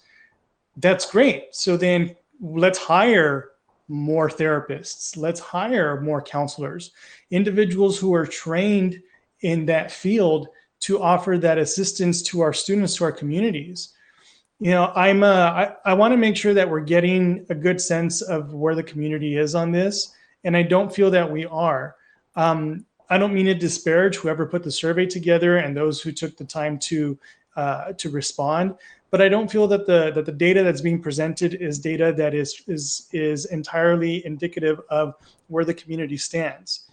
On top of that, we're talking about budget constraints. You know, we've already had a discussion about eliminating or not filling positions at some of the campuses. We're looking at declining enrollment. We're looking at potential deficits in the years to come, not only from declining enrollment, but also because of the impact that we're taking from COVID-19. If we had strictly from a budgetary perspective, if we had $500,000, $500,000 to $600,000 that we could use to keep teachers in a classroom, to have paraeducators available for our students who need them, you know, for deans or administrators, for equipment or supplies. You know, ask how many teachers, when they're in the classroom teaching, you know, go out and purchase equipment or supplies out of their own pocket. If we had $600,000 to invest in our students as opposed to paying for a service for law enforcement, I'm almost certain that everybody would say, let's invest in our kids, you know, through supplies or instructional materials or instructional support or direct instruction or programming. I don't think that it would even be a question. Mr. Diaz made a comment about, asking the officers to show up in plain clothes to better help them, you know, acclimate or I forget the term that you used with the student body or the community. That's actually something that was attempted in the beginning when we started the SRO program with the Sheriff's Department. For those of you who've been on the campuses and have seen the SROs in operation, Almani police officers are in jeans and in a polo for the most part. However, sheriff's deputies are not, and the reason behind that is the sheriff, previous to Sheriff Villanueva, and I think even previous to Sheriff McDonald, had a directive that no deputies should be out of uniform while they are working. So those deputies who were told you can come in jeans and a polo or slacks or whatever, were then told by their superiors that no, you cannot show up in plain clothes like that. You have to be in uniform. So it's actually a directive from their superiors, of which our administration is not in their chain of command. They answer directly to their lieutenants and their captains, as well as the elected sheriff. So it's not something that we could even mandate. They have to show up, at least the deputies have to show up in uniform. I think it's really important that we take this discussion apart, away from the individual officers or deputies that we all know and have relationships with, because we can't see it as a personal issue with those individuals. You know, I've shared this before. Some of the deputies and the officers who are SROs on our campuses now, I've worked with them. I have relationships with them. I've known them for many years. And as individuals, yes, they are good people, and I'm not disputing that fact. And they may be good officers as well. And the departments that we work with or the stations that we work with may have good officers or deputies there as well. But I think this is a broader conversation to be having, a much larger discussion to be having, considering the circumstances under which we are living right now, not only under COVID, but also the discussions that are happening throughout this country about police brutality. You know, it's not enough to say, well, our officers here wouldn't do that, or our officers here don't do that, because it's not about the individual officers. It's about the broader community of officers and what they stand for and what it means to us having an officer on the campus. You know, one of the things that was mentioned earlier is, their officers are able to go out and assist with getting students to comply with something. And I really take issue with the fact that in our community and really in society here in the United States, that for a lot of people, the only way to get them to comply, or the only way we feel we can get someone to comply with something, is to have someone show up who's wearing a badge and a gun on their hip. And I think that's really the wrong discussion to be having, or the wrong way to be dealing with these situations. Regarding the comments about active shooters, Again, yes, I want all our students to be 100% safe at all times. But we saw firsthand in Florida at Marjorie Stoneman High, when there was an active shooter on that campus, they had an SRO, a deputy on that campus, who instead of running into the fray, ran in the other direction. And I'm not saying that our officers and our deputies would do that, but it's happened before. It is not a guarantee that the officers will be there to protect someone. They may be off campus doing something else, assisting with another matter, whether it's district or school related or something else with the department. Officers are not required to protect you. Courts have already determined that they are under no obligation to protect you, to take a bullet for you. We hold officers in very high regard because they put their lives on the line. So do a lot of other people. And I really want to separate this discussion from the individual officers that we all know, that we work with, that we have relationships with, and understand that this is a much broader discussion. Do we really want to continue this, perpetuate this idea that the only way to get someone to comply is simply because they have a badge and a gun? If the officers are there providing a service, whether it's, as a therapist or counselor or providing some sort of instruction, then let's find people who are trained to do those things. I read a really interesting article on Vox a couple of days ago. And if you'll excuse me, my mouse just died and I'm trying to get it to charge again. The article I read is called We Train Police Officers to be Warriors and Then Send Them Out to be Social Workers. And that's really telling. Just the title alone is really telling, because that's the reality, is that we essentially need more services, more resources, but we keep giving the matching funds and the matching responsibilities not to those individuals who can provide those resources, like therapists, like counselors, but instead to law enforcement. Again, because our thinking is the only way to get someone to comply is to have someone show up with the badge and a gun. And I really take issue with that. And I don't think it's something that everybody really is understanding. This isn't about the individual officers. It's not about our relationship with Amani Police or the Temple Sheriff's Station. This is really about a broader discussion. What are our priorities? We've heard the saying that our budget is a statement of our values. If in our budget we're cutting administrators, or we don't pay for nurses, or we don't pay for other resources, but we're spending more than $500,000 every year on law enforcement, what does that say about our values? Another item that came up in the data, and I don't want to rely on it 100% because, again, I don't feel that the data was entirely indicative of the community. But one point that Mr. Diaz did make about a percentage of individuals who felt unsafe because there's an SRO on campus, or at least they disagreed with the statement that SROs made them feel safe. If we had a survey that asked, having X individual on campus, a teacher, an administrator, a counselor, a janitor, whomever, and 13 to 15% of the individuals said they did not feel safe around having that individual on campus, we would be having some very serious discussions in closed session about that individual. But in this case, 13% or whatever the percentage is of individuals who respond with, that they disagree or strongly disagree, are basically being discounted because the majority of people said that they agree or strongly agree with the statement. So I really want us to refocus the conversation away from the individuals and the relationships that we have with them, and really about the broader discussion of what it means in our community. What values do we hold? What priorities do we have when we have the ability to divert these funds into other programs?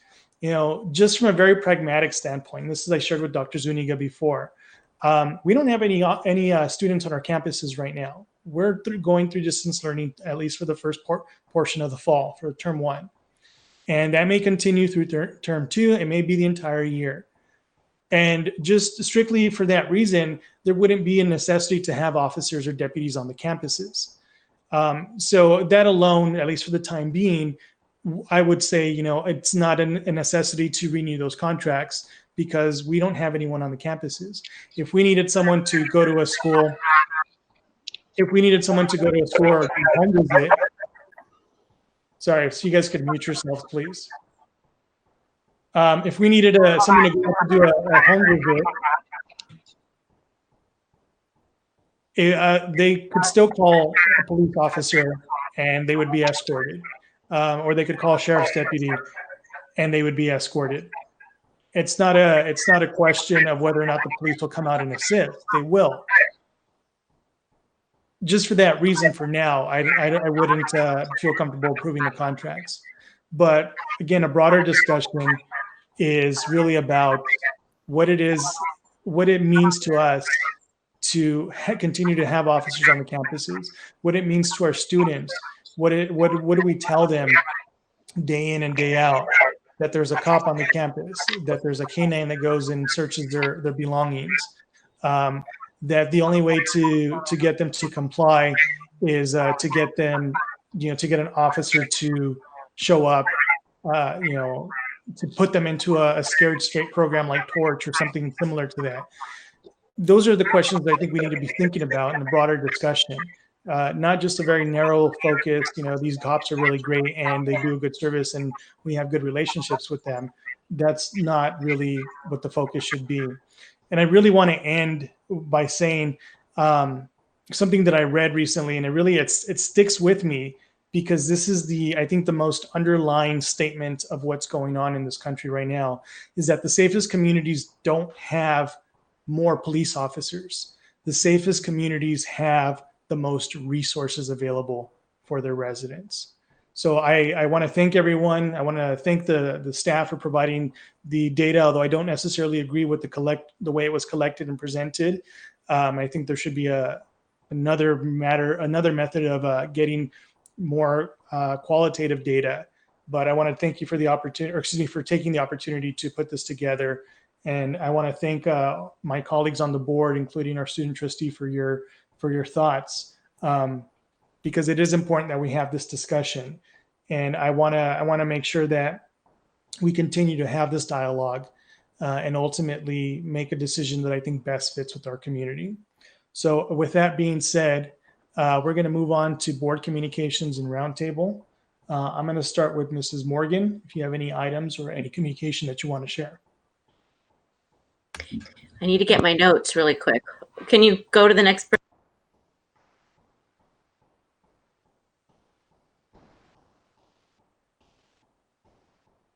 Sorry, I was muted. Mr. Diaz, you're right above Mrs. Morgan. Would you like to go ahead? Yeah. No items for me. Okay. Mr. Salcido, any items or any communication? None tonight. Thank you. Mr. Padilla, any communication or any items that you'd like to bring up for discussion for future meetings? Just my communication. I know that earlier I brought the issue of wanting to protect the lives of our teachers, and I just want to go on record on that. And I know that under closed session, it doesn't specifically say that, but I don't want the community or teachers to feel that we're not being transparent and that. Mr. Padilla, sorry, I don't want to come off as sounding rude, but this is an item that is under negotiation right now. And out of respect to the negotiating teams, I really would like for this discussion to happen between them. We have an item under closed session on negotiations, and we can have that discussion there. I don't want to put the district in a position where our negotiating side is put at a disadvantage because of comments that are made prior to any MOUs being agreed to. I appreciate your sentiment, but I don't think this is the appropriate time to be discussing this matter because it is still being negotiated. Yeah, so I respect what you're saying, but I still hold my position. We're talking about life and death. And so I just want to go on record that I support the teachers and I support their health and safety, and that no closed session or no. Again, I understand that. But I really would like for you to hold your comments, and we can have this discussion during closed session, as this is still an item that is being negotiated. Okay, so still, like I said, you stated your point, but right now it's my time to speak. So I understand it is your time to speak, but I'm asking you respectfully to afford our negotiating team some respect and allow them to negotiate in good faith. I'm trying to be as respectful to you as I can. I don't want to rule you out of order because I do want you to have the opportunity to speak on other items.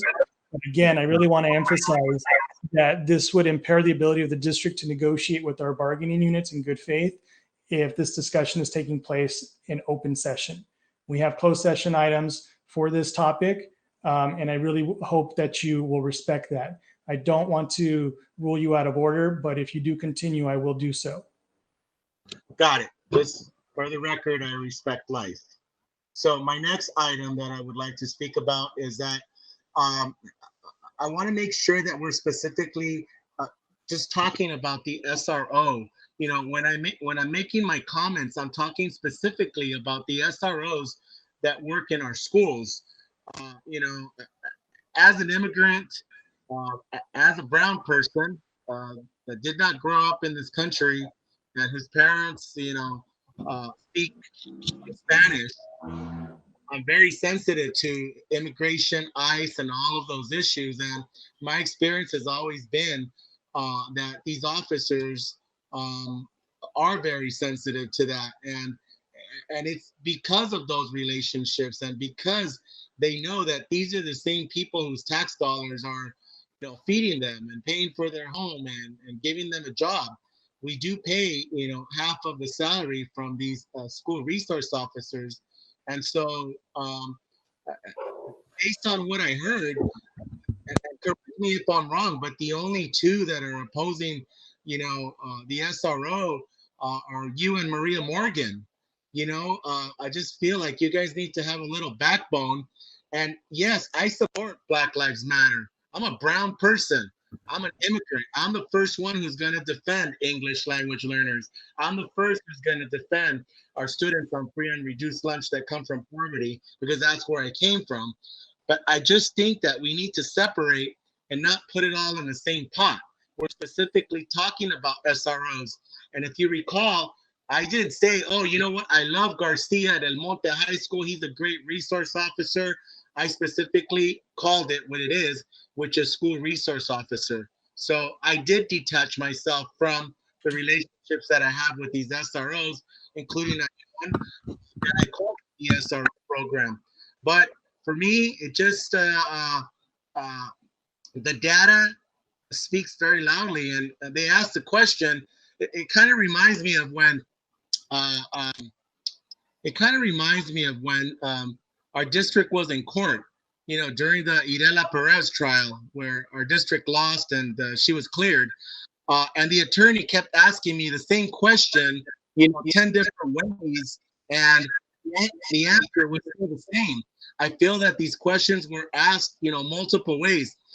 Could it have improved, and could we get students to give more of a response? Yeah, I think that would be an excellent idea. But at the end of the day, all these questions alluded to the same thing, which was, do you feel safe? And the answer was yes. You know, yes from the staff, yes from the parents, yes from the students. You know, could there be something that we could add or include in terms of the responsibilities for the SROs, like holding, you know, special sessions or discussions or workshops on those issues with the percents where, you know, there's 13 or 14 or 15% of kids not feeling safe, and maybe putting on workshops or exploring that, or having them do focus groups on our campus to strengthen that. You know, that's where I'm at. And I agree, a budget is a statement of our values, and I value safety. And so that's why I have no problem putting my money where my mouth is, because I will pay as much money as we have to protect our kids. I want to protect our kids. You know, I don't ever want to live through, and I keep saying it, an active shooter situation here. And so to hear you and Maria Morgan say that you don't support the SRO program, kills me. That's it for me, Mr. President. Thank you, Mr. Padilla. Mrs. Morgan? Well, first, I'm going to start off by saying that Mr. Padilla is incorrect in saying that I did not support the SRO program. I never said that. So I'd appreciate it that you would actually state something that is correct and not say something I did not say, first and foremost. Secondly, I don't appreciate you saying that we don't have backbones, because as board members, we do have a backbone. And the fact that we don't always agree and we're able to speak to the things that we believe in as well, that's having a backbone. So we might not always agree, but please do not say that I do not have a backbone. I wanted to just thank Dr.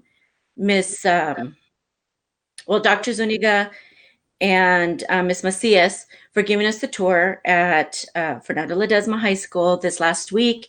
We had a really great time seeing the building that is being built. It's very exciting. I'm super excited for the students from Ledesma. When they come to school in the 21-22 school year, they will have this really nice facility for them to enjoy, whether it is playing basketball or other events that they might have in that facility. I am really excited for them. And I know that that is actually going to be an asset for our district in general and to the community. Excuse me. So thank you so much. It was really exciting to see the Community Education Center, seeing that come to fruition as well. I'm excited about that. And one other thing that that has come up, and it has to do, again, also with the emails that we've been getting from our teachers. And in particular, one of the things that I wanted to address is about the ethnic studies course. I know that has been a hot topic. For those that are not in agreement that it be a requirement for our incoming students. And I want to speak to that because, you know, the topic of ethnic studies has been in our district for even before I was actually elected. And when I came onto the board 5 years ago, I was really excited to see that this course was being worked on, that it was being provided to our students. I felt that there was such great value to that because we know that when we get into college, they offer these classes, and many times as students, we think, gosh, why did we not have these types of classes when we were in high school? The thing that just had never been agreed upon at that time was whether or not we were going to make it a requirement. And last month or the month before, as we had the discussion on ethnic studies, as a board, we decided that we would go ahead and make it a requirement for our incoming freshmen. That was actually the conversations that we had as a board earlier of the 1920 school year. And I believe that the reasoning for pushing it back was that there wasn't enough time to prepare for that. I remember the conversations, the comments that came from my colleagues, and I was actually the one that said, you know, sure, if we have a little bit more time, that's fine, but I'm not willing to wait any longer than, you know, another year or so. We need to make it a requirement. And my colleagues were very strong about making it a requirement and going forward with it. And I'm very thankful. I'm very thankful that that you, my colleagues, decided to push for that because you know, you were right. You were right in the sense that it's been a conversation for years. Having a very good and quality program, ethnic study program, should have been in the works all along. It should never have been pushed aside a bit, and then all of a sudden we're having to, we've got to come up with a really good program for this upcoming school year. And so I'm sorry that it's not It's not the way our teachers are wanting it to be. I appreciate our teachers. I always take their thoughts and comments into consideration. But this time I'm going to stand with, our students getting the class that they deserve to have. And I believe in all of our teachers. I believe in our teachers, that those that are going to be providing that class or those classes, I believe in you, and I believe that you are going to do the right thing and actually give the best class that you possibly can. I was a little maybe hurt, disappointed that one of the comments that was sent was that it wasn't going to be, they weren't going to give their all to this class, and that their colleagues weren't either. And that's bothersome. It's bothersome because the ones that are going to suffer are our students. So I wanted to publicly state that simply because I know we were questioned as to why we hadn't responded. And normally I respond to emails, always giving people my feedback as well. But this isn't something that's coming from the board. This isn't a board decision. This is something that I feel strongly about. And I just want to ensure and ask that you please consider our students. Our students they deserve the best education. So that's my comment to the emails that were sent forth to us. I do want to thank you for sharing those concerns, but at this point, I really do believe in your skill as a teacher, and all of you teachers that are giving that, I believe in your skills, and I know that you're going to do right by your students. I believe that is it for me, Mr. President. Thank you, Mrs. Morgan. Trustee Palacios, any communication or discussion? None at the moment. Thank you. Thank you. I had the opportunity, along with Mrs. Morgan, last week to visit Ledesma High School and look at the construction of the multipurpose room there. And I was happy to see how much it's progressed. Thank you to Dr. Zuniga and Ms. Macias for being there and providing the tour and giving us the opportunity to have a look. As Mrs. Morgan also shared, I had the opportunity, along with her, to have a look at the Community Education Center there at the district office and the progress it's making. And pleasantly surprised to find out that it should be completed very quickly, within the next month or so. So that's great to know. I'm looking forward to being there in person and celebrating the opening and celebrating the students and community that'll make use of the facility. So thank you again, Dr. Zuniga and Ms. Macias, for taking the time to give us a tour of those two sites. Regarding the comments Mrs. Morgan just made about communication we received from certain teachers regarding our ethnic studies program, I haven't provided a response either. I was going to speak to staff to get some more information, but I do want to share very briefly that I appreciate the concerns that have been expressed. Before I provide an official response via email to the individuals in question, I do want to state that there's an understanding that it is the Board of Trustees that sets the educational policies for the school district. And when the Board of Trustees makes a decision, we expect that our staff and our faculty, particularly our teachers, are able to execute those decisions. And I have full faith in our teachers to teach the content that is being asked of them. I have full faith in their professionalism and ability to perform their jobs. And I would expect that they would act as professionals and teach the content that they're being asked to teach.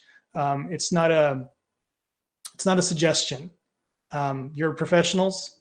You're being paid as professionals. You're being treated as professionals. I would ask that you act as professionals and follow the direction of the board. So I will be providing a response as a president of the board via email to the individuals in question. However, I did want to share that tonight. Lastly, I did want to respond to a comment that Mr. Padilla made in his remarks earlier. particularly about not having a backbone. I do take great exception to that comment. Simply because an individual feels a certain way about a particular topic does not mean that they are spineless or that they lack a backbone. We don't always agree on every single topic, and I don't expect that we ever will as a board or even as individuals. However, simply having a different opinion than another individual does not make them spineless. And I think it's a real cheap shot for somebody to say that simply because they feel one way versus another individual. So again, I really want to emphasize that I take great exception to that comment, and I feel that it was uncalled for and completely out of line. So with that being said, Dr. Zuniga, do you have any communication or any future items that you'd like to bring up? Yeah, thank you, Mr. Briano. Just a few reminders to the board. Please let me know what your final plans will be with CSBA. Again, this is uncharted territories, even with CSBA annual conference. I know we always look forward to being there. Unfortunately, with these conditions, it's hard to tell where we're going to be at in a couple weeks. So if you have any other thoughts, I'm here. I'm available for any of your responses. Some of you guys said you're still thinking about it and getting back to us. So we're happy to help you out any way we can. Just also a reminder, I have received an update about the date for census deadline. So I understand it now at the end of September, if I'm not mistaken. So that's very important for all of us to get out there and engage our community, to be encouraging that about, this is coming quick. So I know there's a lot of different information being out there, and a lot of folks are still wondering what's going on with census. It hasn't gone away. It's going to be a big impact on our community. So please, with recent changes again until September 30th, having the deadline, let's get out there. Let's talk to everyone about remind them if they haven't completed to do so, since we're one of the lowest percentages of our county for census reporting now, specifically in our communities. That's it, Mr. Briones. Thank you, Dr. Zuniga. Actually, you did remind me. I apologize. I did forget about the census. I did receive communication from our city clerk today. Excuse me, the city clerk from the city of El Monte. I say our city clerk because I live in El Monte, who is on the census committee for the city. And she wanted to know if there's something more that the city could be doing to support the district in promoting the census. So I wanted to ask Dr. Zuniga and staff, is there an opportunity for us to promote the census during registration? I know that's coming up very quickly. Perhaps as we're handing out our school books, if the committee provided flyers or something to remind students, if there's notification we can send out either through our robocall system or through emails or through the Chromebooks. The first time you open it up, it comes up and says something about the census. Because right now, across California, we're only at about 58% response rate, and that's fairly low. The Trump administration has basically lopped off the last month of outreach, and we've seen both with that action as well as with the executive order that the president discussed last week about not counting undocumented individuals in the census for apportionment. The writing is on the wall. They're still looking for ways to disenfranchise individuals. And California, and I believe within LA County, the San Gabriel Valley will be most impacted by some of those decisions. So if there are ways for us for the committee and for the city to help the school district get the information out there and ensure that people are responding, please let me know, or please reach out to the census committee, either the city clerk, Ms. Heredia, or Sheila Crippen, who is the chair of the census committee. Thank you, and I believe staff is also part of the committee, so I'll reach out to through Mr. So thank you. Yes, I see you waving down there. I apologize. That's okay. I'm on that committee. We are going to do a big push out when we start school on August 18th. It's going to be where plans put on the desktop. And we're going to really push that. I also believe it's very important that every single one of our kids, families, and their relatives respond to the census. I 100% agree. And we work diligently to make that happen, sir. Thank you. I appreciate it. And then one last thing regarding the CSBA annual education conference. We had submitted a particular project for a Golden Bell Award. When do we usually hear back if the item has been selected for recognition? We usually hear back around end of summer, so I'll check in with. I usually get an email or a letter, one way or another. I'll check in with our grant writer to see if so that she gets some inside information about the status of where they're at, timelines. I may say that probably the conditions under we're dealing with COVID, there may be some delays. I know that half of the challenge is getting people to judge the actual projects. I had the chance to do that myself a few years ago. So if those aren't not taking place, then we may have some delay on that. But let me see what I can do to get more information, whether any new updates provided regarding our proposal. Got it. Thank you so much. Okay, and that concludes my items. At this time, we will recess into closed session. Legal counsel, if you could please read us in. Thank you. Closed session items tonight are as follows. Item A is pursuant to Government Code Section 54956.9 D2 and E1, potential litigation, one matter. Item B is pursuant to Government Code Section 54957.6, labor negotiations for EMUEA. Item C is pursuant to Government Code Section 54957.6, labor negotiations for EMUEA Adult Ed. Item D is pursuant to Government Code Section 54957.6, labor negotiations for CSEA Chapter 11. And item E is pursuant to Government Code Section 54957B1, public employee performance evaluation and review for the superintendent. I don't know if there are any public comments submitted for closed session. I did not see any public comments, Dr. Zuniga? No. Okay, thank you. So at this time, we will recess into closed session. Mr. Steelman, if you'll let us know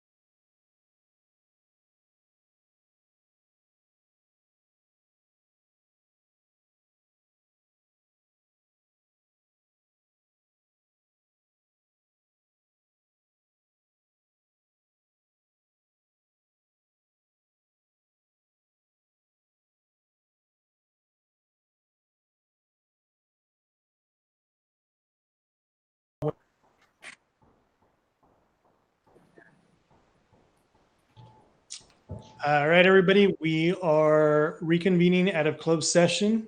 Legal counsel, if you can report out. Thank you. For item A, no action was taken. For item B, no action was taken. For item C, no action was taken. For item D, no action was taken. And for item E, direction was given, no action was taken. Thank you. And with that, if there's no objection, we are adjourning tonight's meeting in the memory of Congressman John Lewis, who passed away. May you all continue to get into good trouble in his memory and fight the good fight. So without objection, it's 11:18. We are adjourned. Have a good night, everyone. Please stay safe. Good night, everyone. Bye-bye.